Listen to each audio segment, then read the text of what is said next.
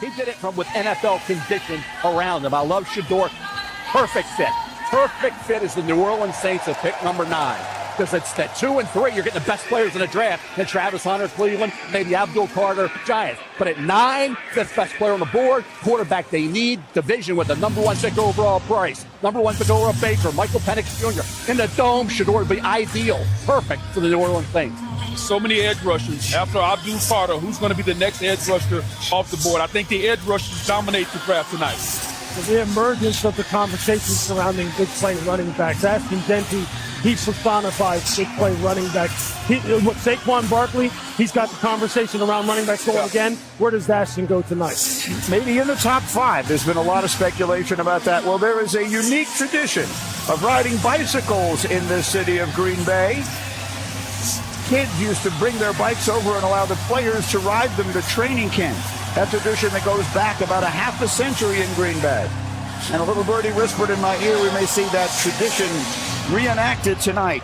As the commissioner makes his way to the stage, I see some bicycles out here in the crowd as the commissioner gets set to come out and welcome everyone here to the draft. And there he is. There's Roger Goodell. It is a tradition unlike any other, if I may borrow the phrase from our friends at CBS. Roger Goodell riding his bicycle out onto the stage to the usual chorus of enthusiastic booing from all of the fans. And there are so many others, as you see, bringing out some of the Packer legends. And I think I recognize that fellow in the back there. Packers super fan Lil Wayne is here on a bicycle.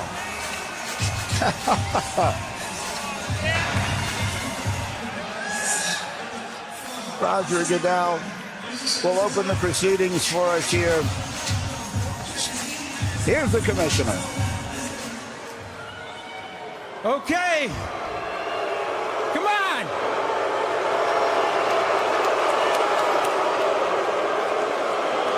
Okay, welcome to the 2025 NFL Draft in Green Bay, Wisconsin.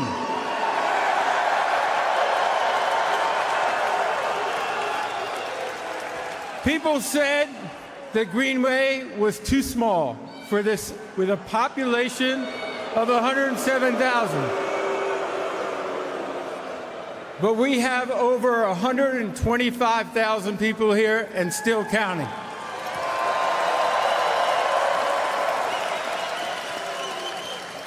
Obviously, Green Bay may be small, but it's mighty. Thank you all for welcoming us here tonight, and hope you have a great few days.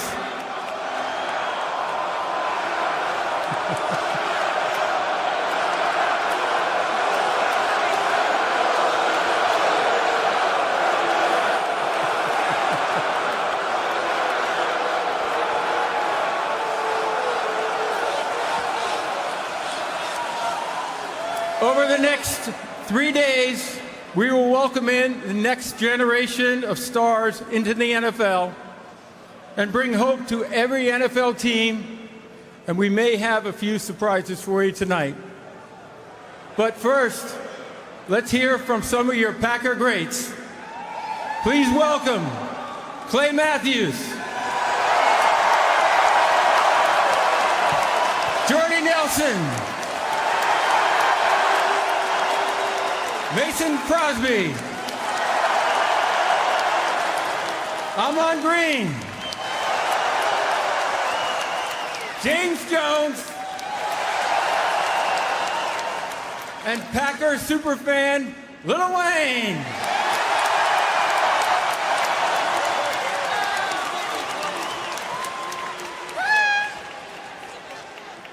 I'm going to go off script here real quick, Roger, but I just got off the phone with the President Donald Trump. He asked me to pass a message along to all 32 NFL franchises. So let me tell you what it reads here, all right? It says, my fellow Americans, the Bears still suck! Let's go! Go Pack!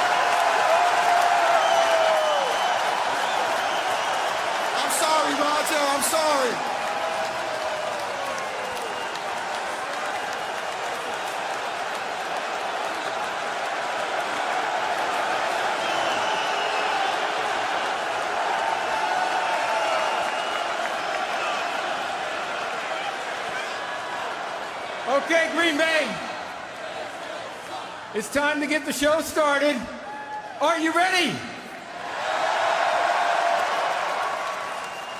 The 2025 NFL Draft is now officially open. The Tennessee Titans are on the clock.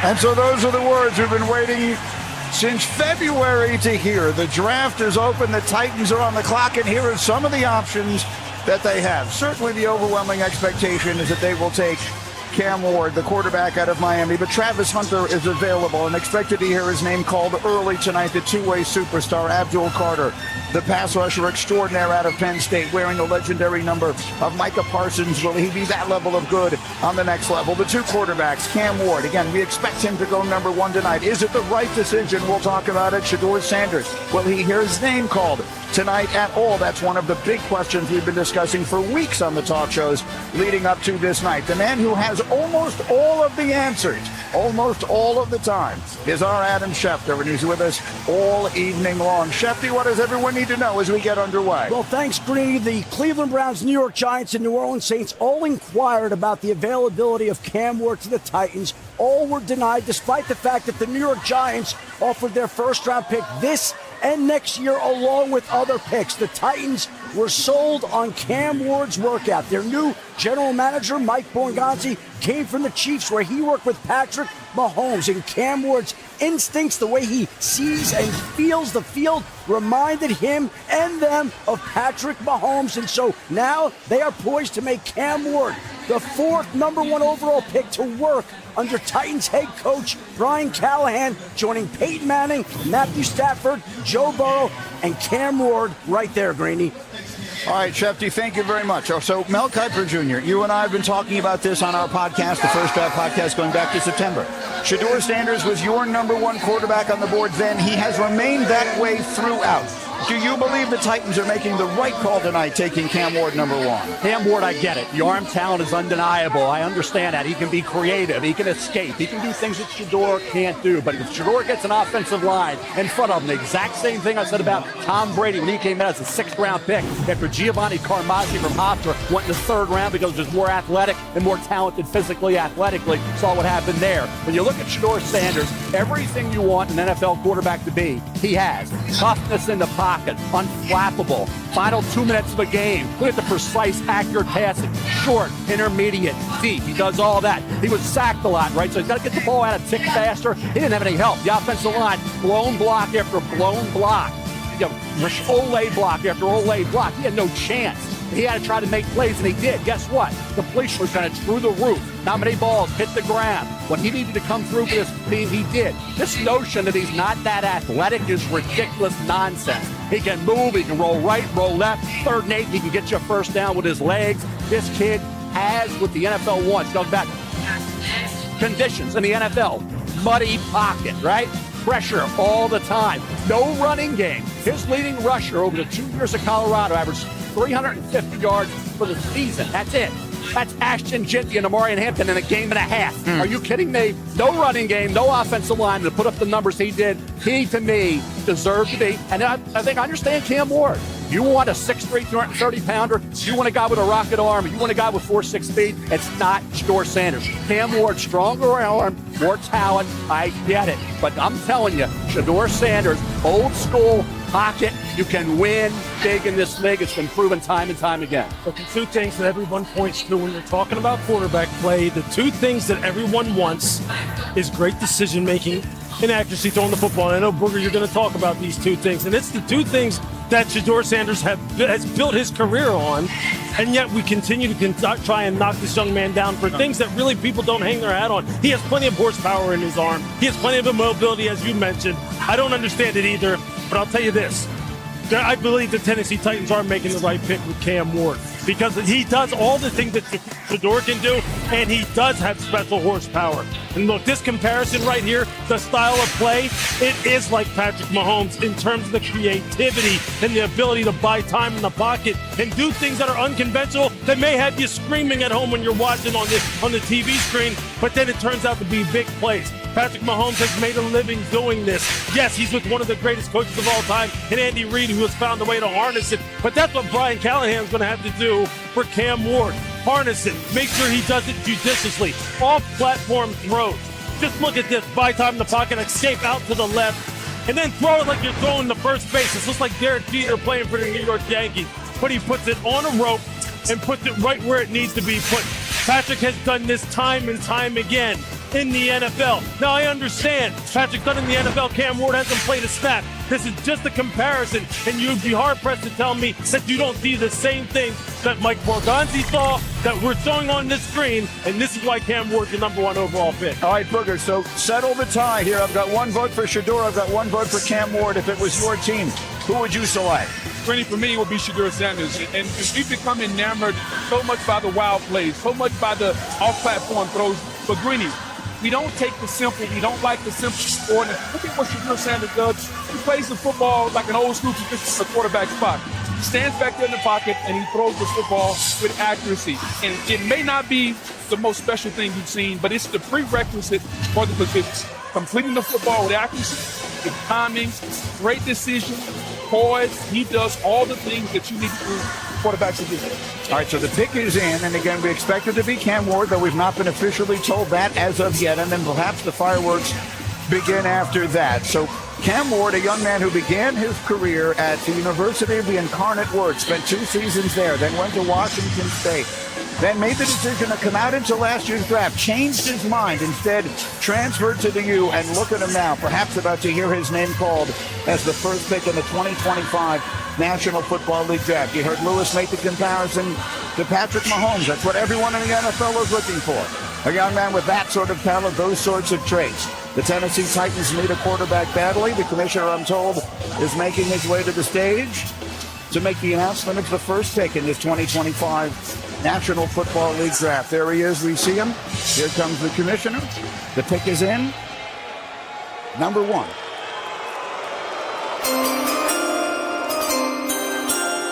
Come on. With the first pick in the 2025 NFL Draft, the Tennessee Titans select Cameron Ward, quarterback, Miami.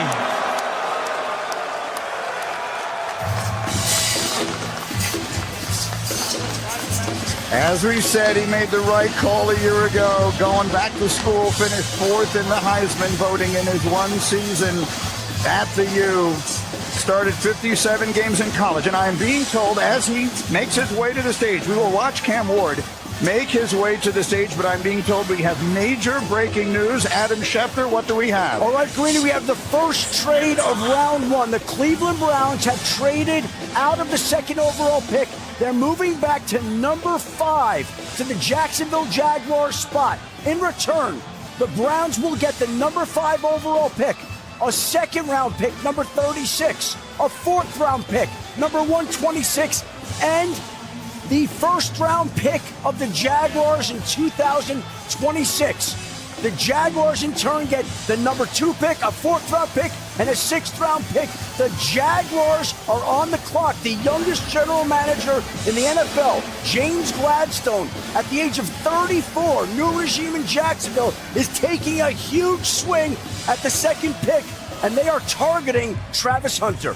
All right, that is a remarkable development immediately here. And so as you see Cam Ward having his moment with the commissioner, this is something that we knew would happen. We did not know we would have a trade as early as #2. Mel, Jacksonville giving up a lot to move up here. Is Travis Hunter, if indeed that is the player, is he worth all that they apparently are giving in return? Think about Jacksonville right now.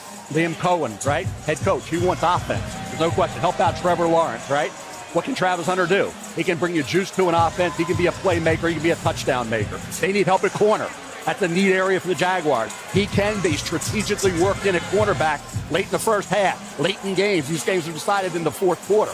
Travis Hunter, the Jacksonville Jaguars, all about Trevor, all about the cornerback spot, 2 for the price of 1. Travis Hunter is, in my opinion, the best player in this draft. I don't think, when you think about what he can do, I understand it's tough in the NFL to play both ways. It's going to be very difficult. He may not be able to do it more than a year or 2.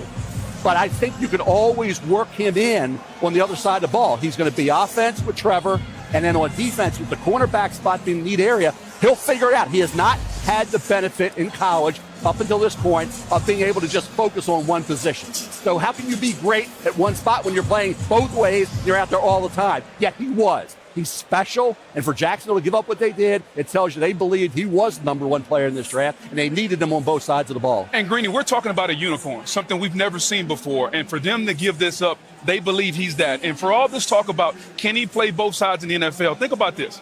The NFL game is slower. College football is a lot faster, and he did it in college football. So how come he couldn't do it in the NFL when the game is slower? There are fewer plays. We're going to major you on offense, and we'll let you play certain coverages on defense. I think he can do it. And if Jacksonville is indeed taking Travis Hunter, Liam Cohen, an offensive guy, you can best believe he's going to use him on offense to the fullest extent. Sure. Like, I don't think you want to play him 120 snaps a game. Okay, I don't think that's what. I think it's got to be something like 60-40, 75-25, something like that. It's in terms of breaking it up. Look, Deion did tell me, Deion Sanders, when I went out to Colorado, that he would start him on the offensive side of the ball when they break out of their initial first team meeting with whatever team he goes to. He needs to learn the nuance, the intricacies of that side of the football. He thinks he can step on the field immediately and contribute on defense. You'd be hard-pressed to find anybody up here to say anything different. So, look, Mel put it perfect. You're getting 2 for 1 with this guy. You're getting 2 players in one. Yeah. Absolutely, you move up to get that kind of player. Let's make sure everyone can see exactly what it is that the Jaguars have given up here. It is a significant trade. Again, Shefty told us about an hour ago to expect quite a few explosive trades early, and we get it here. And look at all that Jacksonville is giving up here. The 5th pick this year, a 2nd and a 4th, and next year's first-round pick. I'm curious to hear from you, Louis Riddick, as a team builder. Andrew Barry, the general manager of Cleveland, referred to Travis Hunter and compared him to Shohei Ohtani. Shohei Ohtani has revolutionized baseball as we know it. How do you feel about the Browns trading away the opportunity to select him here? Look, they received the haul, though, Green. I mean, look at that on your screen right there. You know, you have 2nd and 4th round picks this year, a 1st round pick next year. I mean, that's big time. And he needs to now maximize all those extra picks. But Jacksonville, man, they may be getting special players. Back to Shefty. Here's what we got, Greeny. These two sides have been working on this trade for 2 weeks, and it changes the shape of this draft and Cleveland's approach to quarterback because the Browns now have 2 second-round picks at the top of this draft, and they also have 2 ones next year in what's expected to be a more quarterback-rich draft. So they could opt for quarterback here tonight or tomorrow or opt for 2026, but they have options. And the Jacksonville Jaguars instead have what they believe will be the best player in the draft. They're moving up to get that type of player. A huge swing from both teams, but both sides believe it's worth it. So there's Travis Hunter there awaiting the call that we will expect to be hearing momentarily here from Jacksonville. Booger, your thoughts on Travis Hunter now, it would appear, headed to Jacksonville after all this time. We assumed he'd be going to Cleveland. Oh, Greeny, I love it. I think he's the best weapon in the draft. And he's a unicorn, something that we have not seen. You have to maximize this, though. If you're Jacksonville and you're going to take Travis Hunter, you have to maximize him on offense. And this is about helping Trevor Lawrence, who's underachieved so far in Jacksonville. You have to surround your quarterback with weapons. This is the ultimate weapon, the best wide receiver in the draft, maybe the best cornerback also. Man, the only thing I'll say is, look, defensively, they were hard on defense. In terms of yards, giving up yards for explosive plays. Look, if ever an organization needed a two-way player that fit perfectly right into what their needs are, this is the young man for you. This is the new National Football League. This is a league where we did not used to see this sort of wheeling and dealing. This is becoming much more commonplace. Young general managers in place, as was pointed out by Adam Schefter moments ago, and one of the youngest and the newest in the NFL making a dramatic move here. The pick is in. The Jaguars expected to make it here any moment here. We'll hear from Roger Goodell on what direction it is they've chosen to go. Huge trade being made immediately, and the commissioner making his way to announce the trade to this crowd and the second pick in this year's draft. While we are here tonight to celebrate the 32 young men entering the NFL, I'm honored to take a moment to recognize a player who's made a profound impact on and off the field. The Walter Payton NFL Man of the Year Award, presented by Nationwide, recognizes one player each year who best represents greatness and compassion both on and off the field and in the community. Tonight, we are proudly joined by the 2024 Walter Payton NFL Man of the Year, Eric Armstead.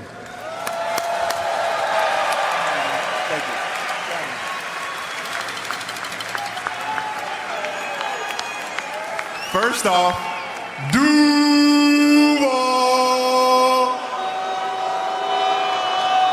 Yay! Let's go! Let's go! I want to say thank you to the commissioner, thank you to the Payton family and the NFL and Nationwide, and also tonight I want to encourage each player embarking on the NFL journey to identify a passion close to their heart and act upon it. Use your platform to make your community, the league, and this world a better place. As we remember Walter Payton, strive to leave a positive legacy of your own. Thank you.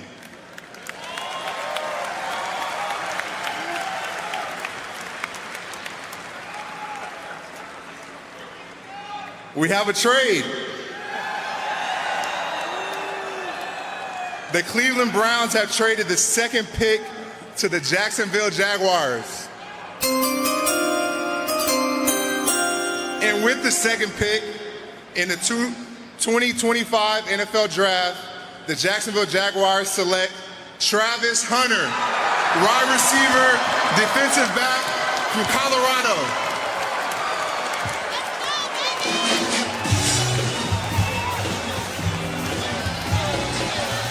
That's right.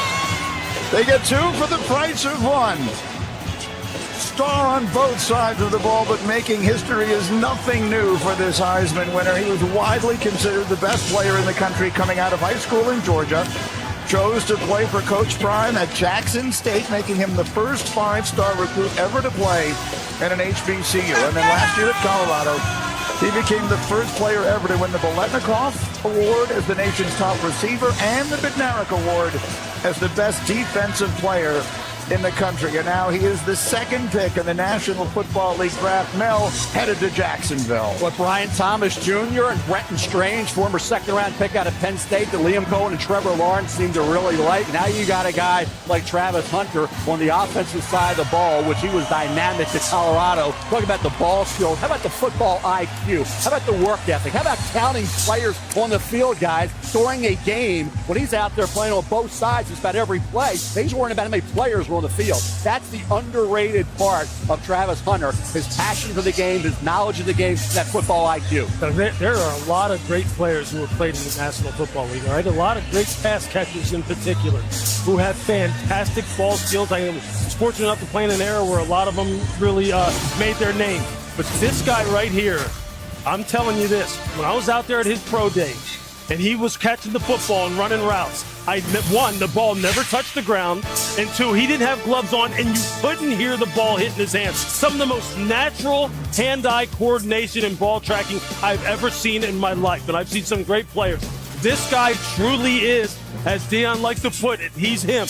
He's different now. He's different, and that's why Jacksonville went ahead and did what they did, because they said, look, he's too good to pass up. Mel coined it perfectly. I said it just a minute ago. He's 2 for 1. That's what you're getting, and you'd be foolish not to utilize him as such. And when you're getting 2 for 1, I think it's important to talk about the stamina. Guys, it's hard playing football on one side of the football. Lewis, you know, you and I play defense. It's hard to play defense. And then to go sit on the bench and pop right back up and get back up and play offense. I don't think America understands the stamina that this young man has and how hard he works in the offseason to prepare himself. This is truly something, Greeny. I've been around this game a long time. I've never seen anything like this. It's a reasonable question to ask how much he can play on both sides of the ball. We understand that he can play one side and dabble on the other, but realistically, as brilliant an athlete as he is, and I sell him short in no regard, he's as good as we've seen in a long time. Can he realistically play full-time on both sides of the ball? No, you're not going to play him 120. Again, you're not going to play him 120, 130 snaps a game for 17 games and expect him to last a decade or longer. It's just not going to happen. You have to be judicious with it. Again, I just said, it has to be a 60-40, 75-25, 70-30 type of split. The question is, where do they use him first? Is it primarily offense or defense? All right, Molly McGrath is standing by, and she's got the number 2 pick in the draft. Verizon Business takes us down to the stage. Molly. Thank you, Greeny. Travis, Jacksonville traded up to get you. What's your reaction to how all of that unfolded? I mean, they ain't talking to me since the combine, so I'm super excited to be able to go back home and be able to play for an organization that thought I was worthy of trading up and getting. What kind of conversations did you have with the Jag staff about where they see you playing for them? I mean, they told me they was going to let me go out there and do what I do, so they put me on phone with both coordinators, so I'm going to just go out there and just do what I can do. Travis Hunter, a history maker, the first player in the draft era to be announced at both positions, receiver and defensive back. Congratulations. Yes, ma'am. Thank you. Greeny. You mentioned that he's going home, Molly. His hometown in Georgia is about 374 miles from Jacksonville. And we talk about the history that he is making. Well, we are in the shadow of Lambeau Field, the legendary green. Wearing shoulder pads, by the way. Will Travis Hunter be the first ever to do it with shoulder pads? The last player to play consistency on both sides of the ball was his coach, Deion Sanders. Primetime, 1996 with the Cowboys. He made 8 starts on both offense and on defense. Obviously one of the great players of all time. We'll see if his protege is able to follow in his footsteps. So, fireworks early here tonight. Jacksonville making the trade, moving up to number 2. I'm told the pick is in now at number 3. So the New York Giants, who've been waiting all off-season long to see what direction this team would go. For so long, we expected to go in the direction of quarterback, and then that conversation seemed to have ceased. Perhaps they'll target a quarterback later in the night. There's the Giants' draft room. John Mara looking for results quickly here after a very disappointing season. The commissioner is making his way to the stage after Cam Ward went number 1 and Travis Hunter went number 2. It's time to find out who's going number 3. With the 3rd pick in the 2025 NFL Draft, the New York Giants select Abdul Carter, defensive end, Penn State. So that one goes as expected. Unanimous All-American Big Ten Defensive Player of the Year. 23.5 tackles for loss by a wide margin, the most in the country. Finished with 23 sacks in 3 years in State College. And Mel was all over the field in that semifinal loss to Notre Dame, which proved to be his final game as a coach. About Abdul Carter, you think about what he was as an off-ball linebacker for 2 years. He had 17 tackles for loss and 11 sacks over a 2-year period. They unleash him off the edge this past year. He goes to 24 tackles for loss. Talk about more than over a 2-year period. 24, 12 sacks as opposed to 11 over a 2-year period. Double the number. So the bottom line is, when you put him off the edge, you can play him off ball. He can steal the edge, play the run, plays the game with passion. They dropped him into coverage. Did a really good job there. The bend, the wide variety of moves that this young man has. I thought he was exceptional. The foot injury kind of clouded the issue a bit. Surgery, no surgery. That thought maybe would push him down, but it did not. The New York Giants had 2 edge rushers. Kayvon Thibodeau, Brian Burns. Will they play him off ball? Will he be in that rotation with those guys? Bottom line is, you're getting a guy off the edge this year when he was finally Micah Parsons. We saw what he could do when he was unleashed. And just like Parsons, this kid resembles that type of player. That's Abdul Carter. And when you think about what a team in their division in Philadelphia did with that defensive line and the way they dominated Kansas City in the Super Bowl and the way they were so stacked on the defensive line, it's no wonder New York sees the same thing with Carter and Burns and Dexter Lawrence in the middle. But they can absolutely dominate you and go from inside. And so I think he's the best edge guy in the draft. The elite first step quickness, the ability to bend, the ability to turn the corner. His first step is the best that I've seen in a long time. Yeah, look, Von Miller says it all the time, right? And Boog, you know this. You played some of the best pass rushers of all time down there in Tampa with guys like Simeon Wright. This guy can get off the rock. And here's the thing that impresses me the most about him. He flat out plays hard. When you talk about competitive character, for 60 minutes, this dude is hunting the quarterback. He asked the Penn State coaches prior to the 24 season to put him at defensive end.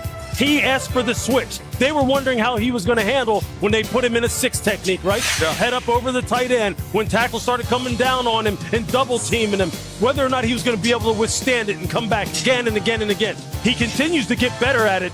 But I'll tell you this, when it's third down, he's got speed to power. He's got high side speed. He's got an inside spin. He's got it all.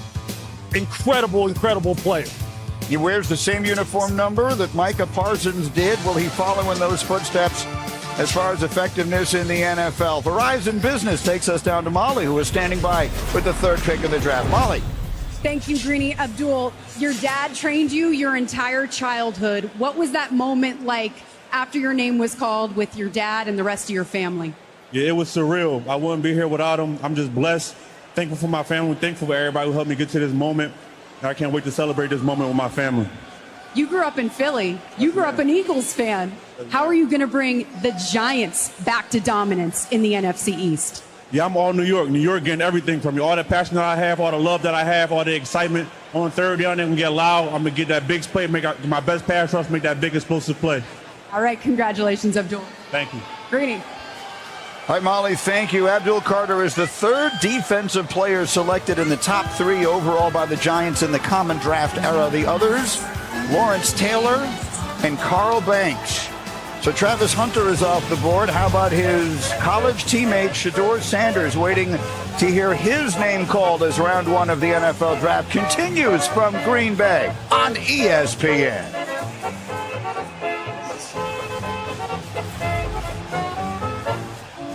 The 2025 NFL Draft is presented by Courtyard by Marriott, the official hotel of the NFL. Being Courtyard's official fan ambassador has opened a new world for me. Now I get to hang out with NFL fans all season long. Butterfly. Wait, what?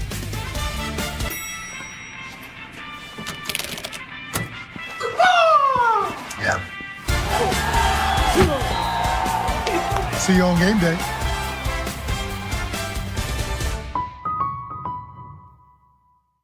Today, my boy becomes one of us! You all need to see this. We don't have to kill them. What is he doing? I won't hurt you. I'm not one of them. You ready? Everything we know about dragons is wrong. How to Train Your Dragon. Come on! Rated PG in theaters June 13th. What's better than a limited time deal? An unlimited time deal. That's why the $5 Biggie Bag with a Junior Bacon Cheeseburger is available all the time. Because the best time for fresh, never frozen beef and Applewood smoked bacon is all the time. Duh. For the best deal of all time, gotta be Wendy's. Lowe's knows it's easier to make the right calls when you have the right team. McCaffrey with a tough call. You can't go wrong. This is a big call, Christian. Big call, biggest call of your life. Wood or tile finish? Which one you gonna do? This could make or break the whole kitchen. Call a timeout, Christian. London Sky. You sure? He's sure. Get the man some London Sky. And a decisive win with the Lowe's app. In-store, online, our Lowe's team has you covered. If you look after the Hurricanes, they will look after you.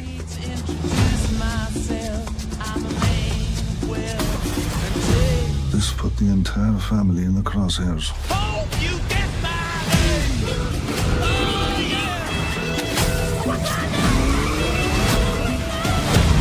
It's the New World Order.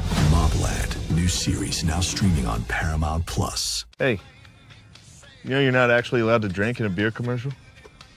Since when? You gotta wait till it's done. Oh, 5, 4, 3, 2, 1. Turn the off season on again with the NFL app. Your home for all things NFL. Get the news, the highlights, and more access with a subscription to NFL Plus for the picks, the moves, the plays. All in one place. All year long. Welcome home.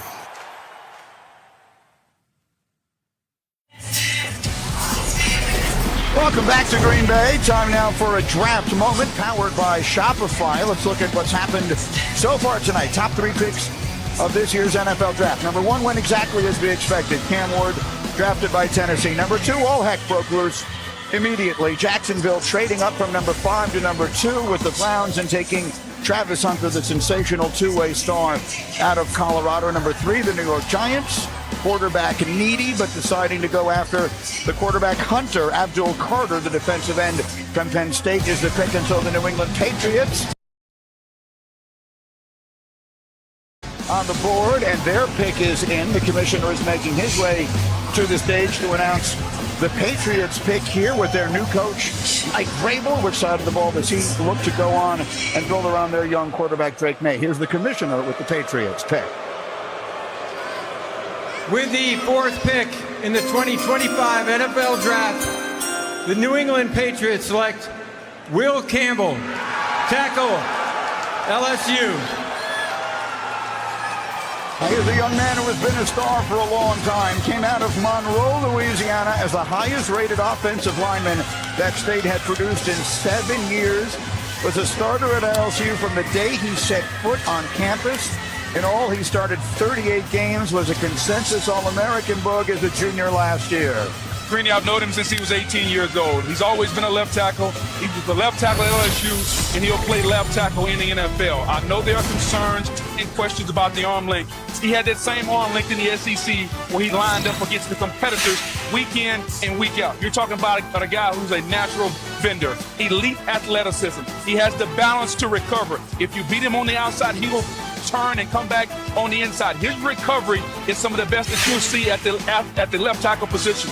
Footwork is tremendous. Has the ability to mirror and stay in front of defenders. And from a power standpoint, has the power to stop and anchor all the speed rushing. But I think what New England needs to know what they're getting an alpha in the room, a leader. If you're Mike Vrabel and you're coming in there and you're bringing your character, your culture in there, Will Campbell will instill that. He will be an alpha in the offensive line room, and that's exactly what New England needs. Mel, is he the best offensive lineman in this draft? There are quite a few tackles we'll hear tonight. Armand Membo of Missouri has a right tackle. So you want a left tackle. Remember last year, J.C. Latham, left right tackle, moved to left tackle and struggled. Now he's back at right tackle. That's not automatic. So they want that blindside protector. They had to have it for Drake May. He's the franchise. Will Campbell, the arm length is an issue. He's an outlier. The outliers can be great.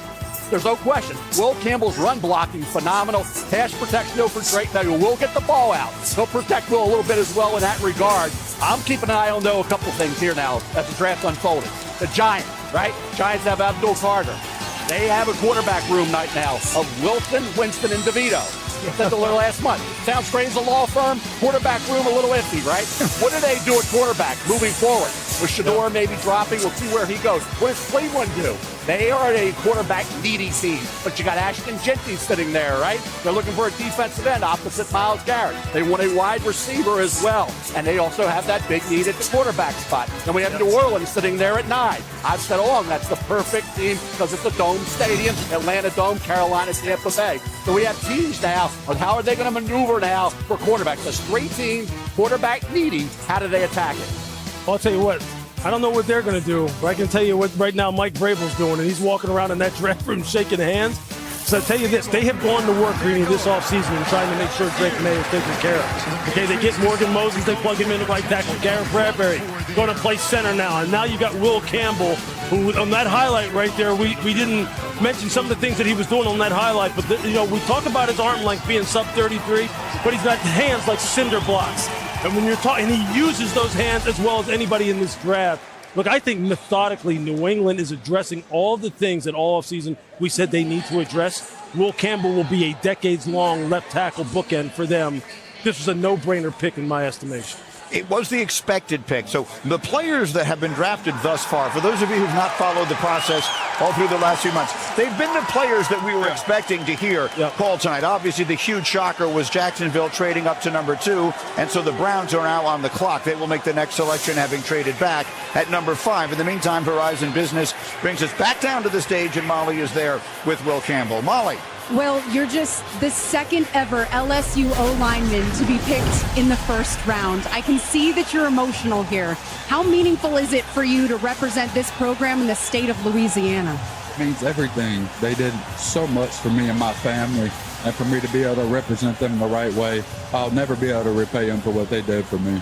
I know you spent a lot of time with Patriots staff and head coach Mike Vrabel. What do you like about the culture that he's building there in New England? That logo speaks for itself. But, Coach Vrabel is a guy who I want to play for. He's a football guy, no BS. And I've loved everything that everybody in that building's about since the first time I stepped in there. So it's a complete honor to be able to have this hat on right now. Well, one thing's for sure, quarterback Drake May has to be happy about this selection. Congratulations, Will. Thank you. I appreciate it. Greeny. Now you can hear the awe in his voice. What a wonderful moment. Reminder that this night is not just about the analysis, but it's about the opportunity for these young men. By the way, the older football fans in our audience will appreciate this. Mel, the Patriots have drafted a top 10 offensive lineman only once in the common draft era.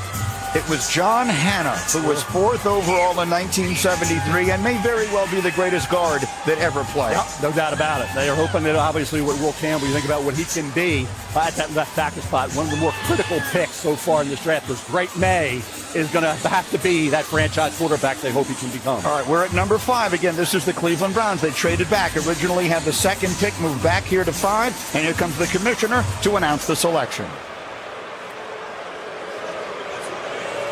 With the 5th pick in the 2025 NFL Draft, the Cleveland Browns select Mason Graham, defensive tackle, Michigan.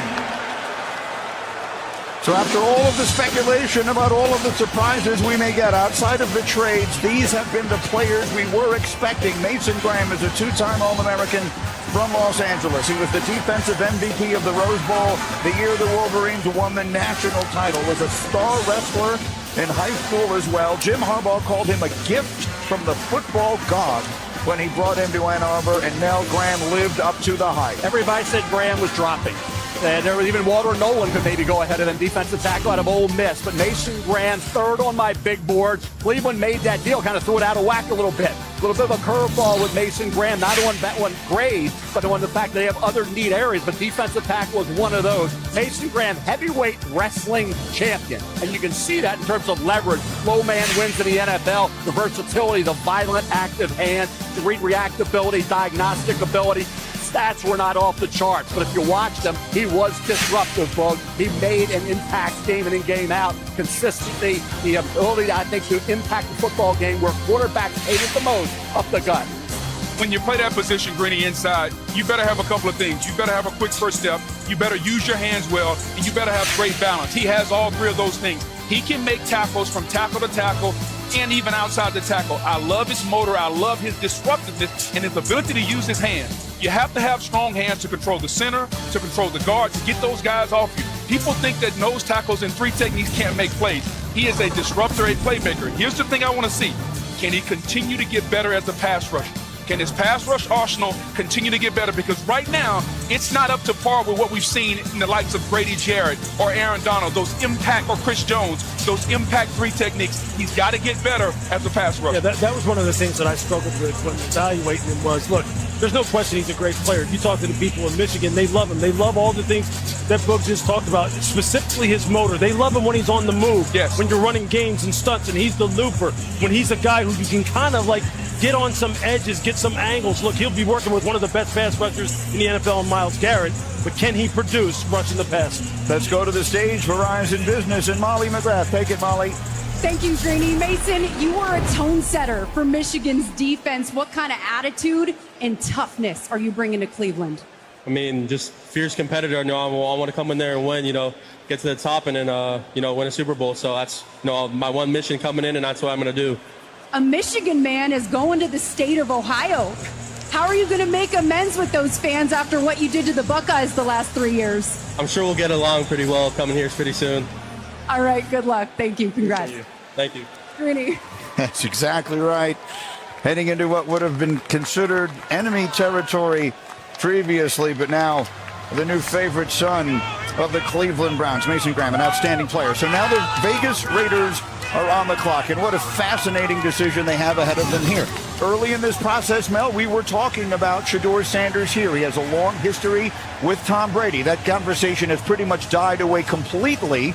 That was part of the early discussion. That's not what we're expecting, at least here. They have Pete Carroll. You see him there in the draft room as the Raiders make their decision at number 6. What about Geno Smith now, right? Pete Carroll are tied together. Pete made Geno great, right? Made an outstanding quarterback in this league. He still has probably 3 years left where he can play at a very solid level. So for Geno Smith to help him out, what does Pete Carroll want to do? Run the football. He had Marshawn Lynch. They drafted Rashad Penny. Didn't work out, but they still took him in round 1. You look at a guy like Ashton Jeanty, what he can mean to this football team. I've been 4th overall on the big board. My philosophy is not my ranking. On value, on ability, he's the 4th best player in this draft. He deserves to be a pick this high. Based on that, I think the Raiders would look at the running back Ashton Jeanty over Armand Membo, the offensive tackle from Missouri. Yeah, look, this is a football team that didn't have a rusher go over 500 yards last year. You just can't have that in the NFL. So you would think that Pete Carroll, considering where he came from and what his philosophy is, he'd be sitting there going, how do we not take the guy?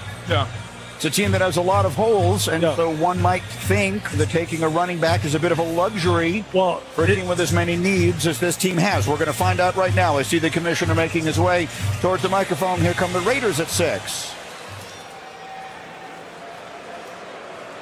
With the 6th pick in the 2025 NFL Draft, the Las Vegas Raiders select Ashton Jeanty, running back, Boise State. Well, we'll go over the numbers one more time. What a season he had. 2,600 rushing yards, 29 touchdowns. Unanimous All-American, won the Maxwell Award, the Doak Walker Award, and finished runner-up for the Heisman. Fascinating life story. His dad was a naval officer, so he played his first year of high school football in Naples, Italy, and was a quarterback.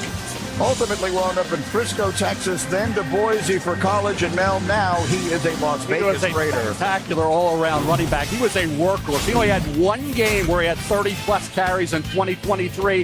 This past year, he had 8 games of 30 or more carries. He can be that workhorse running back for Geno Smith and for that Raider offense. Go back, contact balance, game-breaking ability, explosive, right? How about catching the football? He had 43 catches in 2023. Now, 750 career carries, it's a lot, right? Also, he's a little loose with the football. High and tight, right? He's got to learn that. 5 fumbles in 2023, 3 fumbles in 2024. That's 8 fumbles over the last couple of years. Penn State game, he had a fumble loss, also had another fumble in that game. So in terms of a guy who can impact the game, running, catching, and guess what? He'll block. Is that last line of protection for Geno Smith. Ashton Jeanty will get the job done. He gets behind those blockers.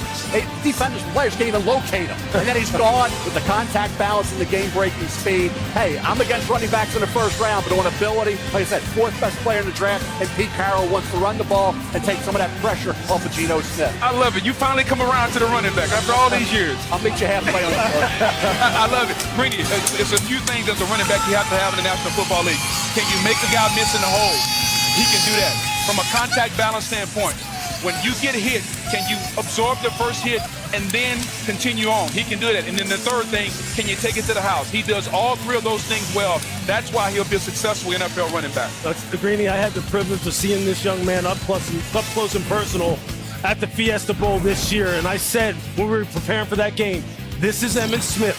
This is Emmitt Smith with home run breakaway speed, the vision and the elusiveness. He's built like a bodybuilder, like a power lifter, but he's got the jump cut ability to get that ball out on the perimeter. And then you just see the lower body power as he's weaving his way through traffic with like that next level vision.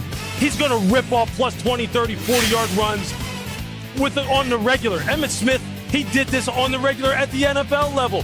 What was Emmitt's superpower? It was the vision, it was the lower body balance, the ability to see things that other people simply couldn't see. And he didn't have the kind of speed, the kind of breakaway speed that Ashton Jeanty has. And when you talk about contact balance and burst and the ability to get yardage after initial contact, nobody does it better than this guy. Nobody. And then look at him turn on the jets. It's easy, smooth acceleration. And I'm telling you, when you get up on him close, you will think, how does this guy have that kind of stride like and be able to run like that? Emmitt Smith, same way. If you didn't get a good hit on him, if you didn't wrap him up, he was going to the house on you. Now here on this run in particular, he's able to take it the distance. Hey, look, I don't think this is a wild comparison by any means. This is a great player the Vegas Raiders just got. It's as good a comparison as you could ever possibly ask for. Verizon Business. Back to the stage, Molly. Thanks, Greeny. Ashton, you told me that at 10 years old, you knew you were born to play this game. Standing up here now, an NFL running back, top 6 pick. What would you say to your 10-year-old self? Man, just continue to trust in God and your abilities and stay disciplined. All your goals and dreams are accomplishable. Raiders' new head coach Pete Carroll loves to build a team around running the football. He used to coach one of your favorites in Marshawn Lynch. How will you bring beast mode to Vegas?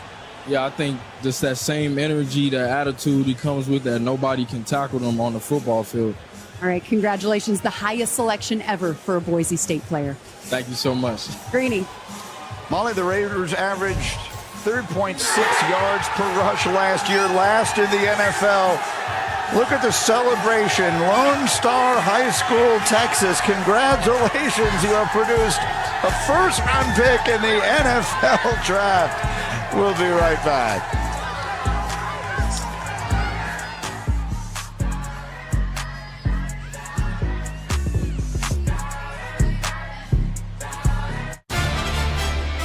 Being Courtyard's official Fambassador has opened a new world for me. Now I get to hang out with NFL fans all season long. Butterfly. Wait, what?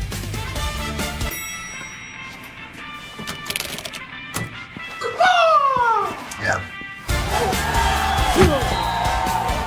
See you on game day.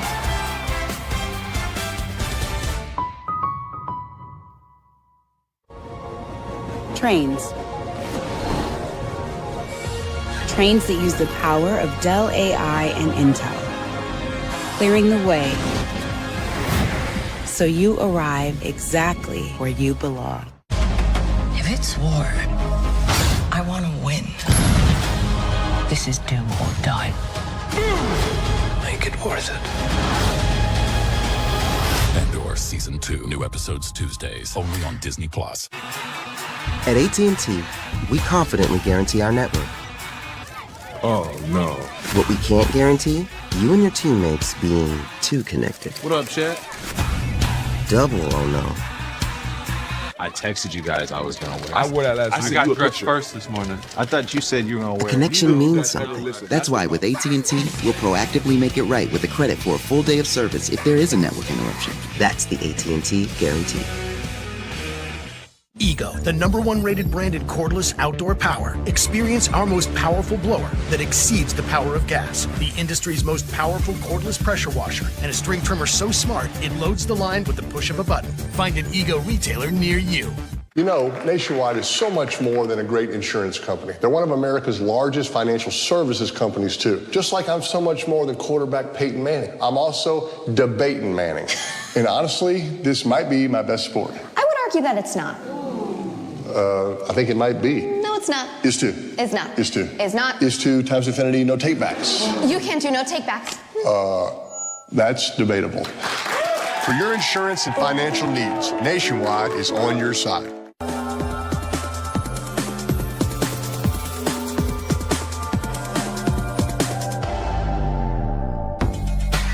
Versace, bright crystal.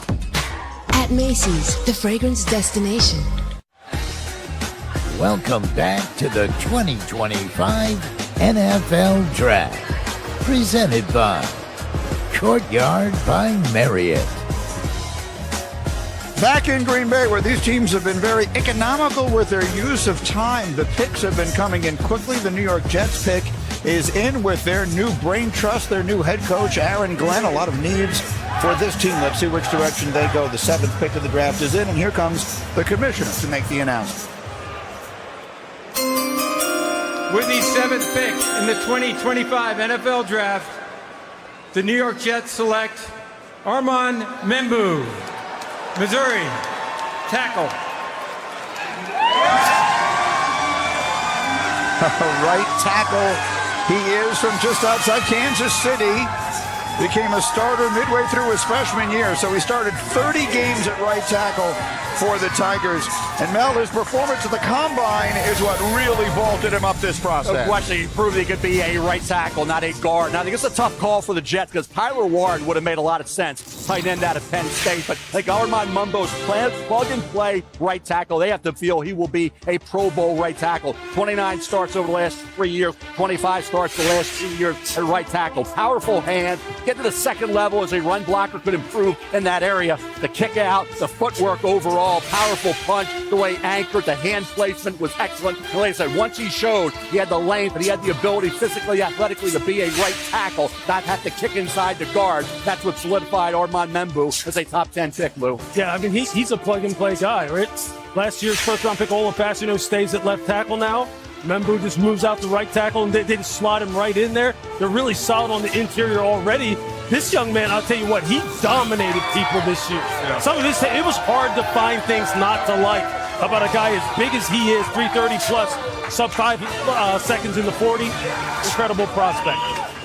He's the fourth offensive lineman the Jets have drafted in the first round since 2020, which is the most of any team in the NFL. And over the years, the reactions of the fans of the New York Jets to their picks have become the stuff of draft day legend.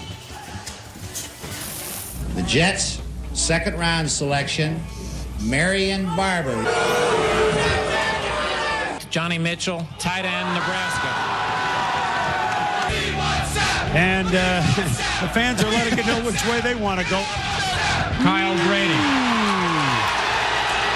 Mark Sanchez, quarterback, USC. Sam Darnold. Zach Wilson, quarterback, BYU. The New York Jets select Armand Membu, Missouri, tackle.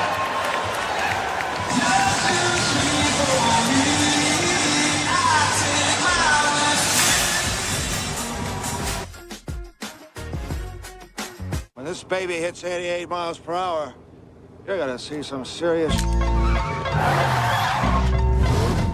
Guess who's back? Check me out.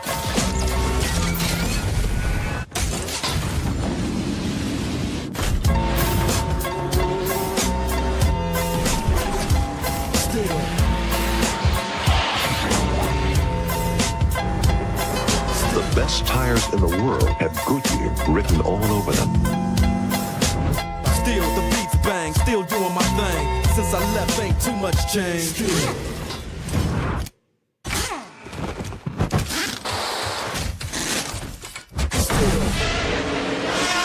And even when I was close to defeat, I rose to my feet. I'm representing for the gangsters all across the world. Still hitting them corners and the numbers, girl. Still taking my time to protect the people, and I'm still riding down for the streets. Hey, it's RV Harvey. Guilty as charged. Good weekend in the RV. How was the lake? RV. Catch any walleye? This is getting out of hand. All I ever wanted was to be the cool boss with an RV and a fun nickname. Now I have to know what a walleye is? Hey, all that matters is that you bundled your RV and boat with your home and auto insurance. And got great savings and coverage. Sounds like an expert outdoorsman to me. I kind of overdid it with the decor, didn't I? Way overboard. You've earned this, so hold it up high. You don't just give an extra hand, you give your whole heart, because it feels good to raise up the community that raised you. You are a fighter, and this is your reward. Modelo, the mark of a fighter.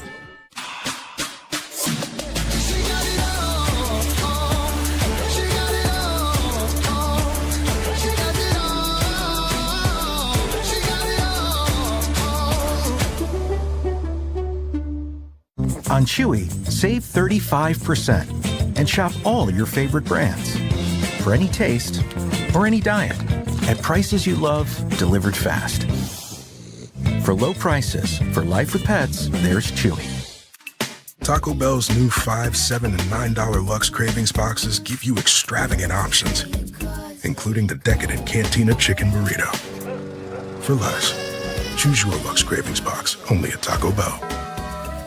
I am Somebody. Somebody. I may be young. I may be young. But I am. But I am. Somebody. Somebody. I may be small. I may be small. But I am. Somebody. I must be respected. I must be respected. Protected. Protected. Never rejected. Never rejected. But I am. Somebody.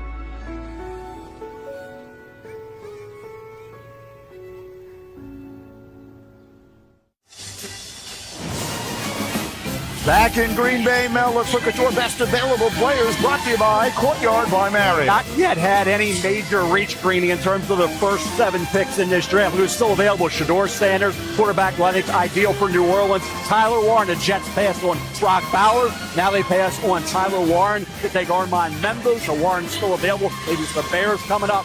Jalen Walker, edge and off ball, versatile kid out of Georgia linebacker. Will Johnson, a little banged up.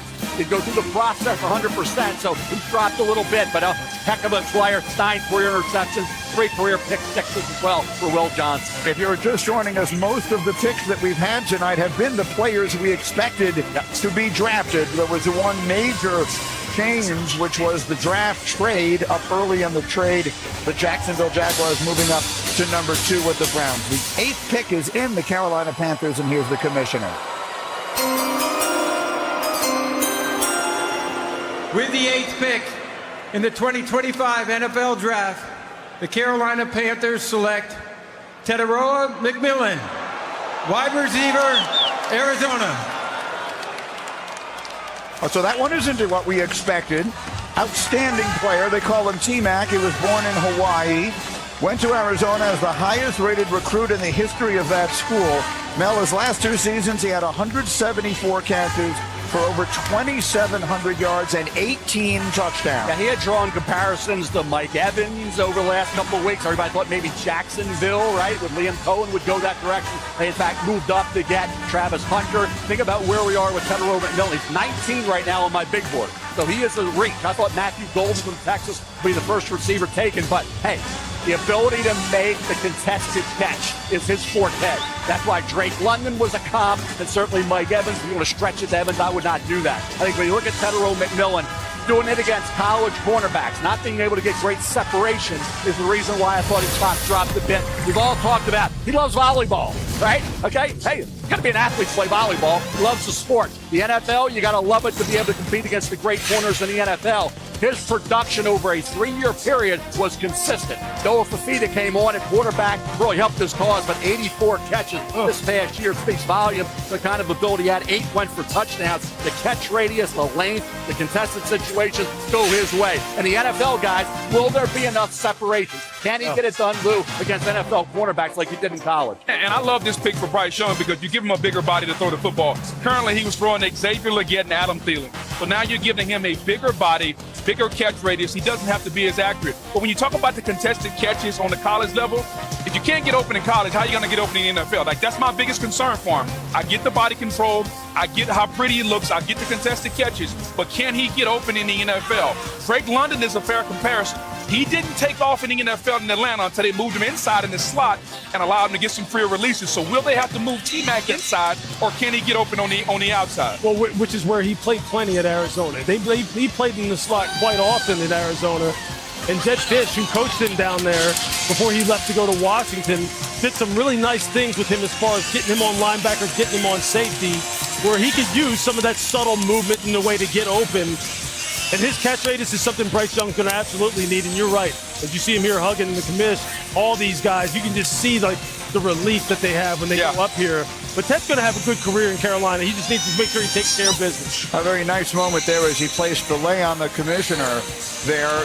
Teteroa McMillan was a very proud winner of the Polynesian Player of the Year awards, both in high school and in college. So that's a lovely moment there. By the way, he was a high school teammate of Mason Graham, who was drafted earlier tonight. And our teammate Teddy Bruschi is celebrating as Teteroa McMillan is the first Arizona wide receiver ever selected in the first round of the NFL draft. So an interesting move here by a Carolina team. This was the first thing we've seen that had not been forecast pretty much anywhere that I'd looked. Well, because we thought Carolina was going to go defense. But I get the fact, Greeny, they're trying to help the young quarterback. That seems to be the new thing.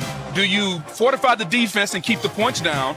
or do you try to evaluate the young quarterback by getting him some weapons? I like the move. Bryce Young came on at the end of last season. We started to see promise. And so if you're Carolina, why not help the young quarterback to see if you can continue this climb that he's made toward the end of last season? Taking the wide receiver is perhaps not the big surprise. Which receiver it was might be a bit of a surprise to some. In the meantime, Verizon Business brings us back to the stage, and Molly is with Tataroa McMillan. Molly. Tataroa, I know that you're wearing a lei that your grandmother made, and there is a rich history of Hawaiian-born players in the NFL. How special is it to join that brotherhood? Oh, man, it's a blessing. You know, at the end of the day, the people that came before me is the people that laid the foundation and set the precedents for me to be successful today. So, sure, at the end of the day, you know, I'm trying to put on for the Polynesian culture and, you know, make everybody proud. You were a big play receiver in college. What kind of impact can you make on this Panthers offense right away? Man, I'm ready to do whatever it takes. I know I got a quarterback that I can trust in, a coaching staff that believes in me, and teammates that are ready to play for me, and I'm ready to play for them. So, I mean, sky's the limit for this organization, man. I can't wait. The hat looks good on you. Congratulations. All right, thank you so much. Greeny. All right, Molly, thank you very much. The New Orleans Saints now on the clock. And as you can see, they are a team that has gone the longest of any in the NFL since drafting a quarterback in the first round. Archie Manning, in fact, is the only quarterback the New Orleans Saints ever selected in the first round. Parenthetically, Troy Aikman is the only first-round quarterback the Dallas Cowboys ever took. Mel, you had been forecasting for quite some time Shedeur Sanders in this spot. Just love the fit. I go back to Drew Brees. I see similarities to Drew coming out. Arm strength question, similar size, right? He was going to go to Miami. Didn't because of the shoulder, right? He ends up in New Orleans, wins a Super Bowl, right? You think about where we are right now with Shedeur Sanders in this pick. I remember a few years back when the Saints traded up in the first round. Thought it was going to be Lamar Jackson. It was Marcus Davenport, defensive at Texas San Antonio. The division, the two former number one pick overalls, and Baker and Bryce, in addition to Michael Penix Jr. If I'm the Saints, I'm taking Shedeur Sanders. Let's find out if that's what they've done. Here's the commissioner to announce the pick for New Orleans. With the 9th pick in the 2025 NFL Draft, the New Orleans Saints select Kelvin Banks Jr., tackle, Texas. Kelvin Banks Jr. is one of the most decorated linemen in Texas history. He was a unanimous All-American as a junior last year. He won the Outland Trophy. He won the Lombardi Award.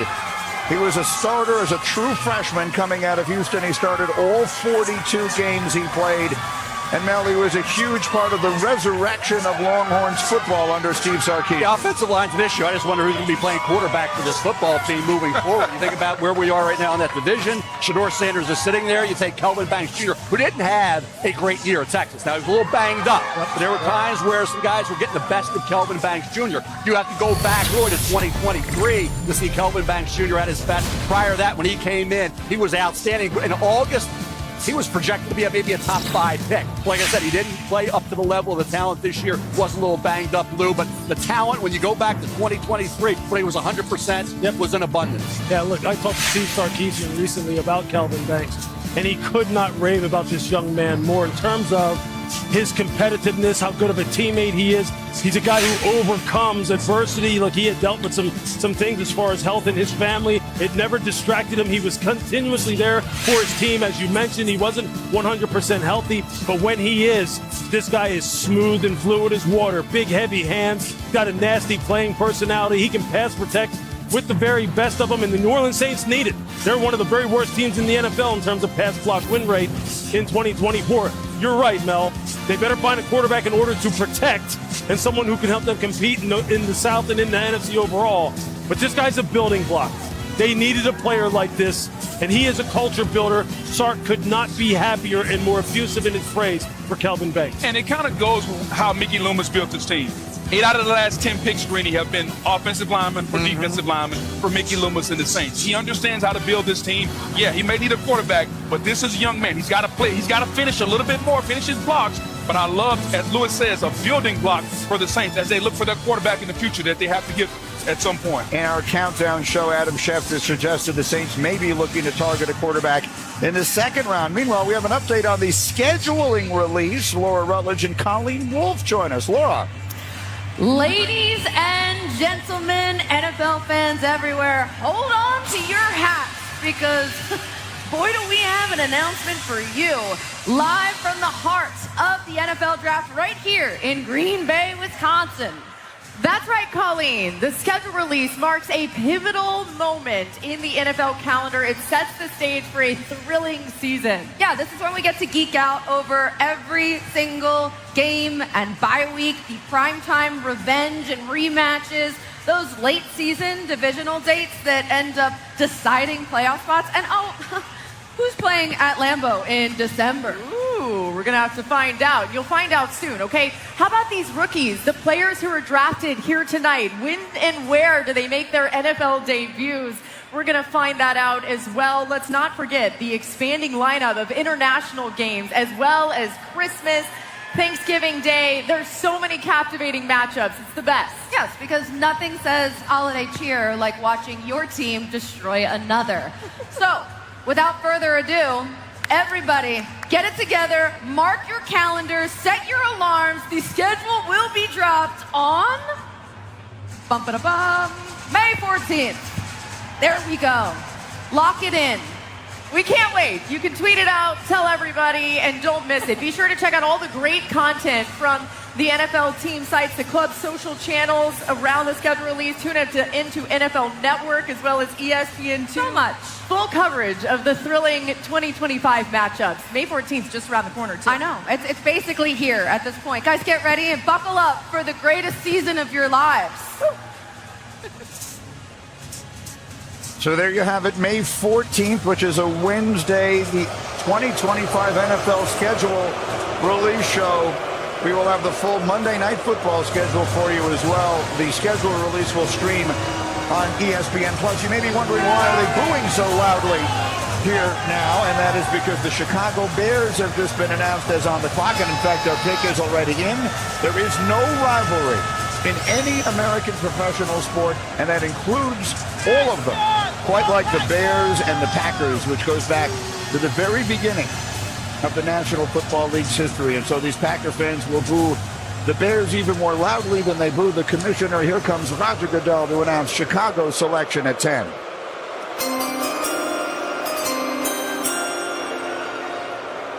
Yesterday, the NFL family lost a true legend, Bears Hall of Famer Steve McMichael. My heart is with the McMichael family during this incredibly difficult time. Misty, please know that you are in our thoughts and prayers. Mongo's remarkable contributions to the game and the community will never be forgotten. His legacy will continue to inspire generations to come. 50 years ago, with the 4th pick in the 1975 NFL Draft, the Chicago Bears selected one of Steve McMichael's teammates and closest friends, Walter Payton, running back, Jackson State.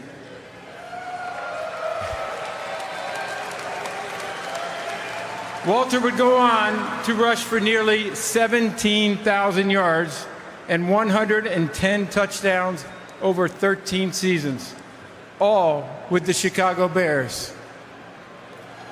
As you heard earlier, the NFL continues to honor Sweetness, not only for his performance and excellence on the field, but also his commitment to give back to his community with the Walter Payton NFL Man of the Year Award. So with the 10th pick in the 2025 NFL Draft, the Chicago Bears select Colston Loveland, tight end, Michigan. Colston Loveland grew up on a farm in Bliss, Idaho, which has a population of 258 people. He caught his first touchdown against Ohio State as a freshman. He caught 9 more the last 2 years.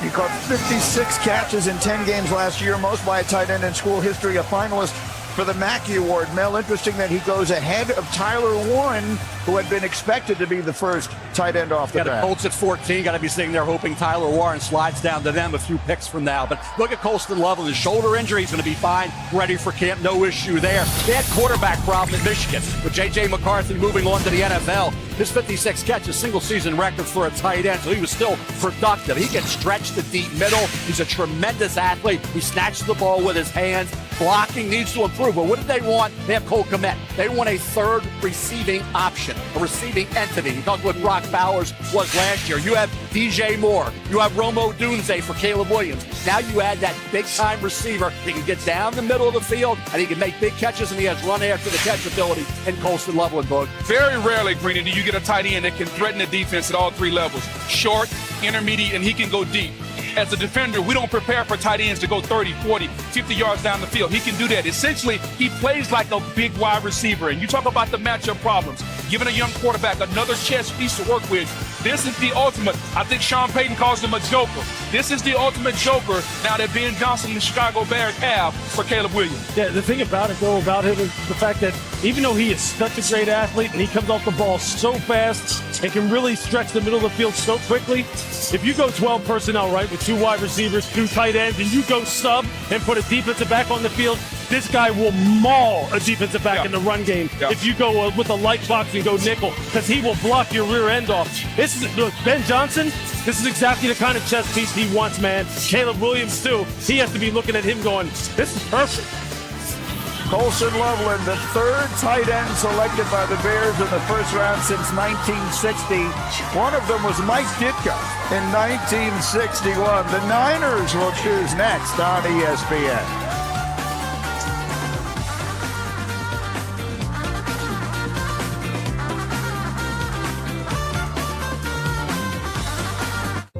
Our Earth is rich with diverse, vibrant, delicate ecosystems, and we must protect them at all costs.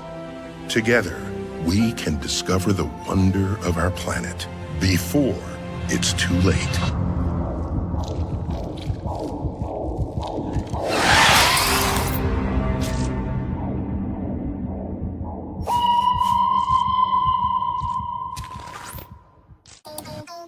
Order a 10-piece McNuggets meal with spicy nether flame sauce. And unlock epic add-ons in Minecraft. Only when you order on the McDonald's app. Let's build. Lowe's knows it's easier to make the right calls when you have the right team. McCaffrey looking lost. Hey, I'm looking for a lawn. Could you point me at aisle 27? Find what you need faster with the Lowe's app. Hey, baby. Is that Hidden Valley Ranch? This is the most flavorful day of my life. Easy squeezy Hidden Valley Ranch. Only serious about flavor. Gatorade, the world's most superior sports drink.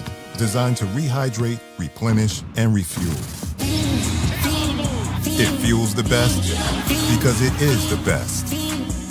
Gatorade, is it in you? Why do 80% of NFL players choose a Sleep Number smart bed? Because the higher my sleep IQ score, the better I play. But that's not the only reason. He likes his side firm. I like my side soft. Sleep Number does that. Effortless comfort all night. So sleeping on a smart bed is why you can play like this? Yeah, because I also like to sleep cool. And I like to sleep even cooler. And I really like it when we both get what we want. Sleep Number does that. Meet the Sleep Number Climate Cool smart bed. Sleep up to 15 degrees cooler on each side. Visit a Sleep Number store near you. Craving more football? Experience the game like never before. Every snap, every play. We take you inside the huddle. Yellow Rachel, on ready. On the sidelines. We're going to keep balling. Into the helmet. The access, the action. You see and hear everything. More of what you love. The United Football League on ESPN. Saturday at 7. And Sunday starting at noon. Imagine if there's an ESPN Sportsbook app that linked to the ESPN app so you could track bets while you check stats. Go from streaming to betting in a couple taps. Personalized offers based on your fantasy team. You're literally describing ESPN Bet, which exists. It'd be a total game changer. It's one of my best ideas. ESPN Bet, the official sportsbook of ESPN. Sign up today and receive $100 in bonus bets when you make your first $10 bet.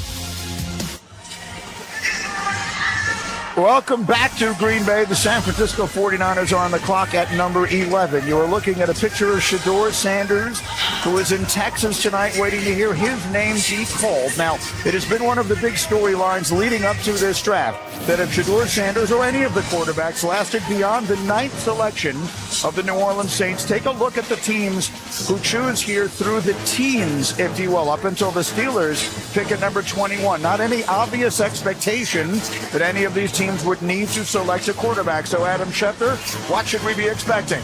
Well, Greeny, the weight is on for Mel Kiper's top-rated quarterback in this draft, and that is the next logical landing spot, the Pittsburgh Steelers at number 21. But there are no assurances that the Steelers take him. And if they don't take him at 21, then it's possible Shedeur Sanders could slip out of the first round and into the second round on Friday night.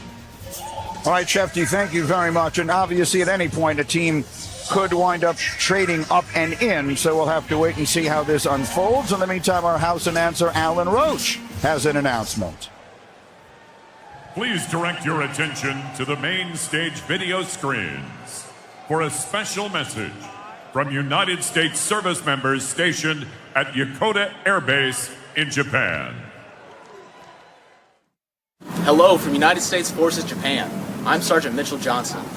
I'm here with service members from the United States Army, Marine Corps, and Navy. We are proud to announce that this year we are celebrating our 250th anniversary. We are grateful for the opportunity to partner with the NFL Salute to Service and the USO in introducing the San Francisco 49ers 2025 draft pick. With the San Francisco 49ers draft pick, back to you in Green Bay.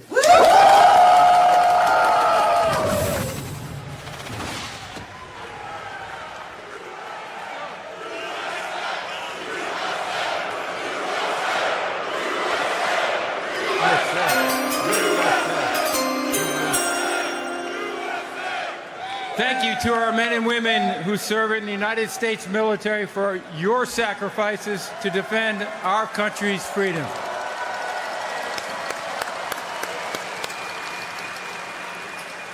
With the 11th pick in the 2025 NFL Draft, the San Francisco 49ers select Mykel Williams, defensive end, Georgia. Mykel Williams, 5 sacks last year. 2 of those came in the SEC title game against Texas.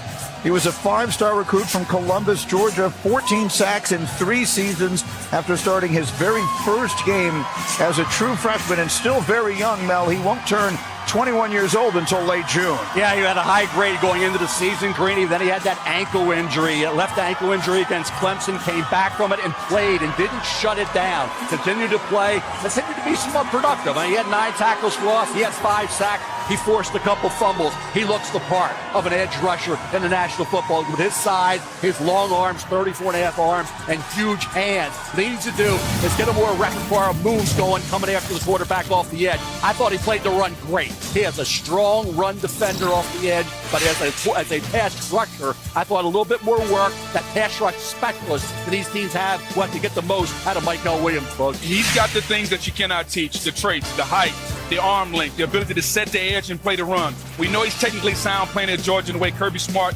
coaches defense. The only concern I have is when it comes to using those traits and getting to the passer. I didn't see much of a rush plan, Lou. I didn't see any moves besides the speed to power. He's going to have to continue to develop the moves, because when you get to the National Football League level, just the traits won't win. You have to have more than traits. You need to be able to have a pass rush arsenal. How are you going to beat the offensive tackle and get to the quarterback? John Lynch loves him. He loves defensive line. You're going to pair him with Nick Bosa, create 2 bookends. But is he going to be able to live up to this feeling as far as the pass rush arsenal? I want to see that. Yeah, they needed to restock the cover in San Francisco on defensive line. This used to be, that position used to be the heartbeat of that football team, both lines of scrimmage, in fact, defensive and offensive line. They need to restock that. Mykel has not produced on a consistent basis the way you would think his measurables should bear themselves out. Mel mentioned the fact that he was injured this year. He said himself, he played at maybe 60% most of the year. He's got to tie it all together. Robert Saleh, the defensive coordinator now for San Francisco, has to get it out of him.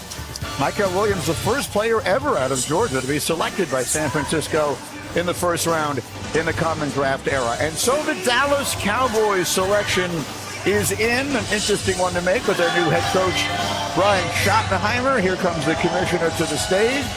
The Cowboys at 12, ready to make the selection.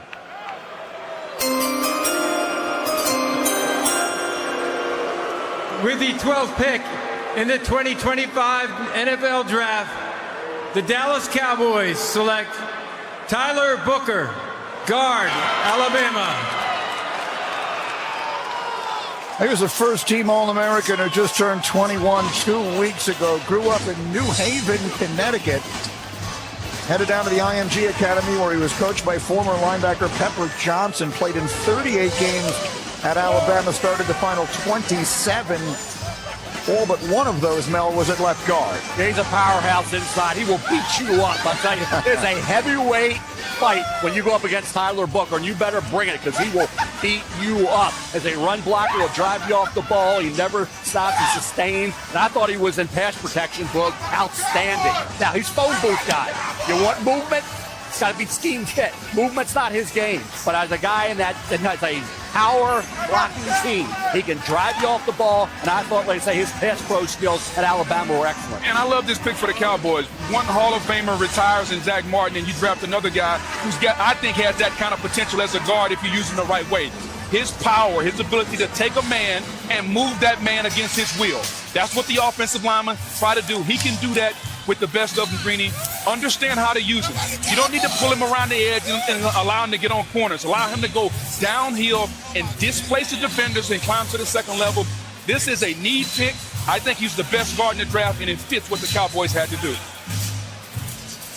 But building the trenches is something that Dallas is trying to do, right? I mean, Tyler Booker, he's someone who's, at 6'4" and 321. But I thought when he did get locked on to people, when he did, he could actually absolutely move some people. He'll probably play the right guard. Tyler Smith will play the left guard. And you see him here on some of those combo blocks. When he's able to get his hands inside and get his legs moving, he's going to get some surface removal. He's going to get some people knocked off the ball. I did think, he got a little top heavy, got out over his toes some. If he went up against a good 3 technique, was able to get on his edge and make him move laterally, he got a little top heavy. But look, that's why offensive line coaches are the most important coaches on a football staff, minus the outside of the head coach. And Dallas is going to have to make sure that they develop this young man, getting consistent with his fundamentals, so they can get it all out of him. And there's more plays like that you see on your screen than not.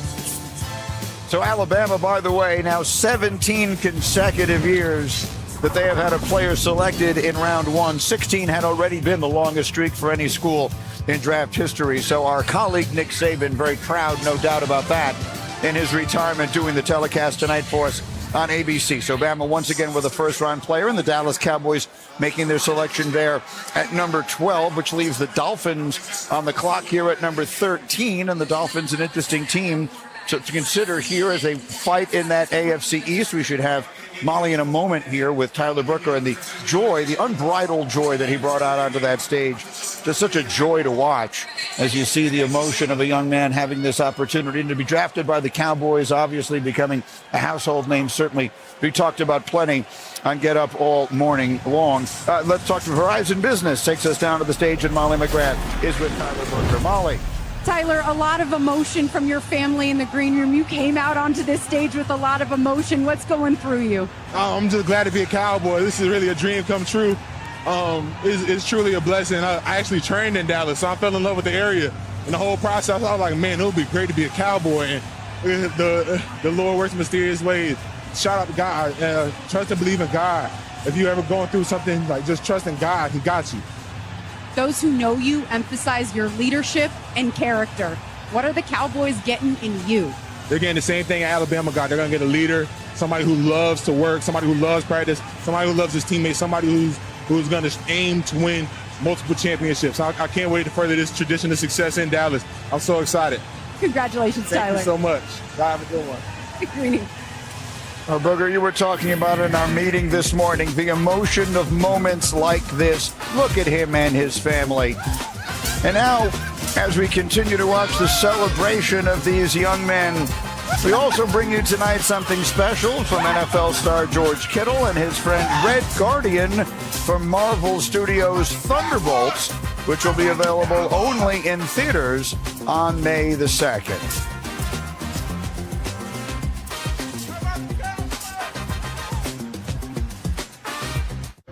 Red Guardian. What's up, man? My favorite late round pick. George Kittle. I wasn't picked that late.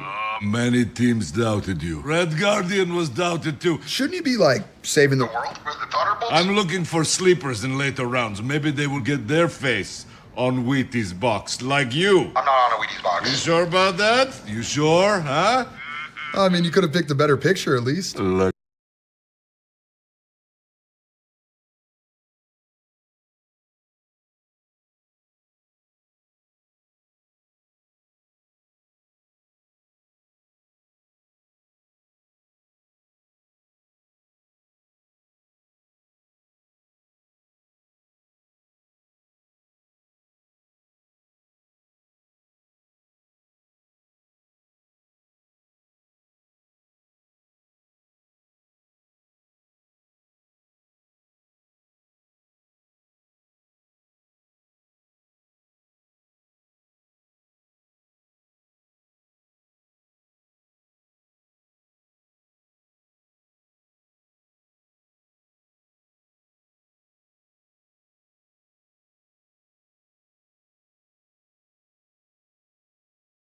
Everybody's loving that Grubhub deal with Prime, huh? Amazon Prime member, you can get $0 delivery fees on Grubhub.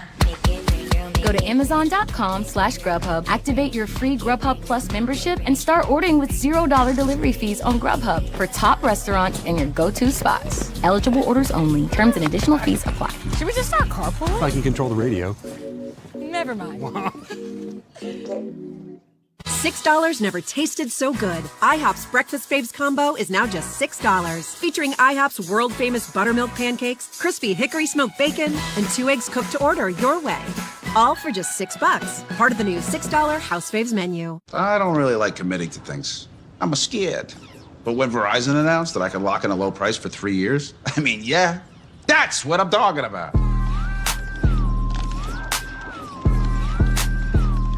Can you hear me now? We about to level up.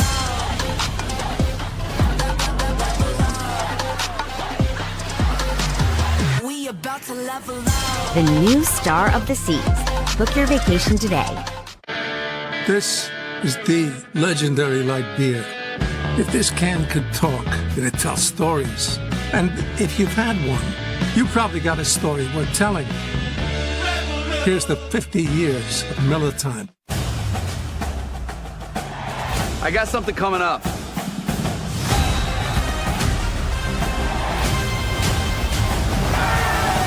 Something kind of big.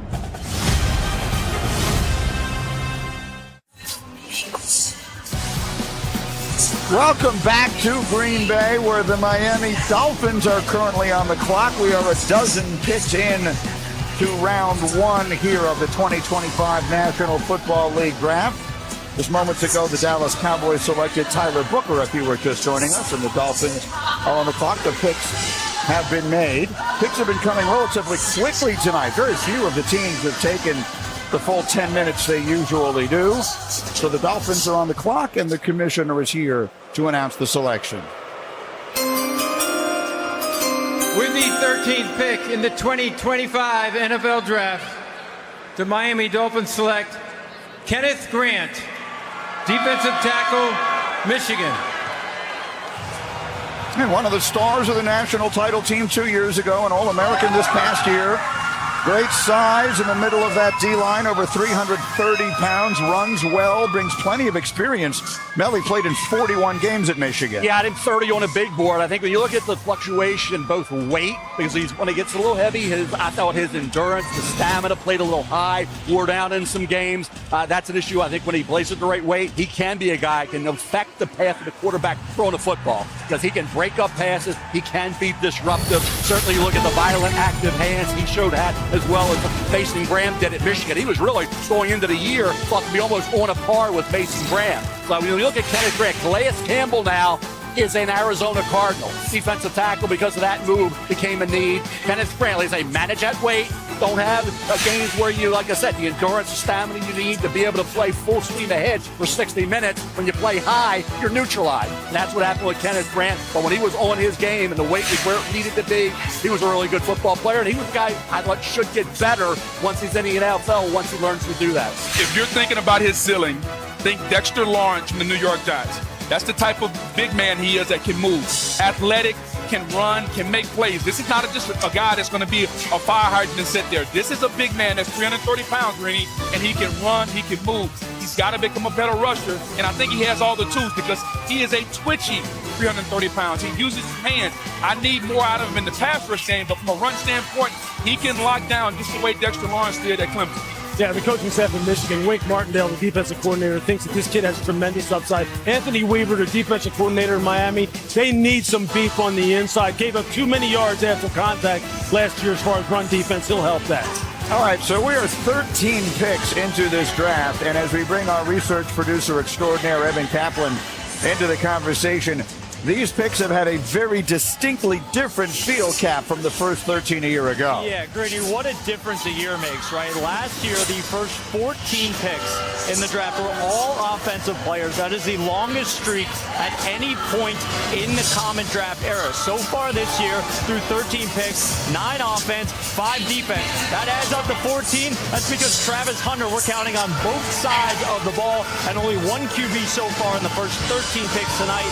We had 6 QBs through this point last year. We'll see where the next one goes off the board. All right, the Indianapolis Colts have made their selection. That pick is in. We've been speculating about them taking a tight end all along, and there is one sitting right there for them. Let's see if that's the direction they go. Here's the commish.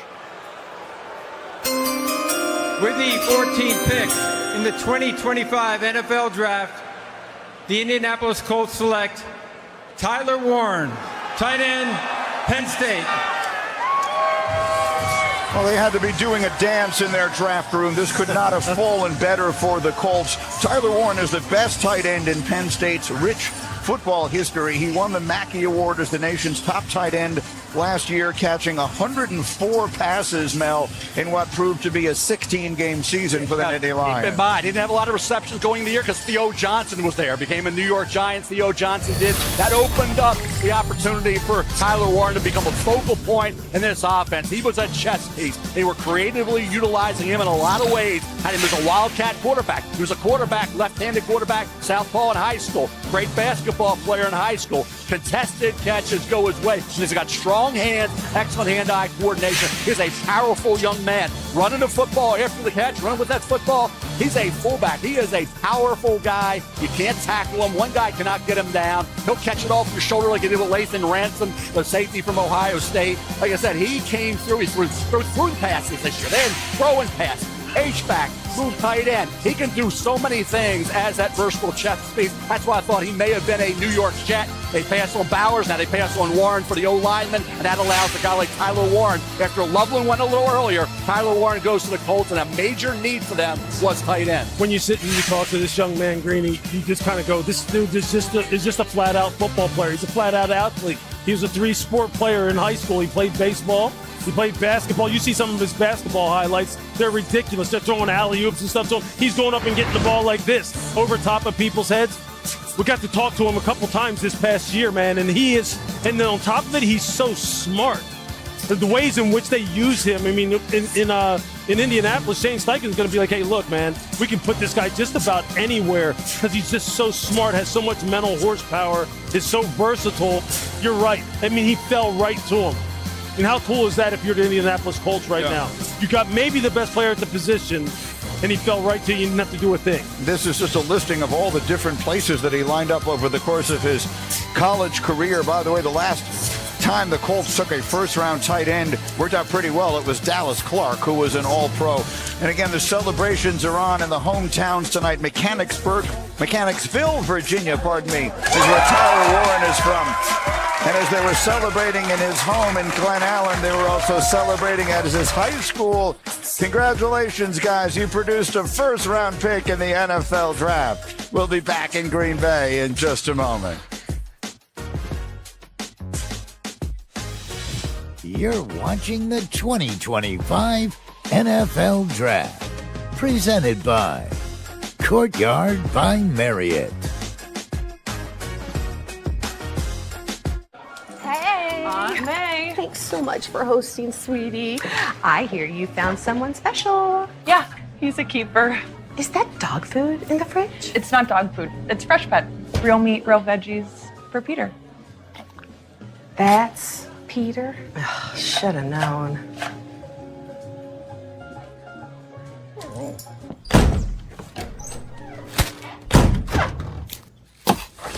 You do make a pretty cute couple. In this game, making the right move is hard. Unless you use Open Door to sell your home, then it's pretty easy. Ashton! I need the bathroom. Almost there, Mom. Open Door, here for life's big moves. From the #1 rated brand in cordless outdoor power, the Ego 22-inch aluminum deck mower with Select Cut is the most powerful mower in its class, featuring an aluminum deck that allows for extreme blade speeds, producing the perfect razor-sharp cut.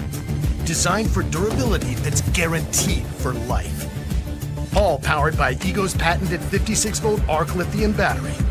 One battery powers all tools. Find an Ego retailer near you. If you keep making that face, it's going to stay like that. I'm trying to get my own car insurance. USAA. Grandpa was in the military.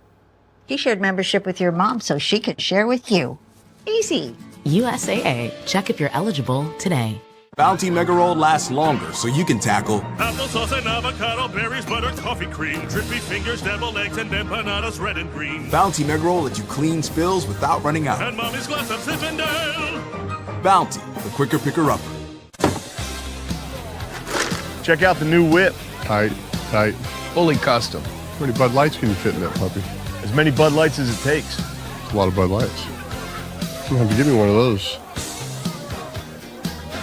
We're here at Blackberry Friday, where everyone wants the unique taste of new Dr. Pepper Blackberry. Bold Dr. Pepper! The sweet blackberry flavor. Please remain bold and sweet. Try new Dr. Pepper Blackberry. The clock is ticking, Ethan. And now the fate of every soul on earth is your responsibility. I need you to trust me one last time.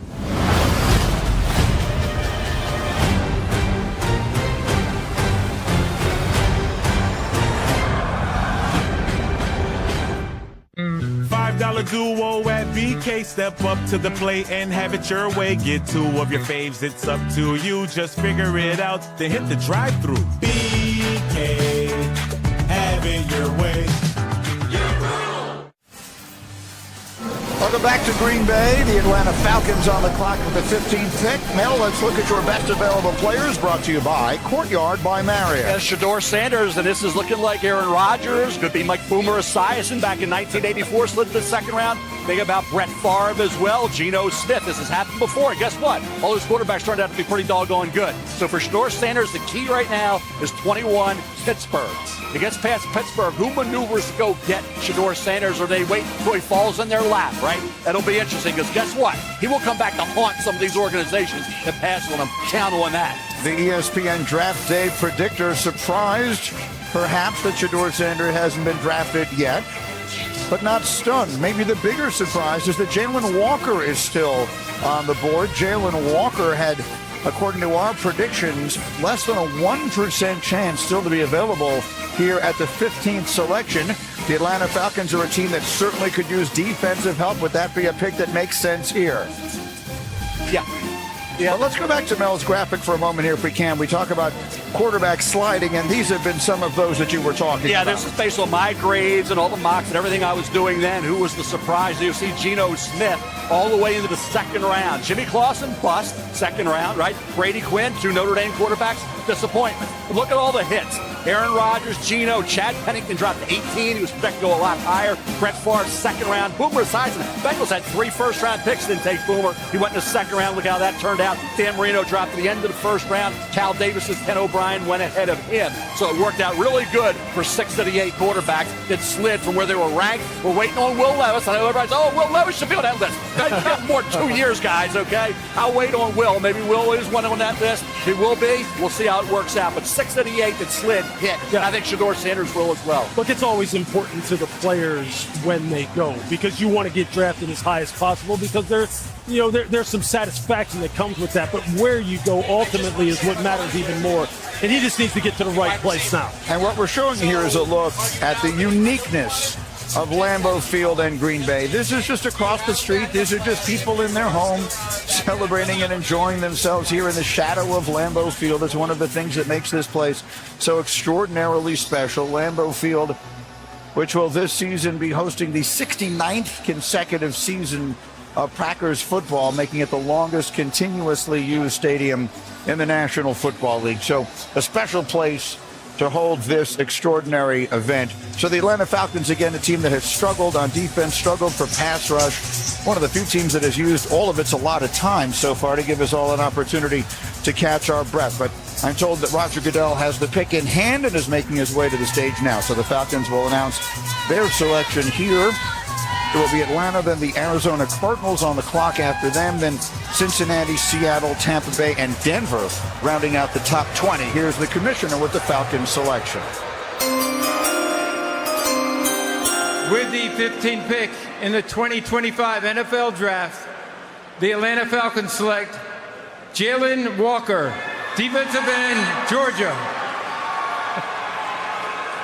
Well, there he is. That's a name we expected to hear earlier. He won the Butkus Award last year as the nation's best linebacker, 61 tackles and 6.5 sacks for the Bulldogs as they won the SEC. He was a 5-star and a Gatorade Player of the Year coming out of high school in North Carolina. Carolina took Tetero McMillan, didn't take Jalen Walker. That allows him to slide down here. Jalen Walker led the Georgia Bulldogs in tackles for loss with 10.5 and sacks with 6.5. He was off ball as well, getting after it. He was coming off that edge. And what does Atlanta need? They need an edge rusher. For Jalen Walker, this guy has heavy hands. He jolts that opponent back. He's quick to trigger as an off-ball linebacker, physical, taking on blocks. This kid, number 11 in every game Georgia played this year, guys, top. Interesting, Mel. He's an off-the-ball linebacker, but the best thing that he does is rush on the edge. Very, very similar to a linebacker that plays for the Cowboys named Michael Parsons. His ability to line up at multiple positions and wreak havoc on the quarterback. He can play off the ball, he can play on the ball, but he was absolutely dynamite coming off the edge. Just ask the Texas Longhorns. They could not do anything with him. You're going to block him with a tight end, a guard, a tackle. It does not matter. Heavy hand, and at an undersized rusher, Lewis, to me, he reminds me of James Harrison.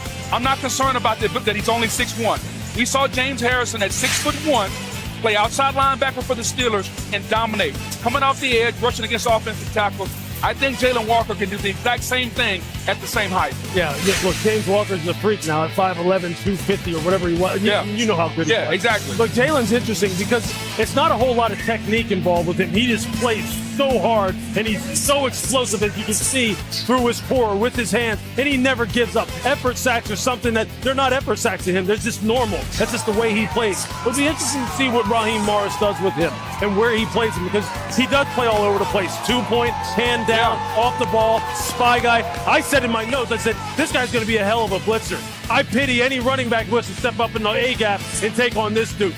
Because I'll tell you, you better have a strong neck and you better be able to play low because this dude is coming now and he comes with a lot of fury. I'm looking forward to see what they do with him in order to get the pass rush they need.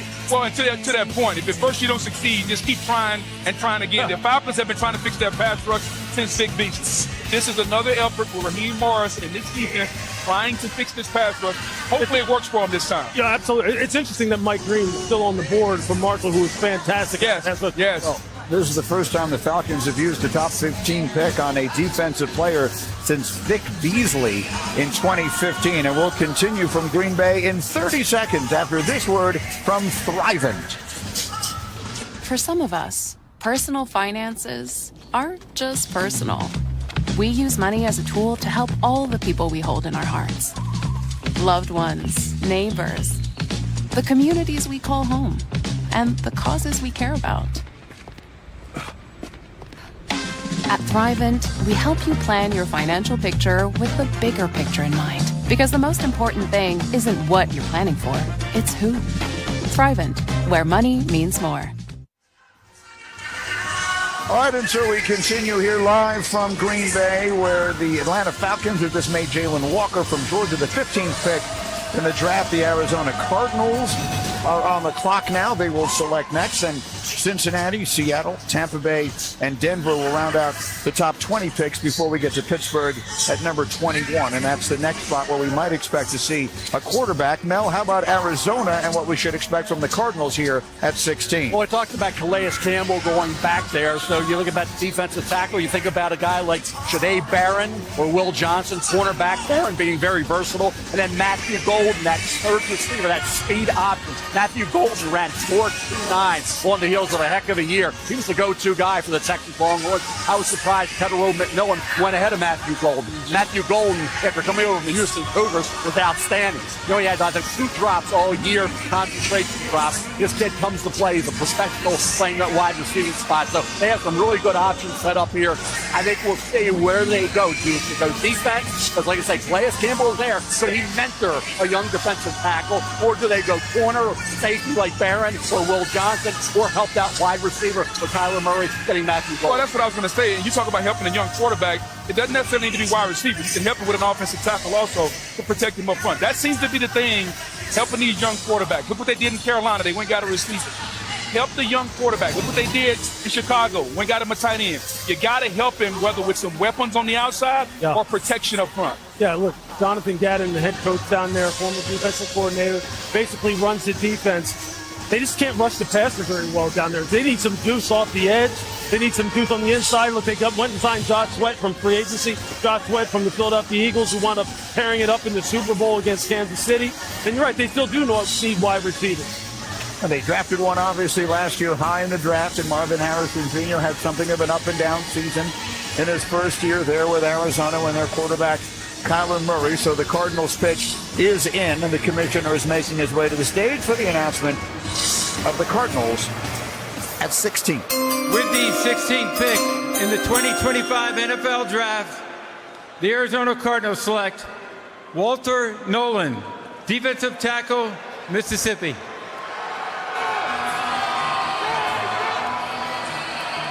In 2 colleges, first at Texas A&M, then an outstanding season at Ole Miss with 6.5 sacks, where he was a consensus All-American and a finalist for the Outland Trophy. Yeah, production this year was not the problem. He had as many tackles for loss and sacks just one season as Mason Graham, who we really like, had in 2 seasons combined. So for Walter Nolan, the talent, I like the versatility, guys. You can move him around, and he can be disruptive. And I think the fit, you have Calais Campbell back in Arizona to mentor Walter Nolan. So I think from a standpoint of developing a young player, teaching him right, making him understand what it takes to be a professional football player, this is, I think, what Walter Nolan needs, and it will benefit him in his career. And I think the Calais Campbell part is really necessary because Walter Nolan can be as good as he wants to be. He can be dominant, Greeny. He has multiple position versatility, but I'd line him up in 3 techniques because a guy like this has to get vertical, that can hit gaps and get to the quarterback. When you pick a defensive tackle this high, you're expecting impact plays, not just tackles for losses. You want sacks, you want cause fumble. He's the twitchiest defensive tackle in the draft. He's got that, he can get upfield and get around the offensive guard and get to the quarterback. My only problem with it is I didn't see it consistently enough. He was a 5-star. He was the #1 recruit coming out of high school. He's been the guy for a long time. He's worn that burden. So now as he takes it to the next level, can we get the fries out of it? Can we get the sacks? Can we get the production? That's what I want to see. Yeah, that was the thing. Like, I mean, and I hate saying consistency when it comes to players, right? Because not every player does it all the time. You just want to see that that the pendulum swings to them being much more on than they're off. Walter, when he's on, and you talk about taking gaps, playing on the offensive side of the line of scrimmage, when they move him on stunts and he's slanting and he's running TTs inside, meaning tackles, he is disruptive as heck. But then, he'll just disappear and he'll get stuck on blocks and he's not chasing the ball. If he can just smooth that out, they got a heck of a player. Booger, you said it. ESPN ranked him the #1 recruit in the country coming out of high school in 2022. And now after an outstanding season at Ole Miss, he's an Arizona Cardinal. The celebration is on with the family, the Cincinnati Bengals. Joe Burrow's team on the clock. We'll hear from them after this from Green Bay.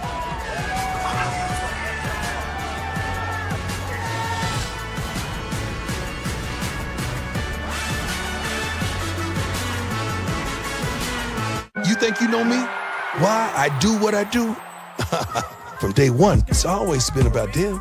My mama, my sister, Deandra, Bucky, Shiloh, Shador, and Bossy. The coaches, the players, that's family.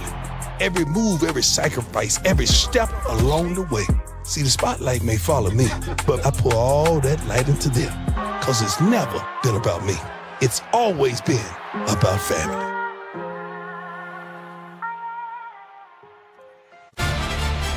Being Courtyard's official fan ambassador has opened a new world for me.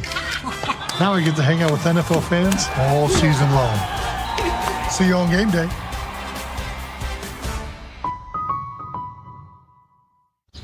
Did they just hop from a baseball game to a show on Max without leaving DirecTV? It's like all their apps and channels are connected. Oh, it's all connected.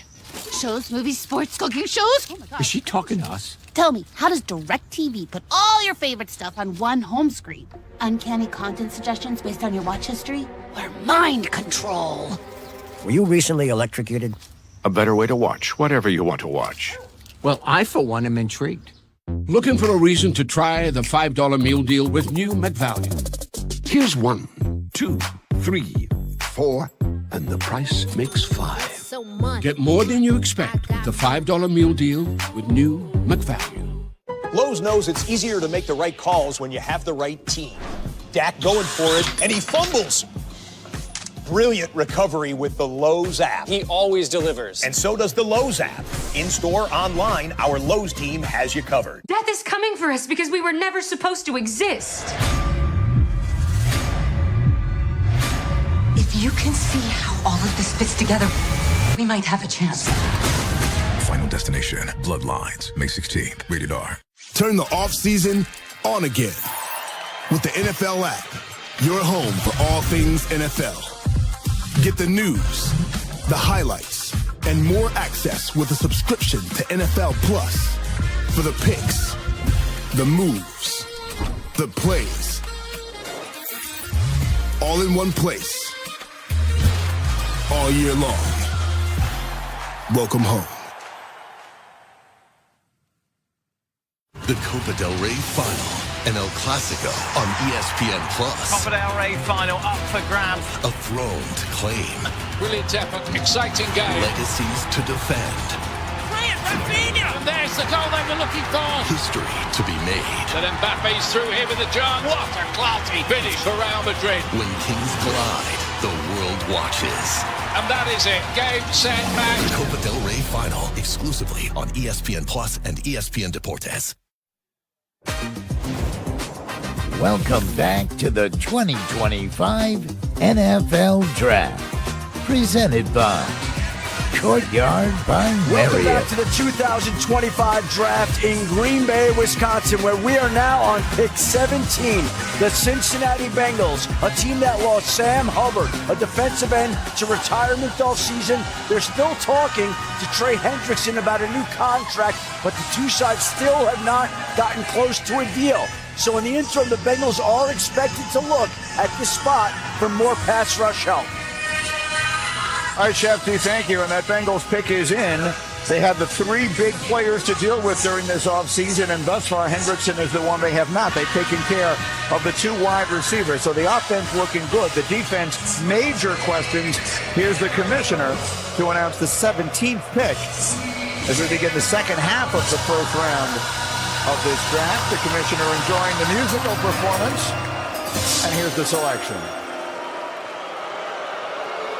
With the 17th pick in the 2025 NFL Draft, the Cincinnati Bengals select Shemar Stewart, defensive end, Texas A&M. All right, so he was a top 10 national recruit coming out of Miami, and does he ever look the part? The athleticism off the charts. But, Mel, we've talked about it throughout this draft process. Just 4.5 sacks in 3 seasons at College Station. So it's a difference between the traits and the production. Problem is, Greeny, some AOGs block the LTP.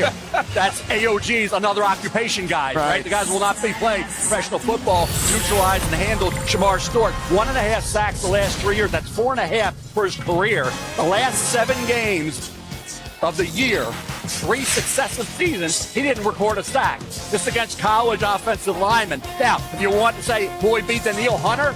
Could he? Danielle Hunter had 4.5 career sacks, 1.5 his last year at LSU. He's got 99.5 sacks. He averages 11 sacks a year in the NFL. But that's an outlier, right? Will Shamar Stewart, who we know about an LTP, looks the part, 6'5", 267, 4'5", 40, 160, 10, 34 1/8 arms, and a 40 vertical. Are you kidding me? He should be getting double-digit sacks, Bug. What's the problem?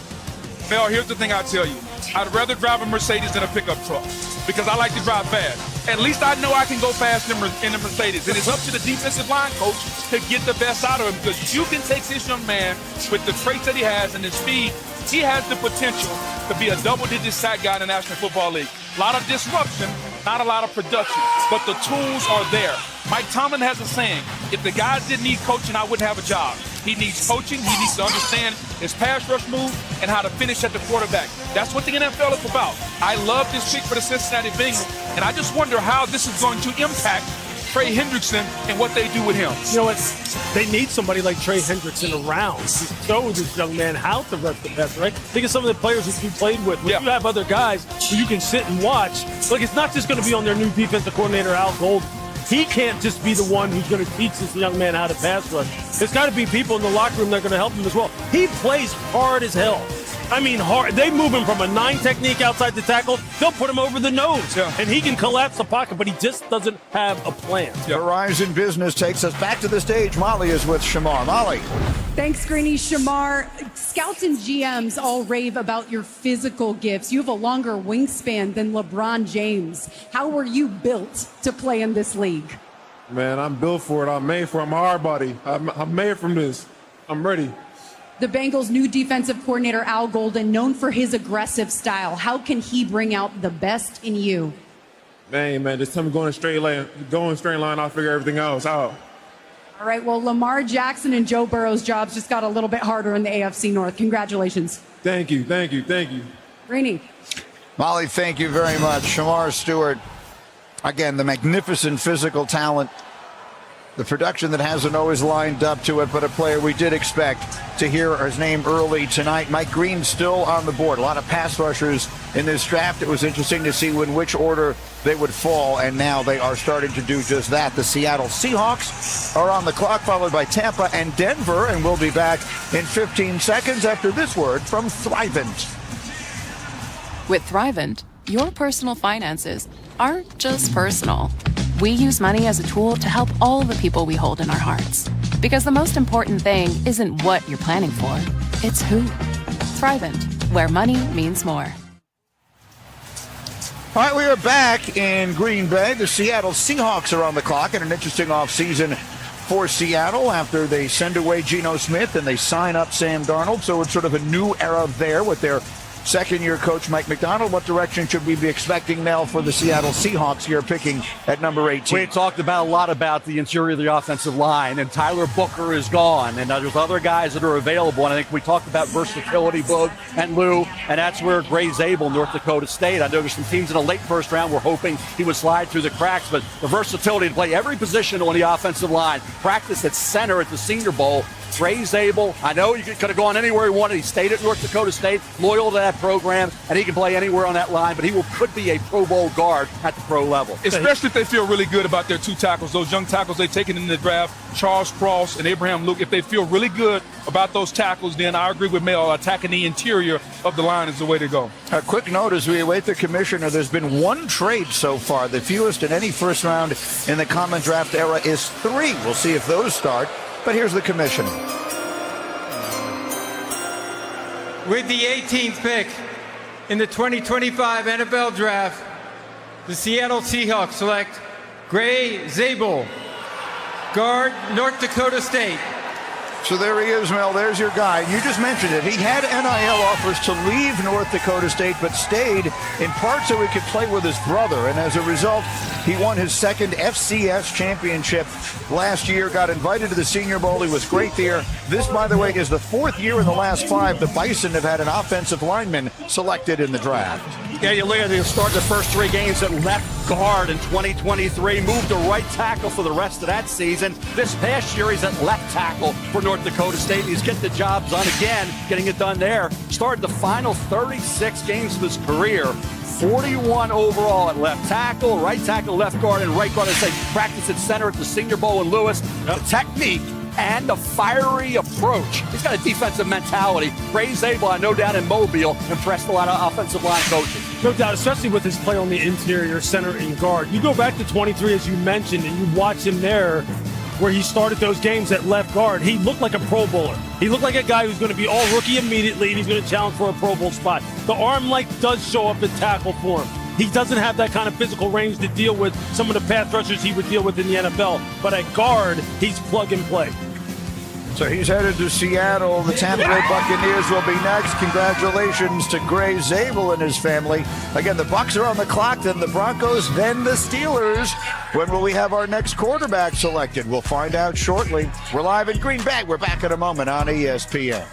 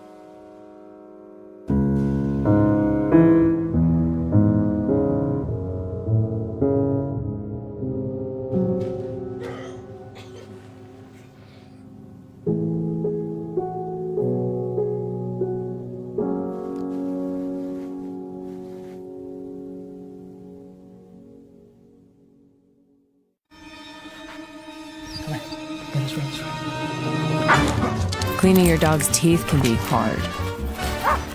But not with Greenie's dental treats. Greenies. Make health a treat. Also, try Greenie's dog food and toppers. I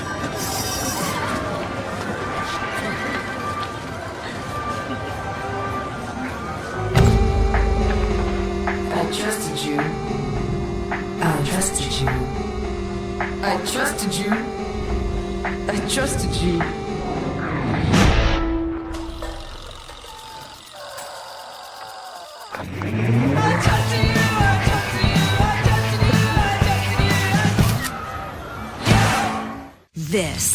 This is a meal. Melty, cheesy, flaky, toasty. Lunch just got croissant-tastic. Try the new croissant toast sandwiches. It just meals good at Panera.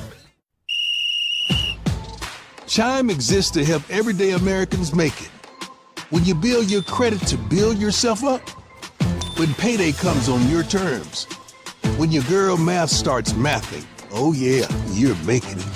Success doesn't happen overnight, but as you progress, you start to feel it. See, when you're going after something bigger, hustling for something better, baby, you're making it.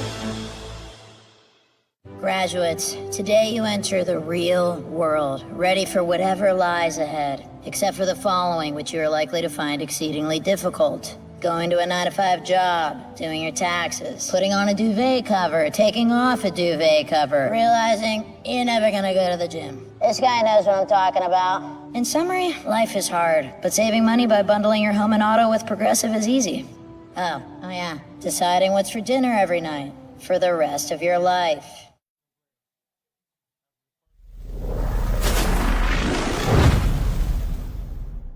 With the first selection in the 2005 NFL Draft, the San Francisco 49ers select Alex Smith Forget franchise. Aaron Rodgers will be solid. How far he drops is going to be the storyline of the day. The Miami Dolphins select Ronnie Brown, Carnell Williams, Antrell Roll. A week and a half ago, it looked like Aaron was going to be the guy. I like Aaron Rodgers a lot, and somebody's going to get themselves a heck of a steal. With the 24th selection in the 2005 NFL Draft, the Green Bay Packers select Aaron Rodgers.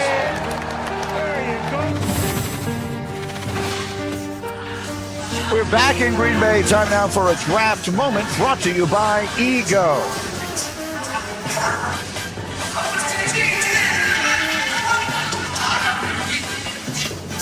So what were the possibilities that we would have Shedeur Sanders still on the board available as we arrive at the 19th pick, which is where we are now? Well, as you can see, it was about 50-50. He would be there at 13. The percentages continue to drop, and we were a few picks away from the Steelers at 21. Adam Schefter, what can you tell us? Well, Greeny, we're not going to see Shedeur picked at 19 or 20. The Buccaneers are sticking at 19. The Broncos are sticking at number 20, and that would bring us to the Pittsburgh Steelers at 21. That is the pick that a lot of people have wondered whether the team would take it. He's got some support within the organization. Mike Tomlin is a fan of Shedeur Sanders. Offensive coordinator Arthur Smith is a fan of Shedeur Sanders. But the Steelers also need help at defensive tackle, wide receiver, running back, some other positions. And if they don't take him, there's a real possibility Shedeur Sanders still could be on the board Friday night.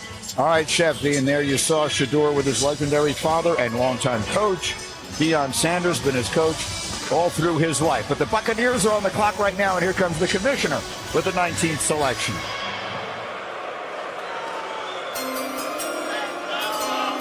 With the 19th pick in the 2025 NFL Draft, the Tampa Bay Buccaneers select Emeka Egbuka.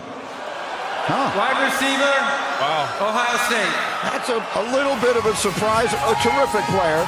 We thought they might go defense, but if you think of all the great pass catchers Ohio State has sent to the NFL, even in the last handful of years, consider Emeka Egbuka is the school's all-time leading receiver, Mel. 205 catches over 4 seasons. Yeah, the only thing really slowed Emeka Egbuka down was that left ankle injury in 2023. Missed 3 games mid-season, came back at 41 catches. The year prior to that, he had 74 catches for 15-6 average and 10 touchdowns. This past year, 81 catches, 12-5 average, and 10 touchdowns. I've called him a professional receiver. You know what you're getting with Emeka Egbuka, Lou. Once he ran that 4.47 40, that solidified him as a late first, maybe even a mid-first, but Emeka Egbuka running under 4.5 with the kind of production and versatility and the approach, that workman-like business professional approach, is how he became a first-round draft choice. Think about where Emeka plays primarily, right in the slot. Who's the guy who can also win outside, real tough inside, to make contested catches, threaten the middle of the field. Who does that for Tampa Bay? Chris Godwin. Chris Godwin coming off of a very, very significant injury. This makes you wonder. They must be concerned a little bit about what's going on with Chris Godwin and maybe his availability, who knows, for 2025. Because this is not for certain. Mike Evans getting a little bit older. This is a little bit of a curveball of a pick. But when you start trying to think about why this may have happened, you kind of have to start like following the breadcrumbs. It also makes you wonder, if you're Tampa, who's going to rush the passer? Greeny, you said we were thinking defense. Yes. They need an edge rusher. They signed Hassan Reddick on a 1-year deal. They need more juice coming off the edge in this Todd Bowles defense. Well, Booger, you live in Tampa. You've been telling me all along they were going to go defense. Everyone told me they were going to go defense, and then they didn't. Again, this is not in any way a reflection on Emeka Egbuka, who was a terrific player. There you see Todd Bowles, the coach of the Buccaneers. So the Denver Broncos are on the clock, and then the Steelers will pick next. It's been an intriguing night, and it's about to get all the more interesting. We're back in Green Bay in just a moment. The 2025 NFL Draft, presented by Courtyard by Marriott, is brought to you by Progressive. Protect your auto, home, and business today at Progressive.com. Mine was earned in Germany, 1984. I earned it for my family in 1945. Mom earned it for us. USAA membership is for those who served and can be shared with their spouses, then kids, and their kids for generations to come. And because our members know USAA's commitment to serving the military community, they're proud to start their family's legacy. So I'm in, and so is our family. USAA. See if you can become a member today. Members who switch saved an average of $725 annually on auto insurance. I was tired of being told no. No to my dreams. I had no idea if anyone would buy anything. This is so wild that I actually, from a dream, started a business.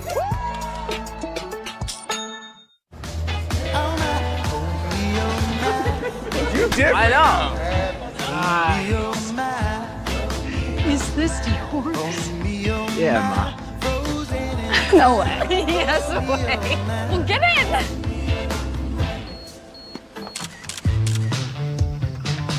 There's nothing like that first Mercedes feeling. Experience the feeling yourself at a local Mercedes-Benz dealer.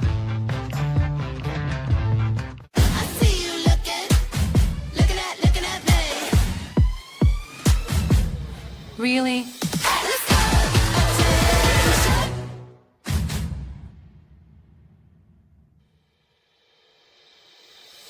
Let's start paying attention to breasts when it matters the most. Early detection for breast cancer is a game changer, and why I'm able to be here today. So let's get more women screened than ever before at YourAttentionPlease.com. It's a rare thing when someone you've been with for so long finds a way to surprise you. It's like discovering E-Trade's easy-to-use platform now comes with the power of Morgan Stanley. Mom can speak walrus? This is Roundup for Lawns. This stuff works. This stuff kills weeds down to the root without killing your lawn. This stuff works on dandelions, crabgrass, clover. This stuff works for up to 3 months. This stuff works guaranteed or your money back. This stuff works on big lawns, small lawns, and I guess you can call that a lawns. This stuff works without killing your lawn. This stuff works without killing your weekend. This stuff works for the rookies and the seasoned pros. This stuff works in Knoxville, Bronxville, Rockville, Marysville. This is Roundup for Lawns. This stuff works. This is Formula One. It's lights out and away we go.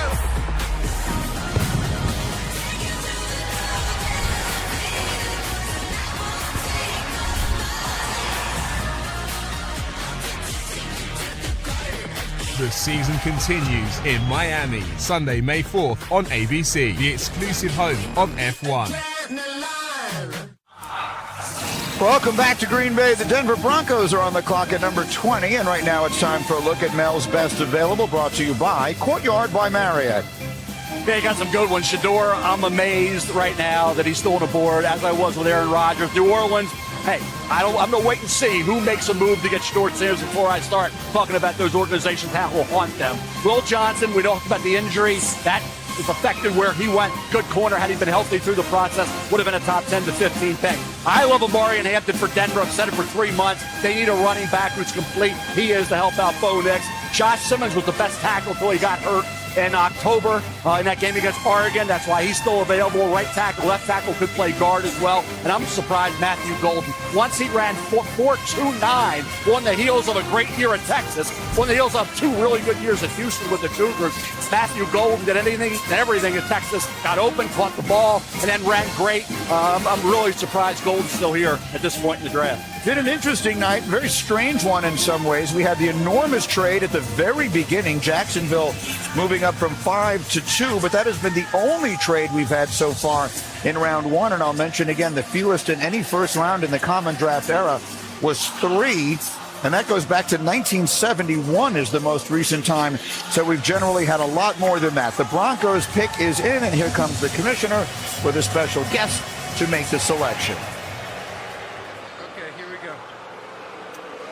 April is World Wish Month, and the NFL is proud to support the life-changing wishes that Make-A-Wish grants. Yes. One of those wishes will be coming true right now. Sam is a 17-year-old Broncos fan who has bravely battled cancer. There you go, Sam. Raise that fist up, His wish is to announce the first-round draft pick for his favorite team.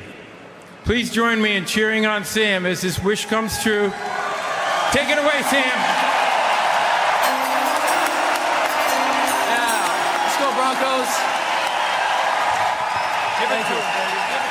All right. With the 20th pick in the 2025 NFL Draft, the Denver Broncos select Jahdae Barron, DB, Texas.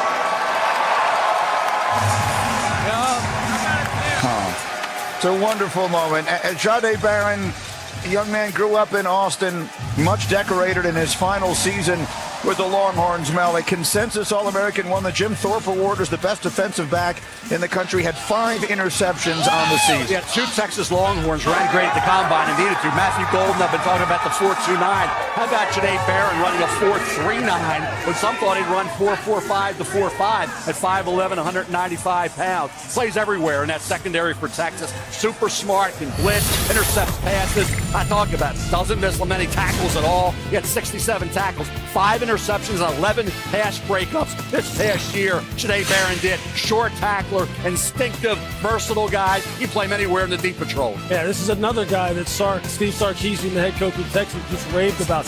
He raves about Barron because of the fact that he's a great locker room guy. He's a guy who can fit in with everyone. He's kind of a spokesman for a team. He kind of settles everyone down.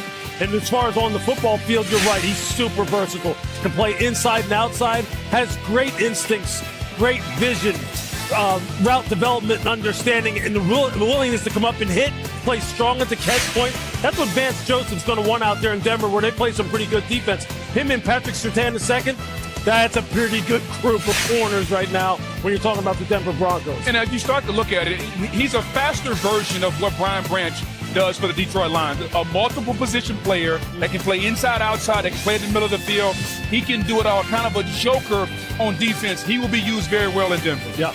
All right, and so now we get to the Steelers at 21, and this is a spot that obviously we have had circled for quite some time. Adam Schefter, what can you tell us? Well, Greeny, one of the most intriguing spots in the draft. Shedeur Sanders is still on the board right now. The Pittsburgh Steelers still are awaiting an answer from Aaron Rodgers. One person in the league said today they wondered how that combination, Aaron Rodgers and Shedeur Sanders, could go along if the Steelers went that route. But there are no assurances that Pittsburgh is going to go that route at number 21 when they have other needs as well. This will be an organizational decision.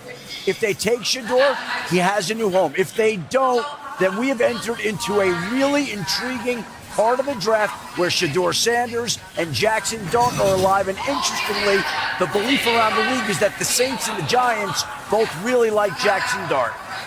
So, Schefter, there's an irony in all of this, Mel, because you keep making the comparisons to Aaron Rodgers and the way that he slid through the draft, and now perhaps Rodgers playing some role in Pittsburgh's decision as they make this pick here at 21. But we're waiting to see if this is the spot. Shedeur Sanders will finally hear his name called. The Steelers have no second-round pick. That went to Seattle for DK Metcalf. So they're sitting here with a pick. We talked about Derek Harmon. Derek Harmon, defensive tackle out of Oregon, could be mentored by Cam Hayward. Cam Hayward can't play great forever, right? He's a Hall of Famer, but he's with 2 more years, maybe 3.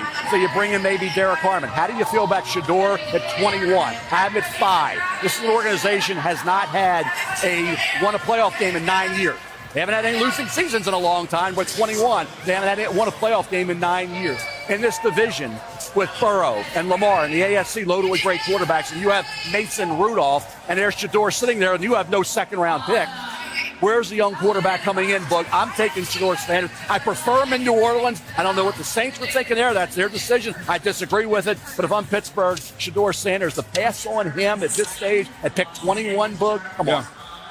All right, I'm told that the pick is in. The commissioner is making his way to the stage. Will this be the moment that we hear the second quarterback's name, or will the drop continue? Here comes Roger Goodell with the announcement. With the 21st pick in the 2025 NFL Draft, the Pittsburgh Steelers select Derek Harmon, defensive tackle, Oregon. You can hear the roar in this crowd. That is the surprise of many, and it is echoed on this stage. Let's talk about Derek Harmon. The young man can rush the passer from the interior of that D-line. Led all defensive tackles and quarterback pressures with 34. Mel, he was fabulous at the combine. He's from Detroit. Started his career at Michigan State. Had one season at Oregon. He had a really good season because he did something at Oregon that he didn't do at Michigan State, was compete and can be consistent on a game-to-game basis. He really, this year, took his game from a competitive standpoint to a new level. I know that Michigan State kept waiting for it to really hit home and really develop into that kind of player that talent indicated he could be. And this year, he did it. He was disruptive. He got in the backfield. He hit Quinshon Judkins in that game on October 12th, caused that fumble when Ohio State had all the momentum. You watch him, guys, he can get into the backfield. Plays a little high, but he is a guy can learn from Cam Hayward. Talk about that. Will they weigh that position, that need, and having a guy that can be maybe the heir apparent to Cam Hayward against the quarterback Shedeur Sanders? They opted for Derek Harmon because they love the fact he could be the next guy to take over for Cam Hayward. Well, no doubt. And you talk about Cam Hayward getting a little long in the tooth. This is something that Pittsburgh doesn't have, which is interior pass rush. You mentioned he led all defensive tackles as far as pass rush pressures from the inside. And when you look at Keanu Bitten, who they took out of Wisconsin, he's played well, but getting to the passer hasn't been his forte. This is an opportunity to fortify the defensive front. Again, pass on the quarterback, fortify the defensive front with T.J. Watt. I like what the Steelers are doing. You just wonder, without Aaron Rodgers, who's going to play quarterback position for them? That's a great question. We don't know right now. No one knows. Guess it'll be Mason Rudolph. One wonders if they know. By the way, the Steelers' last first-round defensive lineman was Cam Hayward, whom they selected 31st in 2011. So there's the celebration in the Steeler draft room. The question is, when will the next quarterback come off the board? Come on back and find out. The Chargers are on the clock. We're back in Green Bay in just a moment.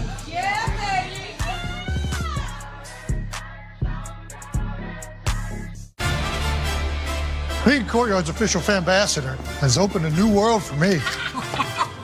Now I get to hang out with NFL fans all season long. Butterfly. Wait, what?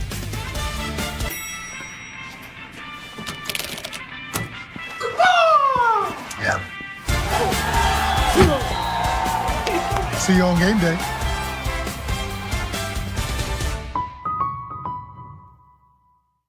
This is the mark of a fighter. A rich, full-flavored lager with a crisp, refreshing taste. A reward for those with a fighting spirit. You've earned this, so hold it up high. Modelo, the mark of a fighter. Order a 10-piece McNuggets meal with spicy nether flame sauce. And unlock epic add-ons in Minecraft. Only when you order on the McDonald's app. Let's build. Gatorade, the world's most superior sports drink, designed to rehydrate, replenish, and refuel. It fuels the best because it is the best. Gatorade, is it in you? Derek Henry. Hey, Jake the State Farm. I saved so much bundling, it inspired my workout. Auto! Oh! Okay, and this is Auto again, right? Oh! Hey, this is my living room. Oh! Bundling, just another way to save with the personal price plan. The dog isn't allowed on the couch, Derek. Like a good neighbor, State Farm is there. From the #1 rated brand in cordless outdoor power, the Ego 22-inch aluminum deck mower. The most powerful mower in its class, producing the perfect razor-sharp cut. Find an Ego retailer near you. $6 never tasted so good. IHOP's Breakfast Faves combo is now just $6. Featuring IHOP's world-famous buttermilk pancakes, crispy hickory smoked bacon, and 2 eggs cooked to order your way. All for just $6. Part of the new $6 House Faves menu. Verizon Small Business Days are back. Our experts? Welcome in. Closer than you think. Serving up deals, advice, and more. Hey. Hi. April 21st through 27th. Let's take a look. Get started today. Lowe's knows it's easier to make the right calls when you have the right team. McCaffrey looking lost. Hey, I'm looking for a lawn. Could you point me aisle 27? Find what you need faster with the Lowe's app.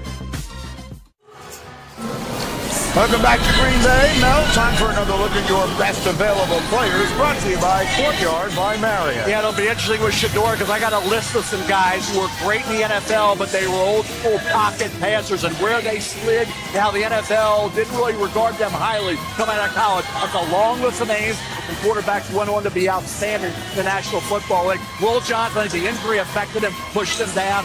Marion Hampton surprised. Denver didn't take him. Once Denver opted to go a different direction, and Denver took Shanae Barron, the cornerback safety from Texas. All of a sudden, Hampton could drop a little bit. His running back's not a big need. Please need here. Josh Simmons would have been a top 5, top 10 pick had not been for an injury. Medically, he should be ready to go for training camp. There's Matthew Golden.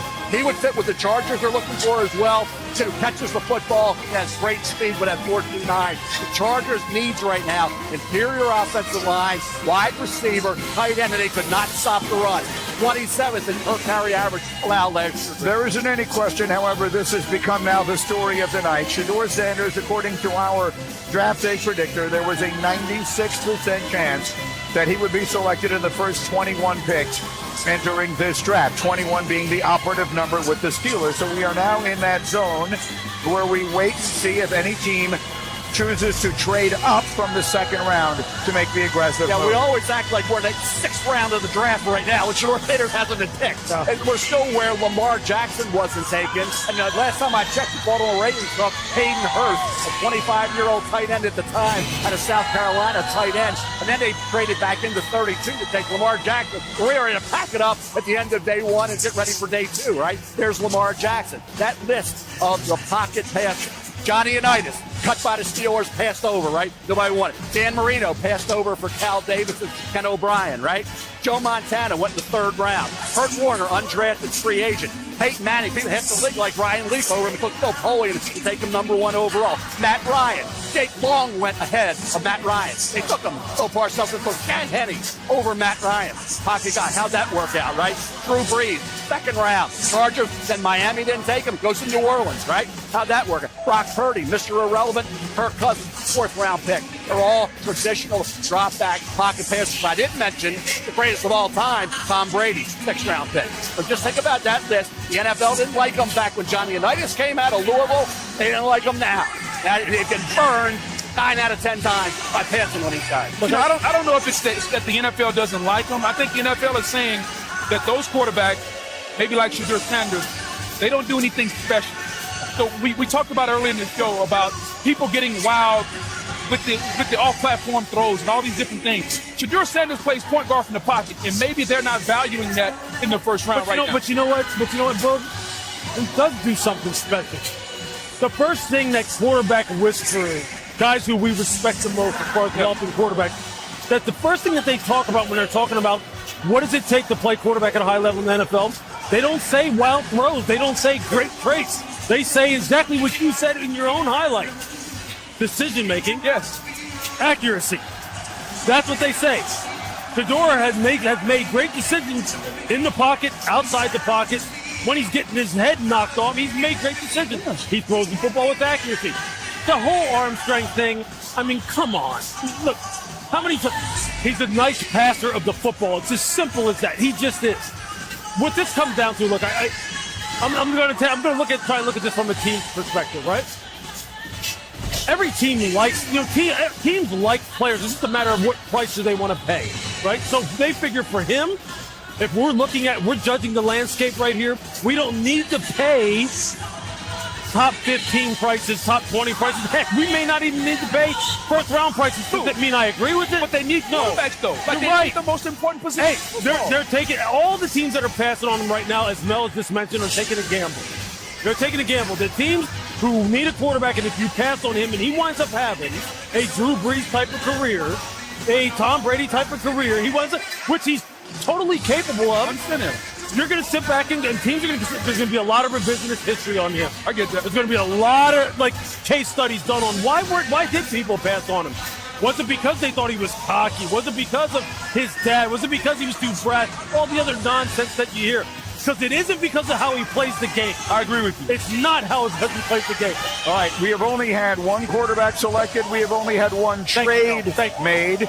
If Shedeur Sanders was going to get drafted here, it would have to be a trade because Justin Herbert is going to be the quarterback of the Los Angeles Chargers. So I said that facetiously. Obviously, this isn't going to be the spot. So the Chargers are on the clock here. Then we will have the hometown Green Bay Packers. So no doubt we'll get a jolt from this crowd. You see Jim Harbaugh's team has made its selection. Here's Roger Goodell.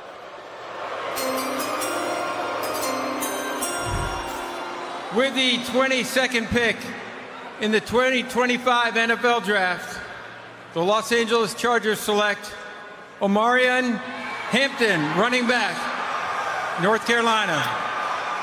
Mel, a player you love, back-to-back monster seasons for the Tar Heels, over 1,500 yards in 2023, over 1,600 last year, 30 touchdowns on the ground, and he added 67 catches as well. Yeah, just turned 22 on March 16th. I thought he'd be a Denver Bronco, and he goes to the division. Now he can haunt the Broncos a little bit, right? With the Chargers. And Jim Harbaugh wants to run the football. Obviously, they got to stop the run, something they couldn't do last year as well. They want to run the football. Marion Hampton at 220-plus pounds. Ran 4.46. Talk about a guy at 622 carries in his career. That's 128 fewer than Ashton Jeanty. So a lot of tread left on those tires. I talk about contact and being able to go run through contact. He will do that. Excels at picking up yards and breaking tackles after that contact with the leg drive, the determination, and that breakaway speed he possesses. Very good hands as well. Had a career high 38 receptions, 2 touchdown catches this year.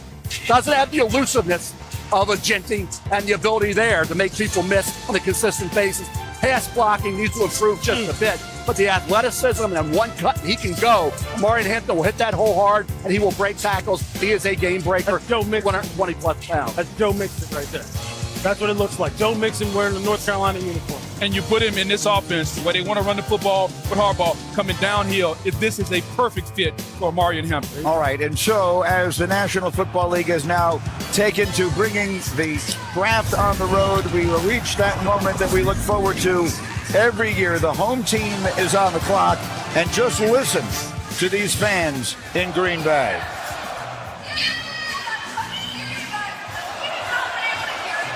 The Go Pack Go chants. Hundreds of thousands of cheeseheads as far as the eye can see. These fans so excited. The people of this terrific city have been so excited to host this event. We have all felt it all week long. There's been no question about it.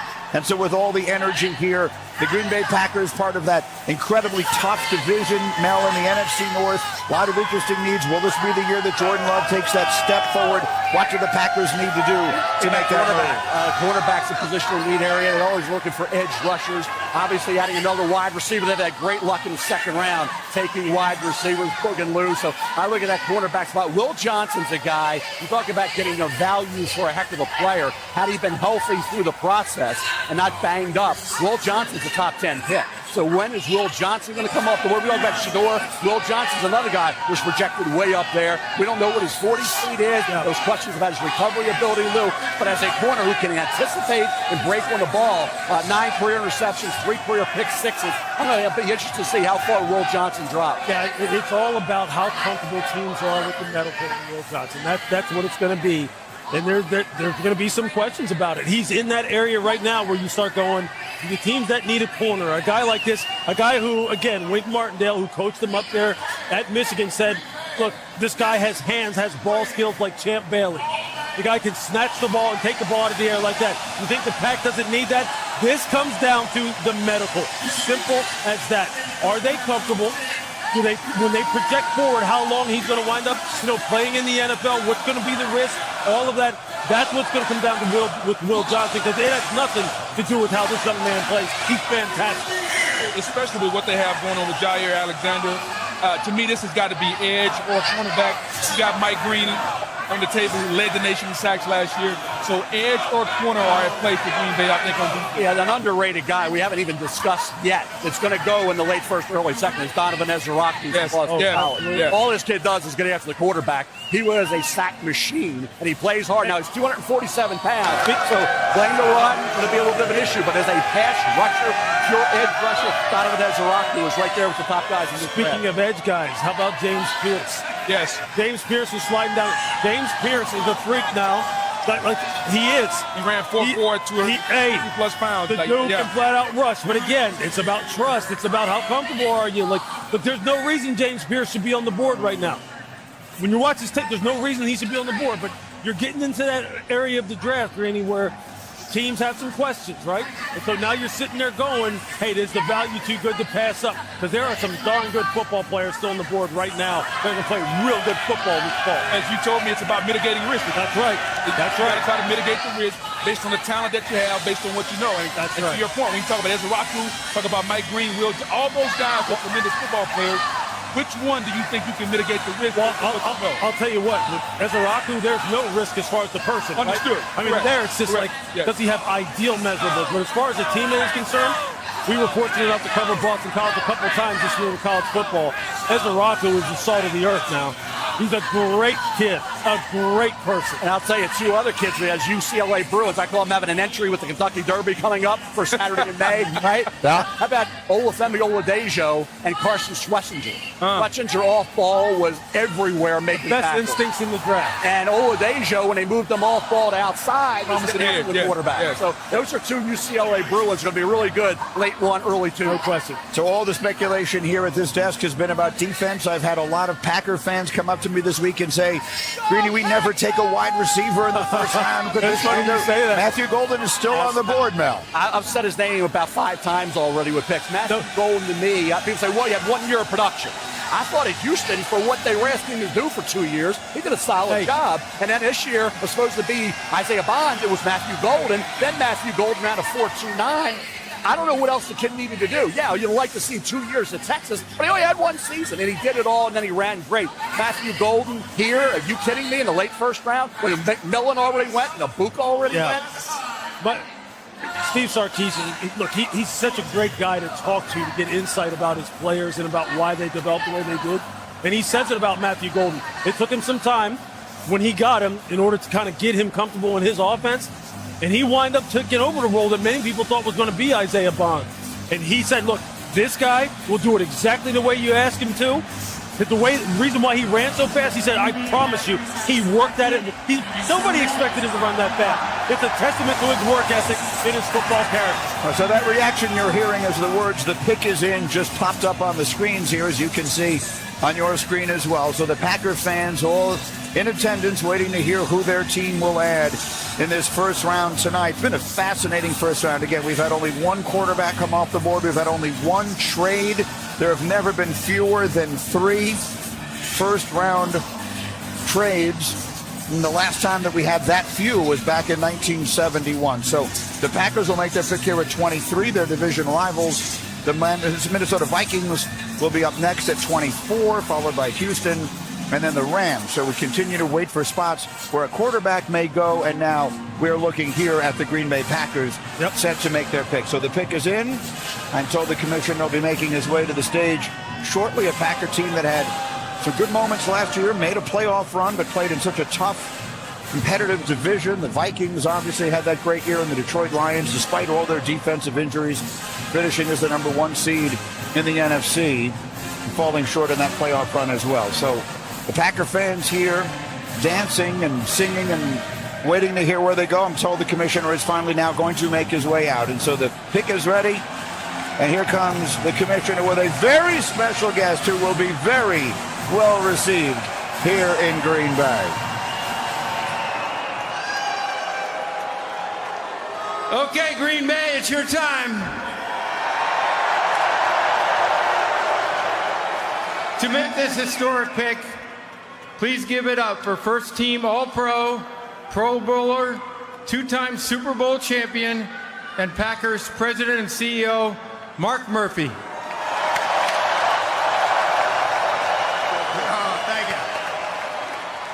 Thank you, Roger. How about this atmosphere? Isn't it unbelievable? Roger, thank you and the NFL for bringing the draft here to Green Bay for the best draft in the history of the NFL. Right here.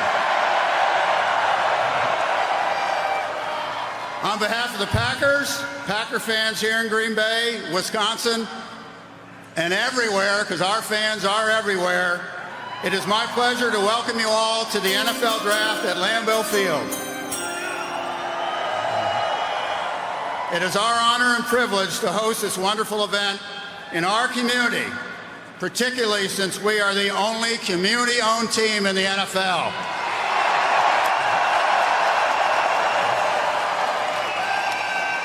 Just out of curiosity, how many of you are owners? Yes. We also have the best owners in the NFL. And we also want to celebrate the special connection we have with our fans that dates back to the early days of professional football. With the 23rd pick in the 2025 NFL Draft, the 13-time world champion Green Bay Packers, for the first time since 2002, draft a wide receiver, Matthew Golden, wide receiver of Texas.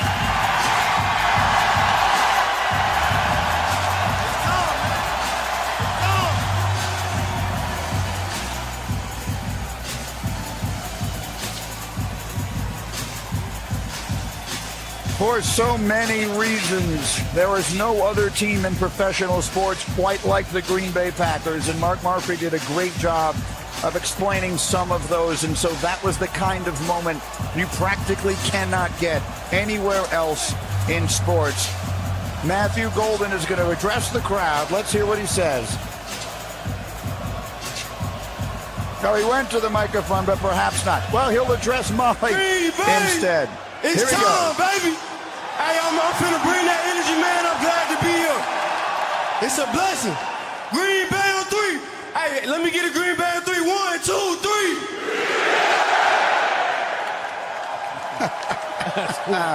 How good is that?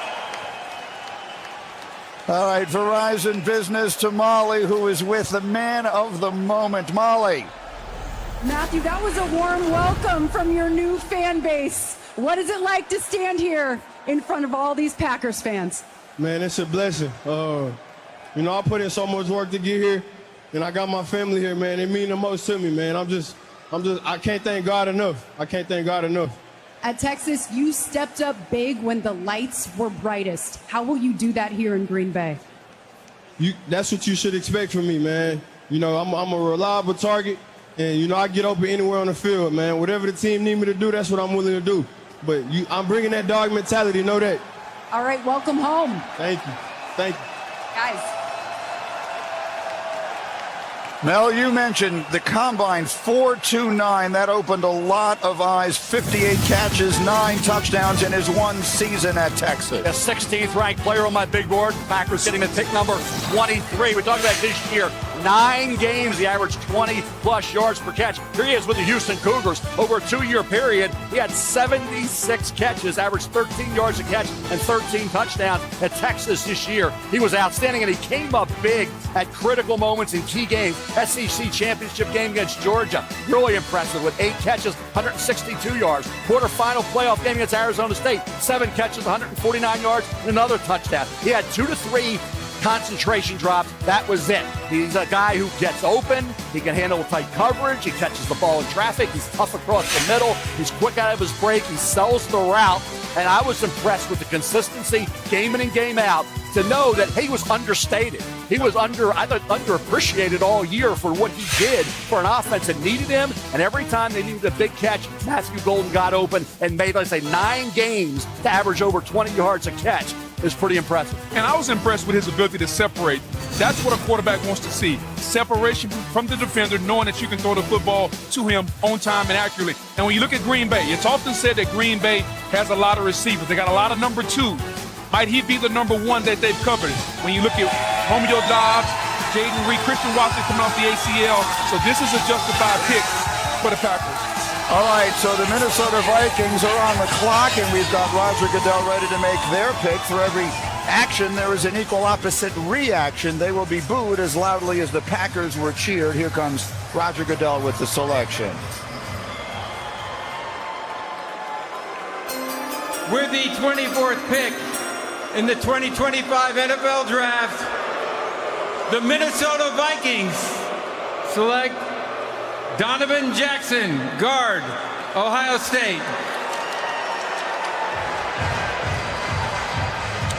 All right, and so there's the reaction from the crowd. Versatility is the word that comes to mind. He started 31 games at left guard for the Buckeyes, then kicked out to left tackle and played great. So Donovan Jackson goes to Minnesota, but I'm told to go. Adam Schefter has breaking news for us. Shefty, what can you tell us? Greeny, we said this would be the quarterback range, and the New York Giants have just traded back into the first round to pick number 25, which belonged to the Houston Texans. In return, they're giving up pick 34, pick number 99, and a third-round pick in 2026. The Giants at 25 are on the clock. Look for a quarterback here. All right, here we go. So this is exactly what we were waiting for, Mel. The Giants getting their man at the top, Abdul Carter, not taking the quarterback there. If they turn it around and get the quarterback they're looking for here, this could turn out to be a magnificent night for the Giants. Well, it's been discussed that Brian Daboll likes Jackson Dart, quarterback Ole Miss. They were talking about number 3, way too high. He's 28, same grade as the 21st player on my board. So he's right in the range for Jackson Dart. I'm still Shador, but more mobility. Certainly Jackson Dart. He can beat you with his legs. He had 1,500 rushing yards the last 3 years. So if you're looking for traits, Jackson Dart has a few more than Shador on paper. I'm a Shador guy. Love him. Jackson Dart I like. And I think Brian Daboll says, hey, he's my guy because he can move around and he can, like I say, had those games where he could beat you with his legs, 3rd and 8. He can run for 30 yards. Gets an athlete, okay? And he can make the throws. 6'2", 223 pounds, coming out of that RPO offense for Lane Kiffin. So, hey, if he wants somebody who can do more than be a great pocket passer, then Jackson Dart gives you more with his legs than Shador does. And not only that, not only as a pocket passer, if you look at Jackson Dart, throws under pressure, when pressure's in his face, it's outstanding. I mean, he stands in that pocket and makes big-time throws. I agree with you. Shador Sanders, the quarterback for me. Brian Daboll seems to be leaning toward Jackson Dart. The difference for me was Shador came through in the clutch. When it mattered the most in games late, he's taking it out of field. Jackson Dart had some meltdown. That particularly the Florida game, a meltdown late in that loss. All right, I'm going to take a very short timeout. We're going to come back. The New York Giants are on the clock. Adam Schefter has told us to expect a quarterback. Which one will it be? We will find out right after this, live in Green Bay on ESPN.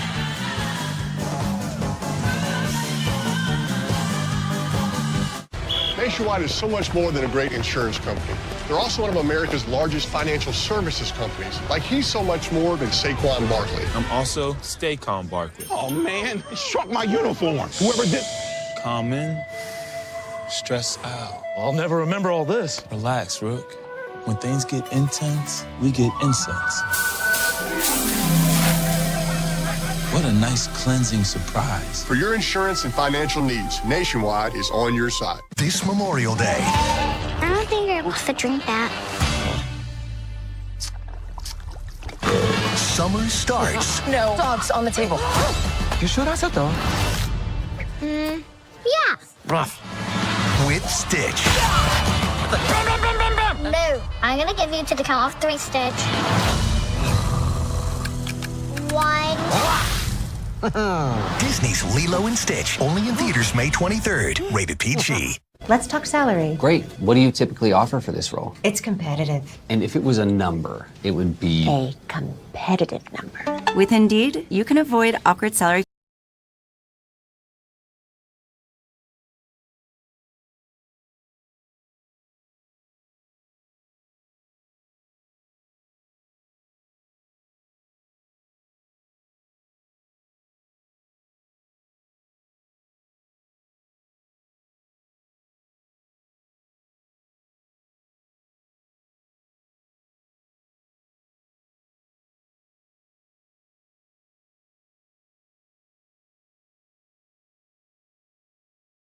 On each side.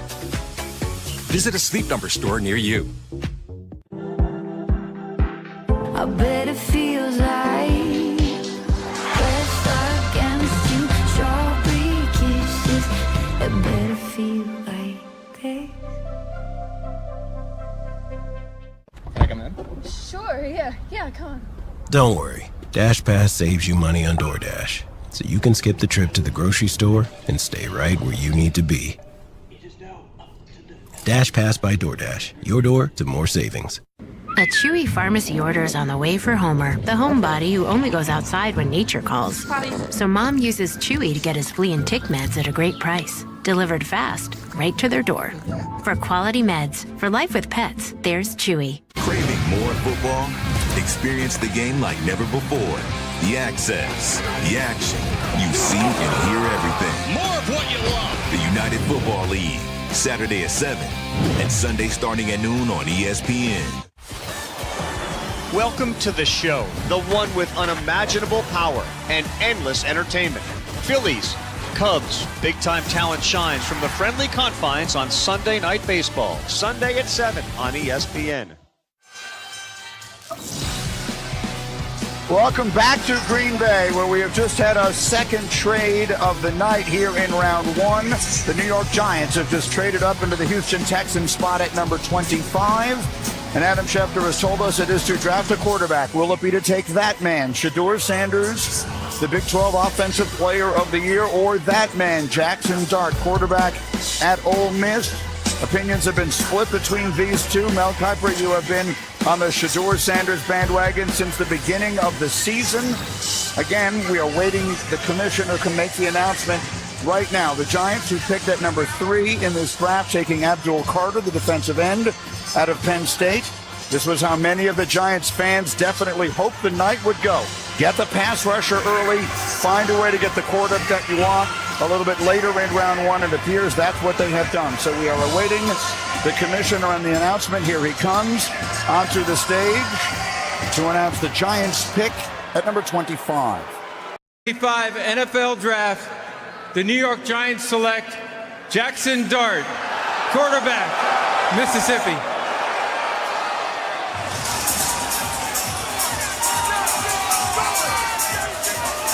Wow. All right. You know the story. Legendary high school career in Utah, threw for 67 touchdowns. As a senior, he went to USC, started 3 games, then transferred to Ole Miss, started 38 games for Lane Kiffin, threw 72 touchdowns, finished as the school's all-time leading passer, surpassing Eli Manning. Mel, your reaction? Well, surprised he went ahead of Shedeur, not shocked, because Daboll wants some more mobility. And Jackson Dart can beat a defense with his legs. His completion percentage every year under Lane Kiffin improved. 62%, 65%, culminated with 69% this past year. Touchdowns, 20 to 23. 29 this past year, 11 rushing touchdowns the last 2 years, 1,500 rushing yards the last 3 years at Ole Miss. Now, the concern for me, and the reason I'm the Shedeur guy, is in the big spot.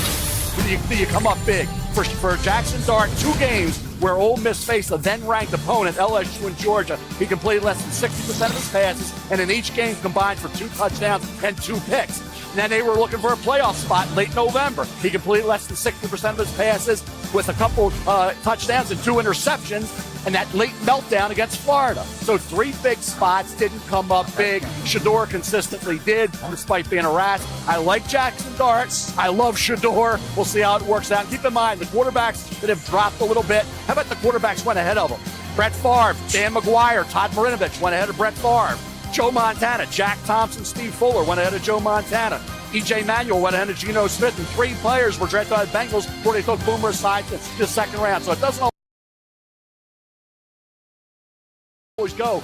The quarterbacks go in the order or the way they work out in the NFL. So for Shedeur, I still believe, I'm going to say it till I'm proven wrong after this, the New Orleans Saints are the perfect fit. Because Pittsburgh's weather, right? The Giants are weather, and the division's weather. And for Shedeur, like Drew Brees and Peyton Manning, that dome would help him so much and give him a chance to have a great career that he's certainly capable of. I think Jackson is very, very well respected down in Oxford.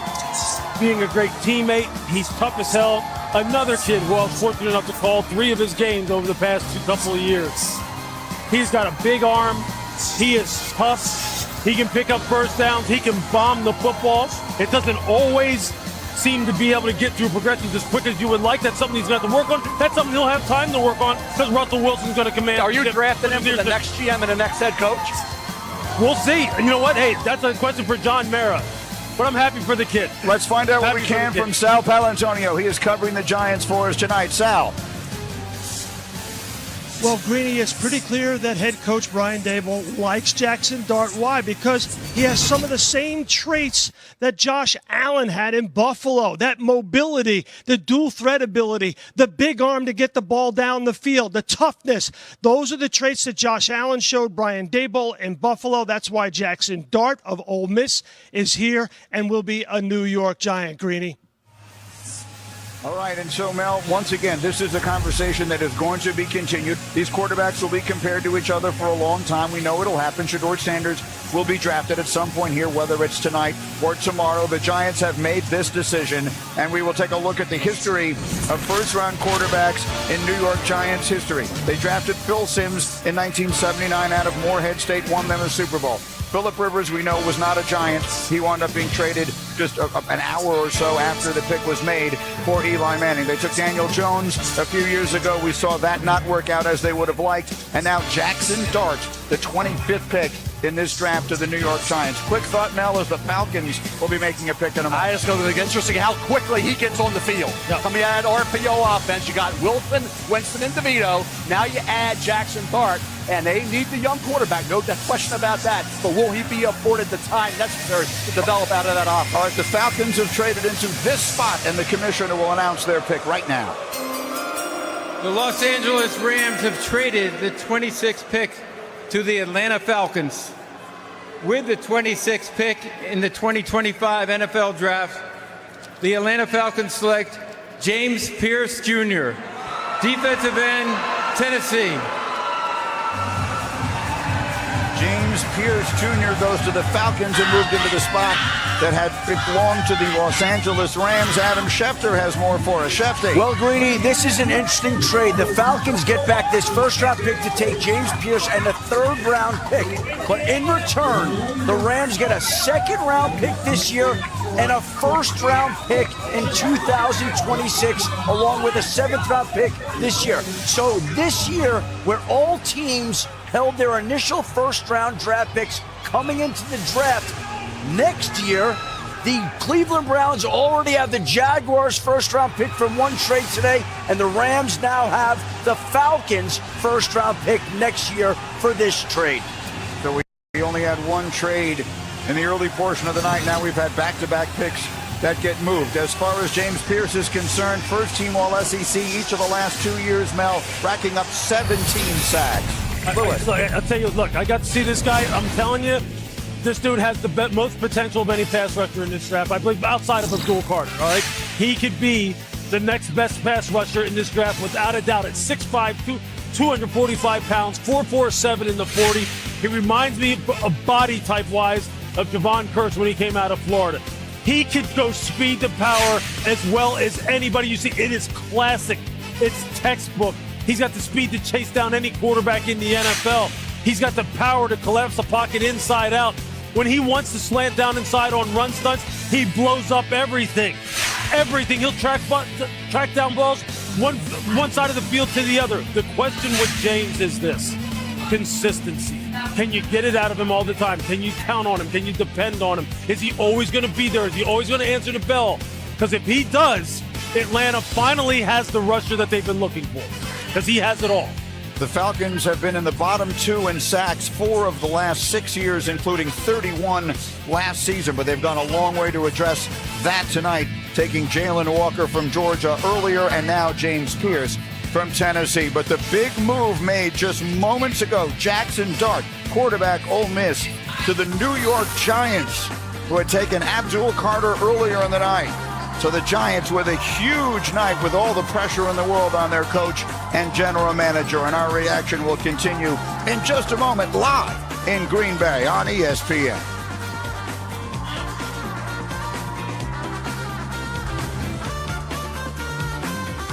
Lowe's helped build the 2025 NFL Draft Green Room. Visit Lowe's.com/NFL Draft now to recreate the look in your home. Lowe's, official partner of the NFL. These are the voyages of the Patrick Starship Enterprise. Krabby Patty, engage. Hit it, Krabs. Aye, Captain. Beep, boop, boop, boop. Its mission: nautical nonsense. Where's Officer SquarePants?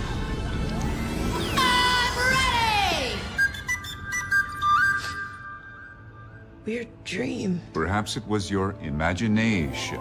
Whether you like SpongeBob, Star Trek, or both, find your mountain of entertainment on Paramount+. Did they just hop from a baseball game to a show on Max without leaving DirecTV? It's like all their apps and channels are connected. Oh, it's all connected.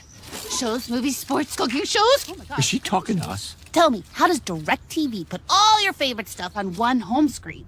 Uncanny content suggestions based on your watch history? Or mind control? Were you recently electrocuted? A better way to watch whatever you want to watch. Well, I, for one, am intrigued.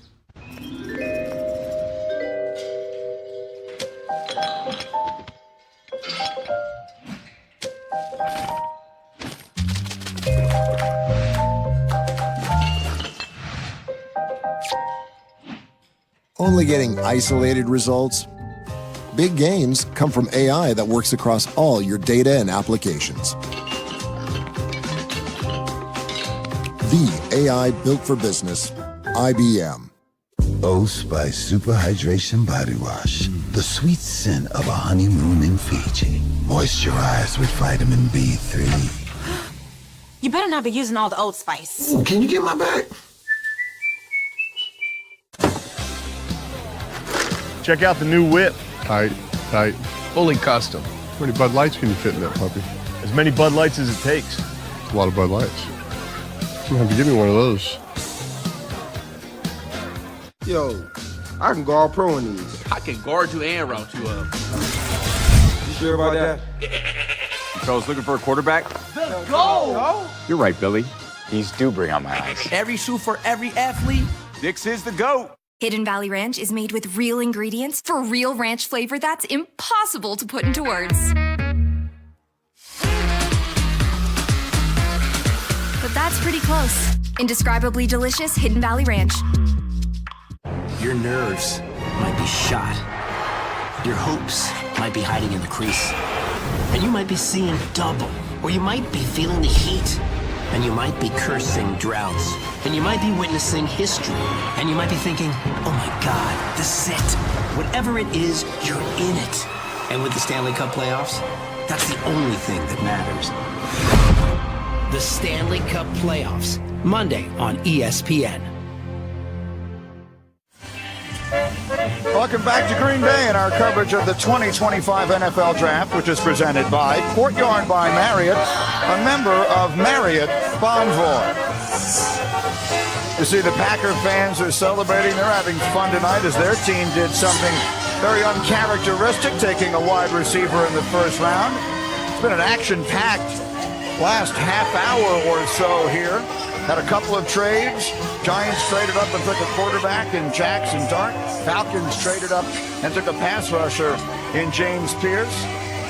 Mel Kiper's Baltimore Ravens are on the clock here, and in fact, their pick is in very quickly before the commissioner makes it. Mel, what are their needs? A safety, and they got both safeties sitting there for him. Malachi Starks from Georgia and Nick Emanwari from South Carolina. Yeah, Starks didn't have the great year, but he was a heck of a football player throughout his career. I really like the football IQ and the talent. The commissioner with the pick. With the 27th pick in the 2025 NFL Draft, the Baltimore Ravens select Malachi Starks, defensive back, Georgia. There it is, terrific safety. Grew up in Jefferson, Georgia, about a half hour from Athens. Was a five-star. Became the Bulldogs starting free safety. Led the team in defensive snaps as a freshman on a national championship team. Finished with 6 interceptions. They moved him around a lot, Greeny. He had 6'1", 197 pounds. He ran 4.50 now. So Nick Emanwari's, 4.38. Kind of pales in comparison. So Emanwari had a 43 vertical. Malachi Starks had a 33 vertical. But football IQ, Bugs, and being able to tackle at all areas of the field. Open field tackler, he's outstanding. His ball skills, the interception and the range he showed against Clemson was phenomenal. In that game, he had 5 career interceptions. He is just he's a good football player. He'll play that center field role for the Ravens. Here's the thing I'll tell you, Gritty. He trained in Tampa with my buddy Yo Murphy. I got an opportunity to see him every day, see him work. You talk about football character, football instincts, showing up to work. There was video of him working out this morning before he gets drafted this afternoon. That's what you're getting in this safety in Baltimore. There's a sign in the facility that says, play like a Raven. He will embody that coming from Georgia, being coached under Kirby Smart. I don't worry about the tested numbers. His football instincts, his ability to be in center field while you have Kyle Hamilton down around the line of scrimmage, to be able to play the ball and make plays. What he lacks maybe in speed and athleticism, he makes up by being able to key and diagnose quickly. This is a true football player that had very high football character. Yeah, he's a guy who seems like he would fit in Baltimore in some of their split safety stuff, right? Their cover 4 schemes, their cover 2 scheme, whereas there's a lot of pattern reading where you process quickly, get quick pattern matches. You're not kind of isolated one-on-one. When he got put in those kind of situations, that's where you see some of the top-end speed deficiency come in. And I don't mean deficiency, okay? He's 4'5". So I'm saying he doesn't have true man coverage skills down the field against wide receivers when they get him one-on-one. But he's a solid, steady player. That's a nice fit, Mel, with Kyle Hamilton. Real nice fit. And I see both these safeties drop down this far. And, of course, offensive guards an area that we will address, the offensive guard spot. So they're in a pretty good spot to know that they've solidified that spot. Keep in mind, Ardarius Washington, who's a heck of an undrafted free agent pickup out of TCU. Right. He is a free agent after the 2025 season. And he'll benefit from being around a guy like Kyle Hamilton. Yes. No question about it. Those are look, at the safety position where you want guys to be real cerebral and be real smart and be able to work together with one another, get everybody on the same page, he's perfect. And one other note, they really like TJ Tampa, 4th-round steal last year out of Iowa State. Right. And they did some things in free agency with Awuzie, so they've done some things cornerback-wise, a little under the radar. The development of TJ Tampa, who I think is going to be a nice addition to that defense this year. Wasn't redshirted, but certainly got coming off the injury, a little banged up. They like TJ Tampa. He said a day 3 steal last year for Eric DeCosta, outstanding general manager with the Baltimore Ravens. Now you can actually see the intensity in him as he made his way from the green room out onto the stage and actually lifted the commissioner off his feet, and he's down there on the stage now. Verizon Business brings us down to Molly, who's with Malachi. Molly. Malachi, I can feel the energy vibrating off of you. That was quite the hug with Commissioner Goodell. How do you describe what's going through you right now? I'm ready to go. I've been waiting too long. I'm ready to go. I'm ready. This Ravens defense was a force down this stretch last season. What will you bring to that secondary? I got energy. I move around. I play at a high level coming from a university like Georgia. I'm just ready to go play ball. What do you think about playing with a guy like Kyle Hamilton? It's my dream. Great. Congratulations, Malachi. Thank you. Guys. Everything you just said was illustrated by his behavior in every conceivable way. That was one fired up young man. As the crowd is now starting to boo the Lions, it's been a while since we've seen the other divisional teams in here. They booed the Bears quite loudly, they booed the Vikings loudly, and now they will boo the Lions loudly as well. The Lions, obviously, a terrific season last year, a terrific team, the best in the NFC, just decimated by injury on the defensive side to the point where they almost didn't have a chance by the time they got to the postseason. Well, and when you talk about the defensive side of the football, particularly edge rusher, Aiden Hutchinson missed most of the season. They struggle to find pass rush, particularly coming from the edge. There are some guys that are still left on the board. The guy from BC, Donovan Ezaraku, Mike Green is on the board. They need to solidify the depth from a pass rush standpoint. This is a playoff team that wants to compete for a Super Bowl. You have to fill in the holes, the gaps that you have. You talk about them being decimated on defense. They have to accumulate the depth, especially at the edge position. Yeah, they got to get somebody who can come off the edge. I mean, they need to start establishing some depth by getting some more players. I mean, Aiden needs some help. Yeah. Right? He needs a guy. He needs some juice off the edge. I mean, Donovan Ezaraku is still there. Mike Green from Marshall is still there. You would expect it to be a defensive pick simply because of the fact that they had so many injuries. Yeah. And it really just derailed everything they were trying to get done last year. We'll see what happens here. They were one of two teams that didn't have multiple players with 5 sacks last season. Aiden Hutchinson led the team in sacks, and he only played in 5 games last year. So, Mel, what direction do we look at as the commissioner makes his way to the stage? I'm going to echo what Lou was saying. I think Carson Schwesinger's another name that we're going to be hearing at some point in time. You talk about they have Jack Campbell, but Carson Schwesinger from UCLA, all this kid does is make impactful plays, and he is a tackling machine. Here's the commish with the selection. With the 28th pick in the 2025 NFL Draft, the Detroit Lions select Tyleik Williams, defensive tackle, Ohio State. All right, so not an edge, a dominant run defender at 334 pounds who also compressed the pocket for the national champs at 11.5 sacks in his college career. Here's the first thing you notice, Rini. He's built like a nose tackle at 6'2", 334 pounds, but he has athleticism like a 3 technique. I got an opportunity to train him and take him on the field in Tampa. He's got elite movement for a guy that's 330 pounds.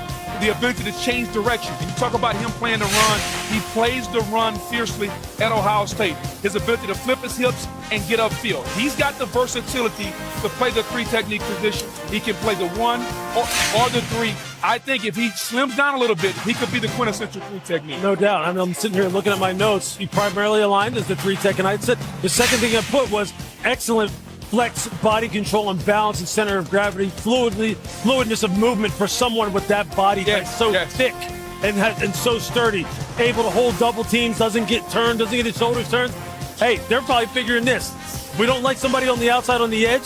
What's the quickest way to get to the quarterback? We're just going to collapse that pocket inside out. There are 4 picks remaining in tonight's first round. As of now, they belong to Washington, then Buffalo, then Kansas City, then Philadelphia. Will Shedeur Sanders hear his name called tonight? According to our draft day predictor, there was only a 3% chance he'd be available by the time we got here. He is Mel's 5th rated player on the board. He's still available at 29. We'll be right back.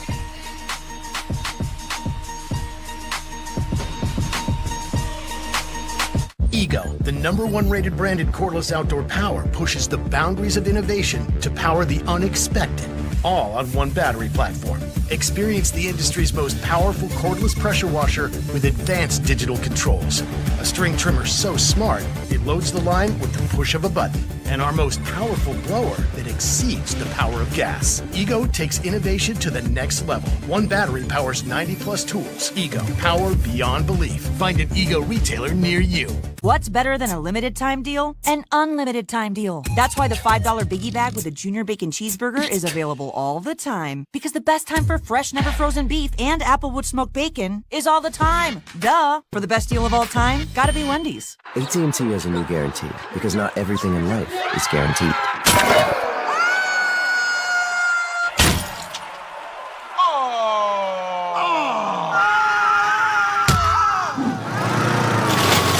Don't sweat it. Get our best deals on smartphones like iPhone 16 Pro on us with your choice of our best plans. That's the AT&T guarantee. And right now, trade in your iPhone any year, any condition, and get up to $1,000 towards your new iPhone. Oh, great presentation, Tim. Could you email me the part about Geico, making it easy to switch and save hundreds? Oh, yeah, sure.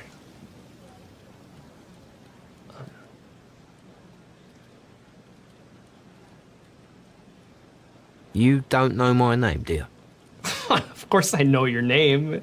I just get you mixed up with the other guy. What's his name? What's your name? Switch and save. Get more with Geico. Could you just tell me? I want this to be over. With new McValue at McDonald's, you'll get more than you expect. Like buy a double cheeseburger and add chicken McNuggets for $1. Because 6 finals calls for a 6-piece chicken McNuggets. Get more than you expect with new McValue. The 2025 NFL schedule will be released soon. We are ready for the new era here. It is adrenaline, it's excitement, the stage electric. One of many revenge games. Quarterbacks, they define this rivalry. They've only gotten better. Unbelievable. It's showtime. The whole world wants a Super Bowl rematch for the ages. Welcome back. Yeah, the NBA playoffs are here, and it's about to be ridiculous, unbelievable, unfair, downright nasty, straight up, can't miss, don't blink, grab your popcorn and strap in cinema. This isn't about who's next. This is about who's now. This time, it's different. The NBA playoffs, Friday on ESPN.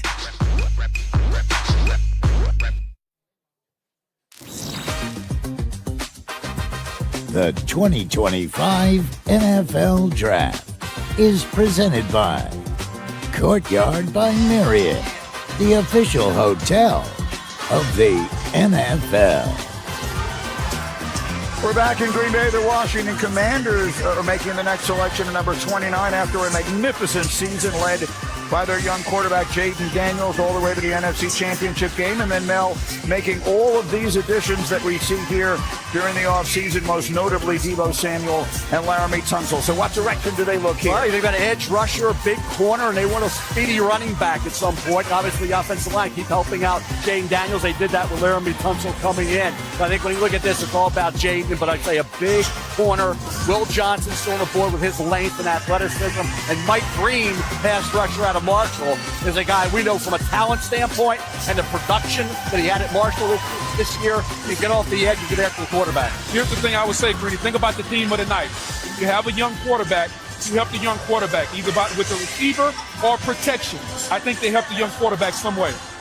Well, we're going to find out in a moment. Here comes the commissioner again, number 29, Washington. The pick is in, and here comes Roger Goodell with the selection. With the 29th pick in the 2025 NFL Draft, the Washington Commanders select Josh Conerly, Jr., tackle, Oregon. Interesting pick. So they take the tackle after signing or trading for the tackle. Josh Conerly has been on the radar a long time. He won the Anthony Munoz Award as the best lineman in the country in high school. Played in all 13 games as a freshman at Oregon. Started all 14 as a sophomore. And then Mel made first-team All-America last year as the Ducks went undefeated through the regular season. Steadily improving player, Greeny, a kid who was outstanding throughout the course of the year. We talked about what he was able to do in that game against Abdul Carter. He wasn't up against Carter all that often, but he did able, when he had the one-on-ones, to show what he could do. The Mike Green was one play at the Senior Bowl, so throw that out. But he has the athletic ability to be a guard or a left tackle, a developing standout at that left tackle spot. I was impressed. Run blocking, that showed the ability to drive defender off the ball, torque, and then seal, block in space. The ability to pull and get to the second level, I thought, was excellent for Josh Conerly. We saw pass protection as well. Talking about against Abdul Carter, didn't allow a sack there. The athletic ability, consistently take away the edge, then mirror that defensive end, use that punch more to keep defenders from getting into his pads. He can lose out a little the power. We saw that during the course of the season, but his hand placement, that could be improved. So an offensive line coach is getting an unfinished, needs a little more polish, refinement. But the talent level, the skill set of Josh Conerly, you give him one more year at Oregon, he's probably a top 5, top 10 pick. You see those feet right there on that ET with the tackle slanted down inside. He took that away and then got back out on the tackle looping around. He's got nice feet, heavy hands, knock you off the ball. Got beat a couple times on inside up and unders and spin moves inside. But look, if you nailed it, Book. What are you going to do? You're going to make sure Jaden Daniels is straight. Make sure that he got some people who can knock guys off the ball. That's a nice pick for them. And you got Laramie Thompson. You traded for him at left tackle. Sam Cosby's at right guard. Brandon Coleman at right tackle. You got to figure he's either going to play the right tackle or go inside at guard. And so now Jaden Daniels, who had a sensational rookie year, feels more protected. You got Deebo Samuel. You got the offensive line. Yeah. You start to see what they're trying to build in Washington around this young quarterback. Weapons or protection. Either way, the young quarterback needs to be supported. I think the next piece that they need to get an explosive back in the backfield, true running back. I know they got Deebo Samuel, and he's a jack of all trades, but they've got some nice things going on, and here we now sit with the Buffalo Bills. The Bills picking at 30, and this is a team that has done as much winning as any team ever without taking it all the way. There's 78 wins, including playoffs, going back to 2019, is the most in a 6-season span without making a Super Bowl appearance of any team in the league. So it's a bit of damning with faint praise. They've been very, very good. They need something to put them over the top. What is it, Mel Kiper? They got to cover. They got to cover guys on the back end. You got Will Johnson. As long as the medical is good, Will Johnson's a top 10 to 15 player. No doubt about that. For Buffalo to see Will Johnson there at this point has to, I think, surprise a lot of people. Maxwell Hairston ran great, had a really good junior camp, 2024 campaign, so he got hurt this year with his shoulder, had 5 picks 2 years ago. Now, I know, Lou, you love Trey Amos. Absolutely. Trey Amos, Azaria Thomas from Florida State. Both of these guys, I mean, they're those long, tough, man-to-man cover guys, great jump ball skills, win at the catch point down in the red zone. These are the kind of guys that Sean McDermott would like to deal with. Azaria Thomas would have been in the first round had not been for the 40 at the combine. That's right. I'll tell you what, and he's a Jalen Ramsey-looking type of guy. Long, tough, can play inside at the star at the nickel position. And Trey Amos, I'll tell you this, coaches down at Ole Miss said, hey, look, he reminds us in many ways of what Patrick Surtain looked like when he came out of Alabama. He has that same kind of mentality, that same kind of toughness at the catch point, ball skills, all of it. But there's some good players still on the board. If you talk about fit, though, all those guys, I get it, but from a fit standpoint, if the medical checks out, Will Johnson fits better in that Sean McDermott defense, the way they want to have vision on the ball. So you're talking about a too-high type of scheme, cover 4, cover 2 type of scheme. From a zone standpoint, ball steal, the ability the kid diagnose, get the ball, and get the pick sixes like he did at Michigan. Right. I think he fits better maybe than a Trey Amos or an Azaria Thomas. Well, I would say Trey fits only because down at Ole Miss, I mean, they played a cover 4 type of scheme. It was Nick's scheme, basically, that they played down there. So, they both make sense. They both make sense. A team that we've mentioned has been so good and yet come up just short in such painful fashion multiple times in the last few years. Last year was supposed to be their dip year. It was the year they lost so many of their players on defense, reset their salary cap, still found themselves with an opportunity in the AFC Championship game against Mahomes in Kansas City and just couldn't quite get it done at the finish. So let's see which direction they go. Everyone here is expecting defense to help Josh Allen and that Bills offense take a step towards San Francisco or Santa Clara next year. It's just a different way to close the gap, really. When you talk about the gap between Mahomes and Josh Allen, it's minuscule. So how do you close? You got to be able to close it from the defensive side of the ball where they can turn the football over and give Josh Allen one more possession, give him one more crack at the football.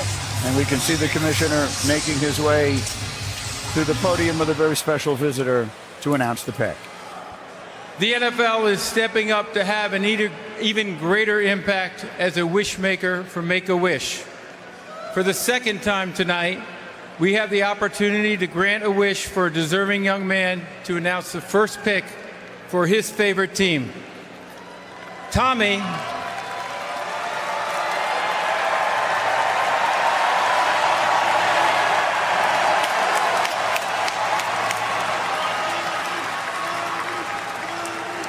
is a 16-year-old living with a neuromuscular disorder, is a huge Buffalo Bills fan, and he's here with me to make the announcement for his beloved Bills.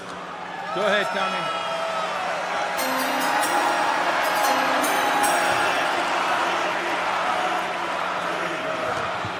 Let's go, Buffalo!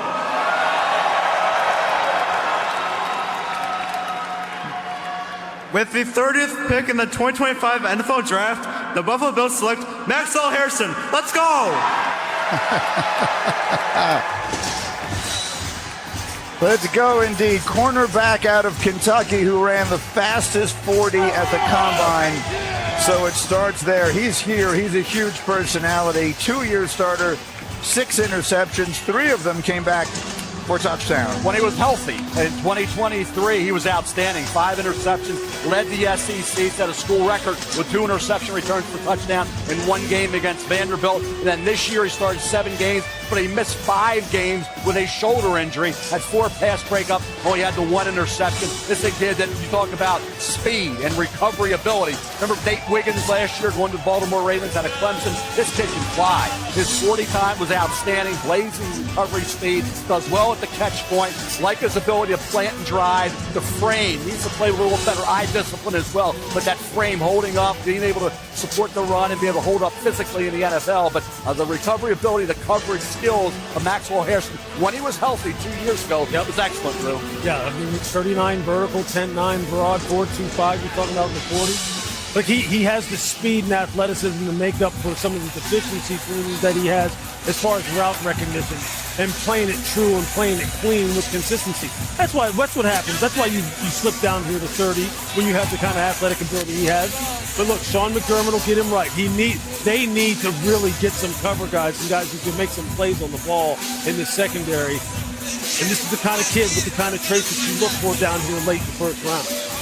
He's the first defensive back in school history to go in round 1, and we talk about how badly the Bills need him. They allowed opposing quarterbacks to complete 41% of their passes, thrown 20 yards downfield or more last year. That was 24th in the NFL. Now let's take a look at Max Hairston.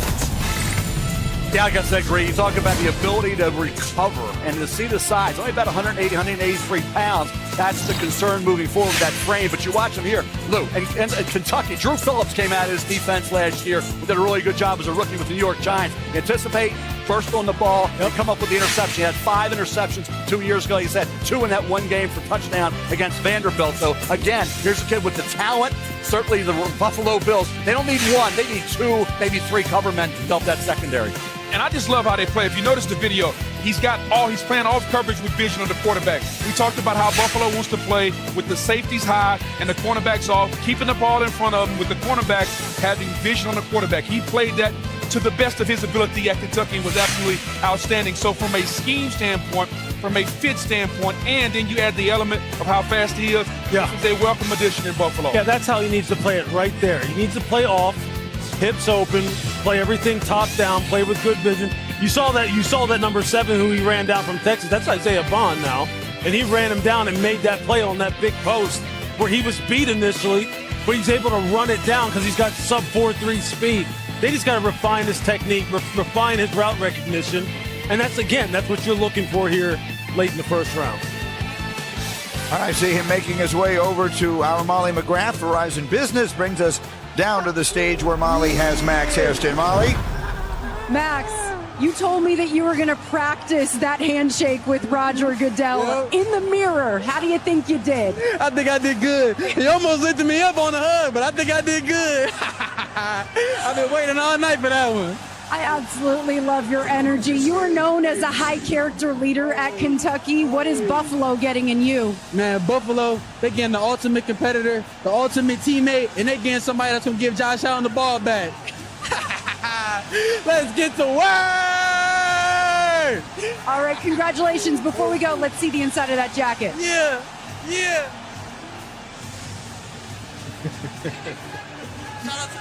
And so Max Hairston is headed to Buffalo. I'll tell you what, the NFL draft makes for a strange bedfellows.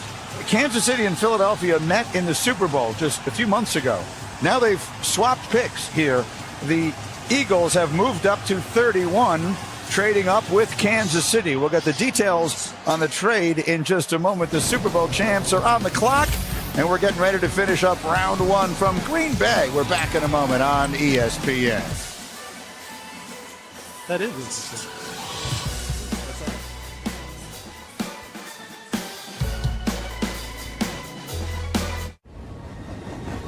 Trains. Trains that sense what isn't on the schedule. Trains that use the power of Dell AI and Intel to see hundreds of miles of tracks, clearing the way so you arrive exactly where you belong. This combo meal's got combinations. Make this thing your own creation. Entree, drink, and choice of sides. Oh, and it's free to swap fries. BK, have it your way. If you keep making that face, it's going to stay like that. I'm trying to get my own car insurance. USAA. Grandpa was in the military. He shared membership with your mom so she could share with you. Easy. USAA. Check if you're eligible today. Open. Here you go, buddy. Thank you. You may kiss the bride.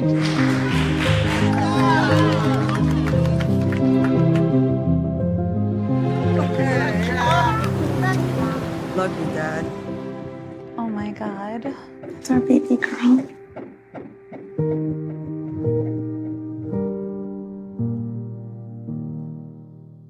You might have heard I'm going through a little upgrade with my tats. So when Verizon announced that everyone gets a free phone on any plan, pain-free, count me in.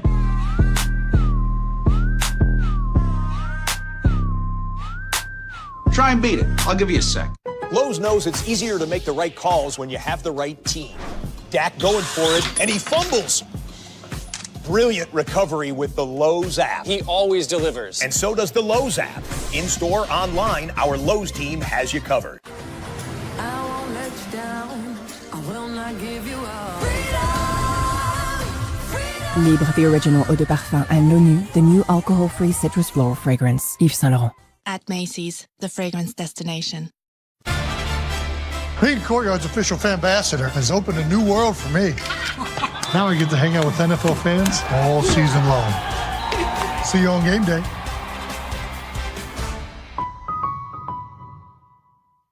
Two world titles, what a night.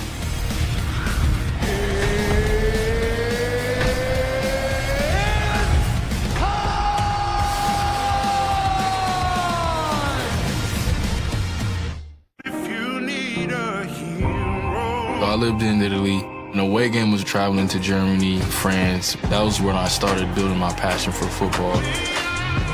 Draft night is going to be everything. Right, back with the final two picks of round one of this year's NFL draft.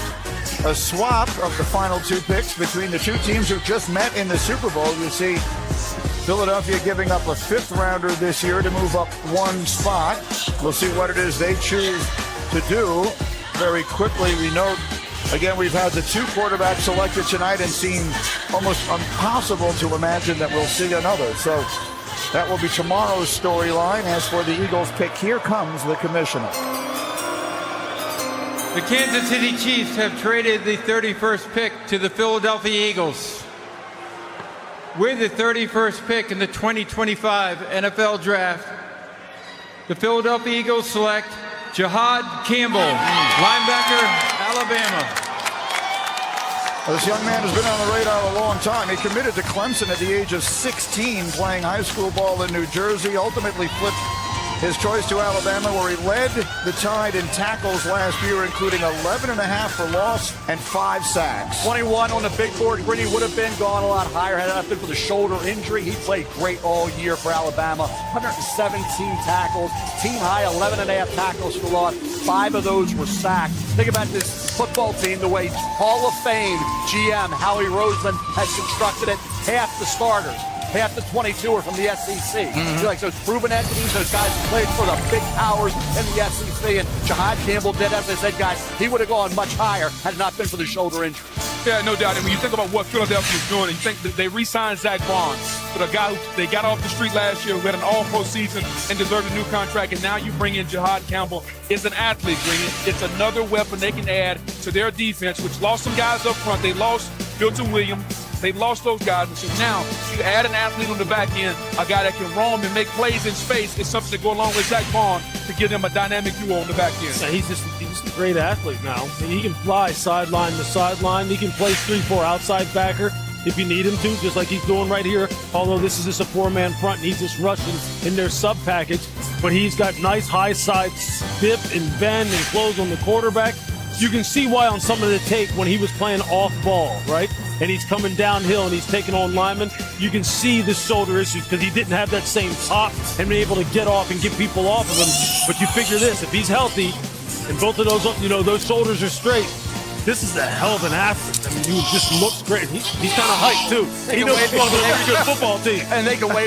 This is one organization, one football team can wait on Jahad. That's right. Get healthy. Don't have to rush him. They drafted Cooper DeJean, who they stole in the second round. Sure. Why? Because he was coming off an injury. Yeah. They waited it out, and he was an impactful all year and was a key guy in the Super Bowl, right? Yeah. So, again, Howie Roseman, I say Hall of Fame without question, GM. I mean, nobody does it better. And to get a Jahad Campbell, who, like I said, I had him at 21. Had not been for the injury, he would have been probably around 12 to 15. And like I said, they can wait till he's and it's not one shoulder, it's two. Right, exactly. Exactly. Wait till he's completely healthy. Shoulders are 100% before you get him back on the field, and they can wait it out.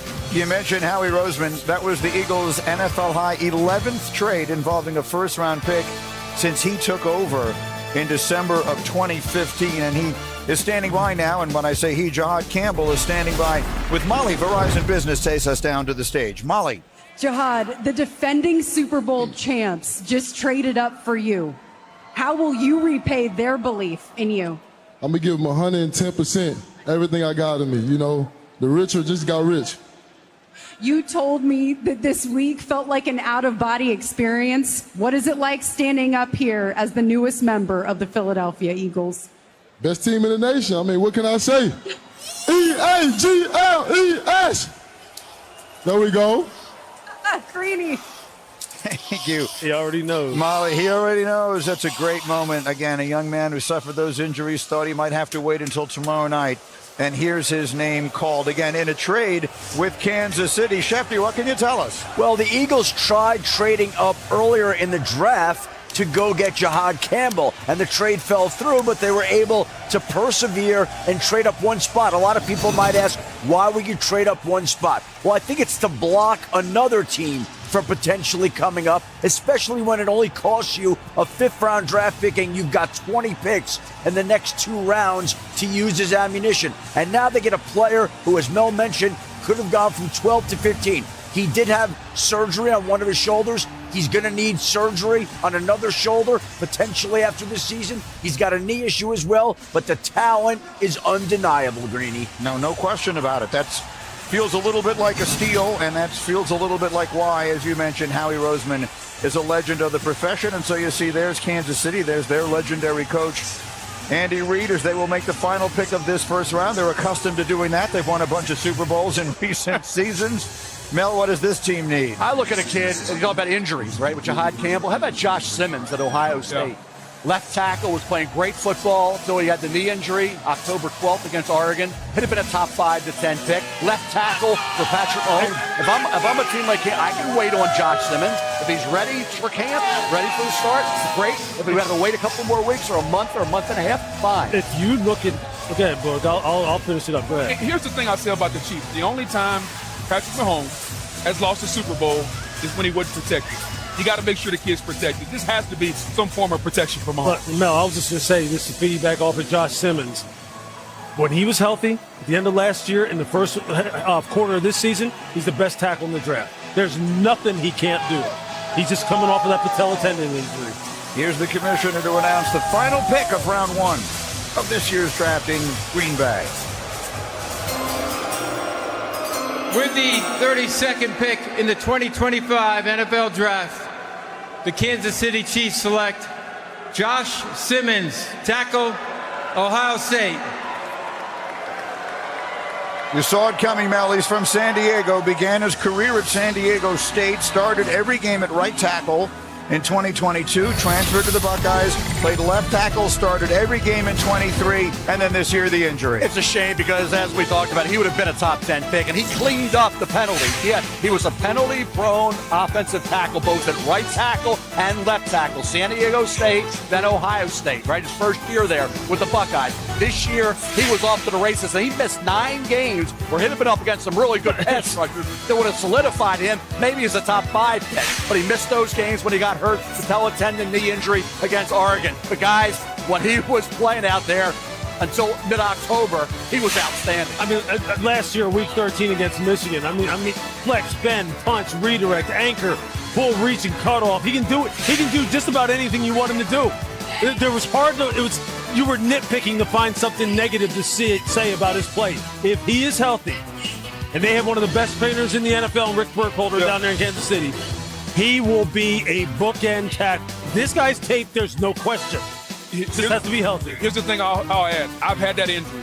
It takes about a year before you feel like that you're back. I've torn my patella. Right. And so I know he's squatting and he's ahead of schedule. It's going to be about a year before he feels like normal again. And if they're willing to wait, to your point, they'll get the best of him, but probably not before then. Remember we talked about in the first draft podcast, his uncle. Remember his uncle, Chris Ulamatu Ma'afala? Yep. Father Nelson Simmons played Major League Baseball, Detroit Tigers, Baltimore Orioles, and Josh Simmons, the name, goes from San Diego State to Ohio State, and he was off to the race. Cleaned up all the penalties. He only allowed 2 pressures and all those. I'll tell you, they have tried hard to address the offensive line down there, and they've had some success, and they've had some misses. This guy is one of the best that they've brought in there. There's no doubt that you cannot dispute it. He just has to be healthy, which by all accounts, he's trending the right way. And so that is it for round 1. There doesn't seem to be any question what the storyline is going to be going into round 2 tomorrow. Shedeur Sanders went undrafted tonight. That is a surprise, if not a shock. Only a 3% chance, according to our predictions, that he would be here available for Friday night, tomorrow night, for rounds 2 and 3. It has been a privilege to bring this evening to you on behalf of our entire crew here in Green Bay. I'm Mike Greenberg saying good night. Thank you so much for being with us. SportsCenter picks it up, takes the ball and runs with it now. Scott Van Pelt is ready to go. Scott, take it away.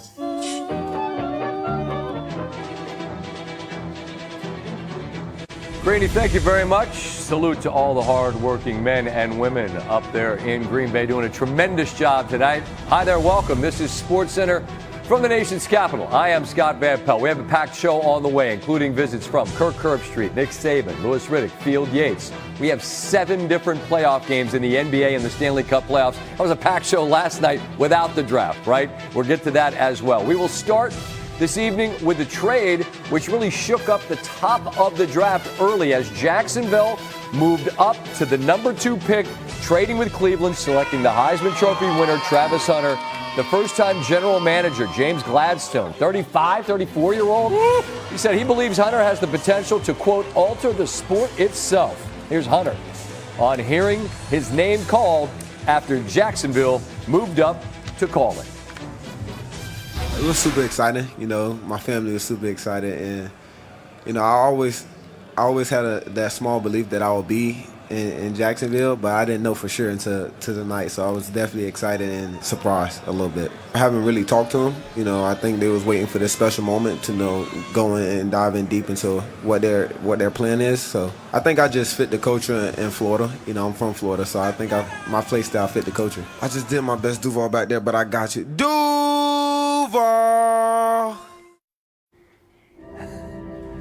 That smile is undeniable.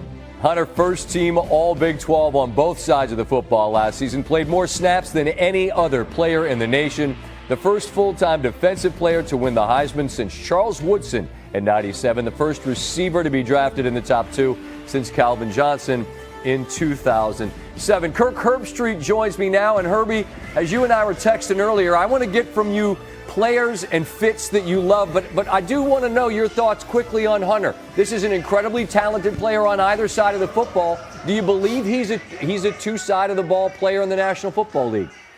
I I think I wouldn't be shocked to see him give him that opportunity. Liam Cohen's kind of a progressive, edgy head coach and has philosophies that he's going to be willing to give players chances to be able to showcase what they can do. You've heard Travis talk about it, Scotty. I mean, he has the confidence that he wants to do it. He's going to have to refine his route running to be able to become a true, legit, big-time wide receiver. But we all know his ball skills, his athletic ability, his competitive spirit. I see him playing receiver, and then maybe bringing him in to be able to be a corner that can help you on certain downs and distances, certain situations. But you talk about a guy, not just a talent, but what he can do for a franchise that I think really needs some energy. It was a great pick. Well, that's why they moved up to get him at 2. Now, as advertised, fit, opportunity, player, team. Give me a combination that you're like, I love it. Where do you start? Well, there's actually a bunch of them. I guess I would start. I don't know what your graphic's going to say, but I probably would start with Denver. Jahdae Barron. I thought that was a great pick for Sean Payton, just because you think of Payton, you think he needs a joker, he needs an offensive guy. They're already so strong in the back end at corner, and they go out and pick up a guy that's so much versatility. You got Surtain, who's one of the best in the league at corner. You got Riley Moss out of Iowa, who's, if he didn't get hurt, he might have made the Pro Bowl last year. And now you add Jahdae Barron, who's probably going to play on the inside at that nickel spot. So I think it's one of the best secondaries in the entire NFL. So, again, Denver, Payton, you think offense, but clearly Vance Joseph as a defensive coordinator has all the pieces he needs. And then the other one I'll give you I really loved was what Atlanta did. Atlanta got Jalen Walker, who I think could be the defensive rookie of the year. The young man out of Georgia. Explosive, just nasty, can play off-ball linebacker, can come off of the edge, can blitz, can do so many different things. Then they make a trade. We were showing them their high five, and we're like, what do they have next? And then they get James Pierce, one of the better pass rushers in this draft as well. Very explosive. I think he ran a 4.4 in the combine. So you get 2 elite pass rushers, something that Raheem Morris desperately needed, and that's exactly what he got. And I think when you not only look at talent, you look at need. I think it's hard to argue who did a better job than Atlanta picking up those 2 pass rushers and what they're going to be able to do. And Scott, you know from following this league, it's all about who can disrupt the quarterback and get after him. And Atlanta just took a huge step in the right direction in one night. Yeah, that's a fan base down there that's going to obviously be familiar with both of those young men, given that they played at Georgia and Tennessee, respectively. Last quick one, Herbie. I know it's been a long day. When New York moved up to take a quarterback, obviously people were curious, would it be Shedeur? But no, Dable wants Dart out of Mississippi. You saw him play a bunch. What's your reaction to that particular fit, albeit probably down the road, given that they've got some vets in the quarterback room? Yeah, they do have a few vets, which I think could work out well for him. You know, if he has a chance to come in and listen and learn under Brian Dable, who I have so much respect for, he has a way of communicating with quarterbacks and bringing the best out of them. I know you can look at what's been going on with Daniel Jones and maybe scratch your head on that comment. I'm just telling you, he does. He was one of those guys. He needs the right guy. Dart could be that guy. I guarantee you he worked with Lane Kiffin, talked with him, got real with him, tell me every single thing about this kid. And you could see before they announced, it was another room, a look into the room, the green room, where you could see them say, yes, we got our guy. So they're very confident of what he can do. And I love the fact, again, if he can sit back and wait a year, learn, adjust, learn how to be a pro, learn the system, and then maybe late next year or the year after become the guy. That would be an ideal situation, and I think that's why they pulled the trigger and made that move late. Yeah, it makes a ton of sense. That's an awfully tough market to get thrown in the deep end of the water as a rookie, and it would appear they don't need to do that given that they've got some vets ahead of him. Herbie, appreciate the time as always, man. Be well until we talk again, all right? You got it. Anytime. See you, buddy. All right, my man. Thank you so much. The top of the draft, and I think this got shoved to the side given that trade happened almost immediately after Cam Ward went from a 0-star recruit famously to the #1 pick in the draft. Titans coming off 3-win seasons. 3-win season, I should say. They've missed the playoffs 3 consecutive years. Ward, the 4th quarterback Tennessee's drafted in the 1st round overall, and he was awfully emotional visiting with our Molly McGrath. Cam, you were once an underrated prospect with no FBS offers out of high school. Now, you're the #1 pick in this year's NFL draft. What stands out most from your journey to this point? I just thank God, man, the hard work that I put myself through, and just the unbelievable work ethic that I have. I just always have faith. He's prospered me. In this moment, my parents, they really pushed me to, get to where I am. I can hear that emotion in your voice. Where's that coming from? I would say the little kid in me who wanted it. Always our favorite part of this night, the night that the dream becomes reality, as Ward becomes the 5th player to lead the nation in touchdown passes and be drafted first overall the following year. The first, John Elway in '83, followed by Hurricane Vinny Testaverde in '87, David Carr. The expansion Texans selected him in '02. Joe Burrow, after that remarkable year for LSU, tabbed by the Bengals. Man, was it really 5 years ago? And now, Cam Ward. Pleased to be joined now by Nick Saban. And Nick, through the years, you've been able to share your perspective of guys you had to coach against, like a Daniels a year ago with LSU. And now working with us this year, you got to watch so much more football from all over the country. And I know Cam really impressed you. And he went from Incarnate Word to Washington State to Miami, and he got better, it seems, at each stop. Do you feel like his skill set, Nick, translates in the National Football League? Yeah, I definitely think so. I think this guy hadn't been on the circuit. I think the Titans need a lot of things. I think it's a great start for them to start at quarterback, and I think because of this guy's leadership and skill set. I mean, this guy has a strong arm. He can extend plays. He's got really good judgment. He's accurate. I just think he's got to learn to throw a little more consistently on time from the platform, know when to scramble, when not to scramble. But I think this guy's going to be a really good NFL player, and I think it's a great start for the Titans. That's an interesting comparison and point you make, Nick, because I think about Caleb Williams, right, with USC. He made so many incredible off-schedule, off-platform plays, but it's a hell of a lot easier to do that on Saturday than it is on Sunday. How much is that something you just have to really learn to rein that in? Because those plays, many of them won't translate at the next level, will they? I don't think so at all. The game speeds up. It's so much faster. It's so much more physical. You really have to learn as a quarterback to throw the ball on time, read, get the ball out of your hand, throw it on platform, and have a good sense of when you can scramble and when you can't. And I think this guy has a pretty good feel for that. He can run if he needs to, but sometimes he holds on to the ball too much and it gets him in trouble.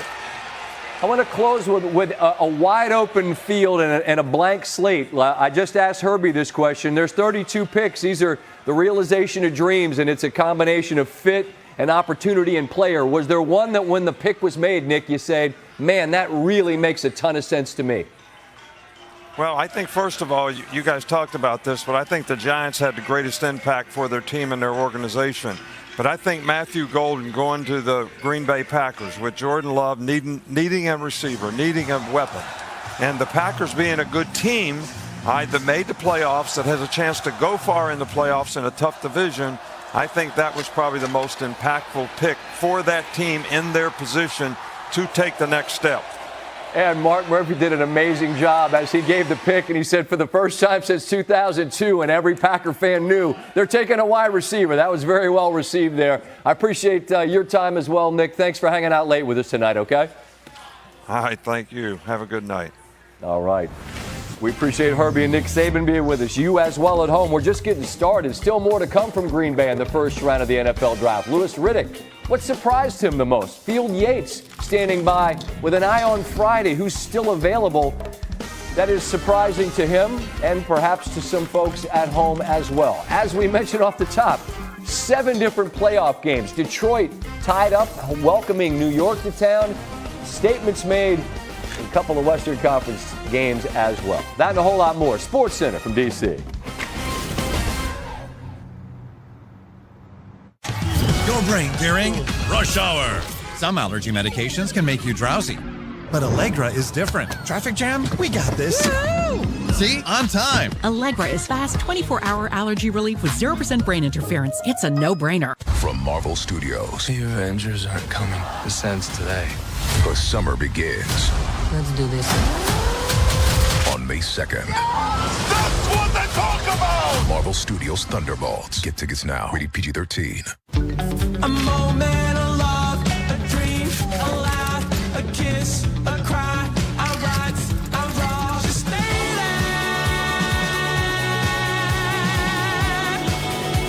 there. putting myself through a little upgrade, changing my body image. All it takes is positivity, a very painful laser, a little bit of crying, and bam, Pete's tattoo free. So when Verizon announced that everyone gets a free phone on any plan guaranteed, 0 lasers, I'm like, count me in, dude. I mean, seriously, who's doing that? A free phone? Look at this thing. I don't even need a case. That's how fun.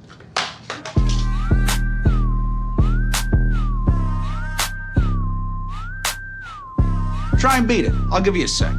All my ladies roll your deal like this. When you move your body, feel confident. All my ladies try this deal real quick. Let your body how you see fit. My neck, your back.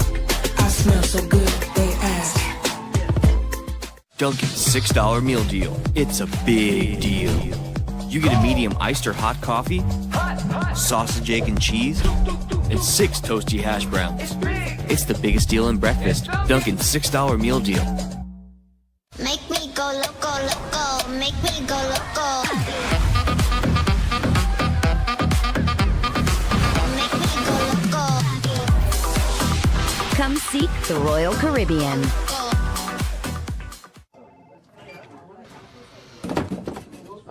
Nuts. No, with Planters nuts, it's not nuts. It's nuts. Because Planters nuts are good. Planters nuts.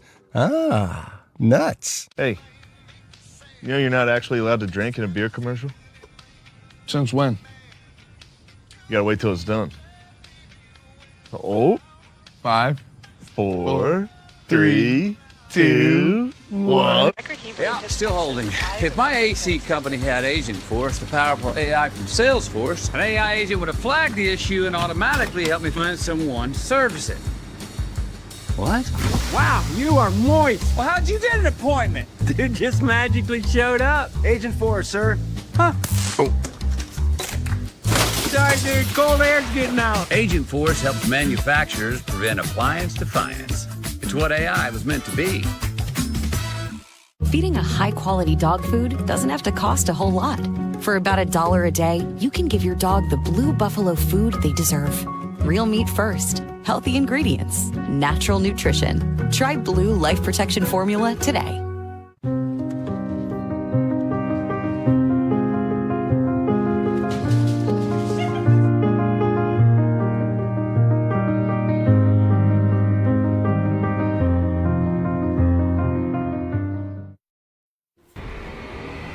We are just past midnight on the East Coast. Sports Center continues. Best thing I saw today, a remarkable scene outside Lambeau Field.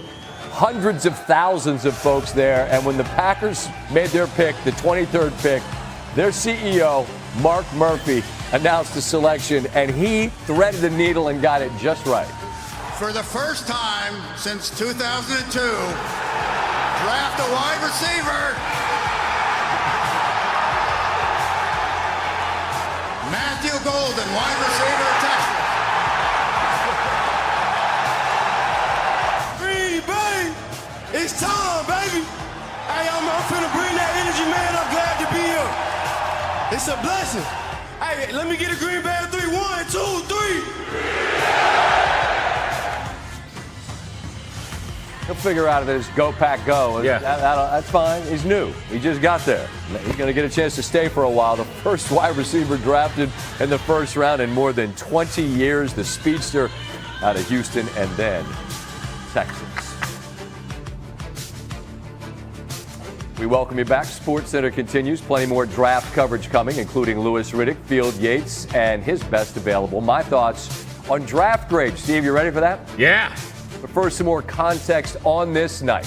Among the top storylines from the first round, the incredible journeys for both Cam Ward and Travis Hunter, considering both began their college careers below the FBS level. It's the first time since the FBS-FCS split. The top 2 picks in the draft both had non-FBS playing experience.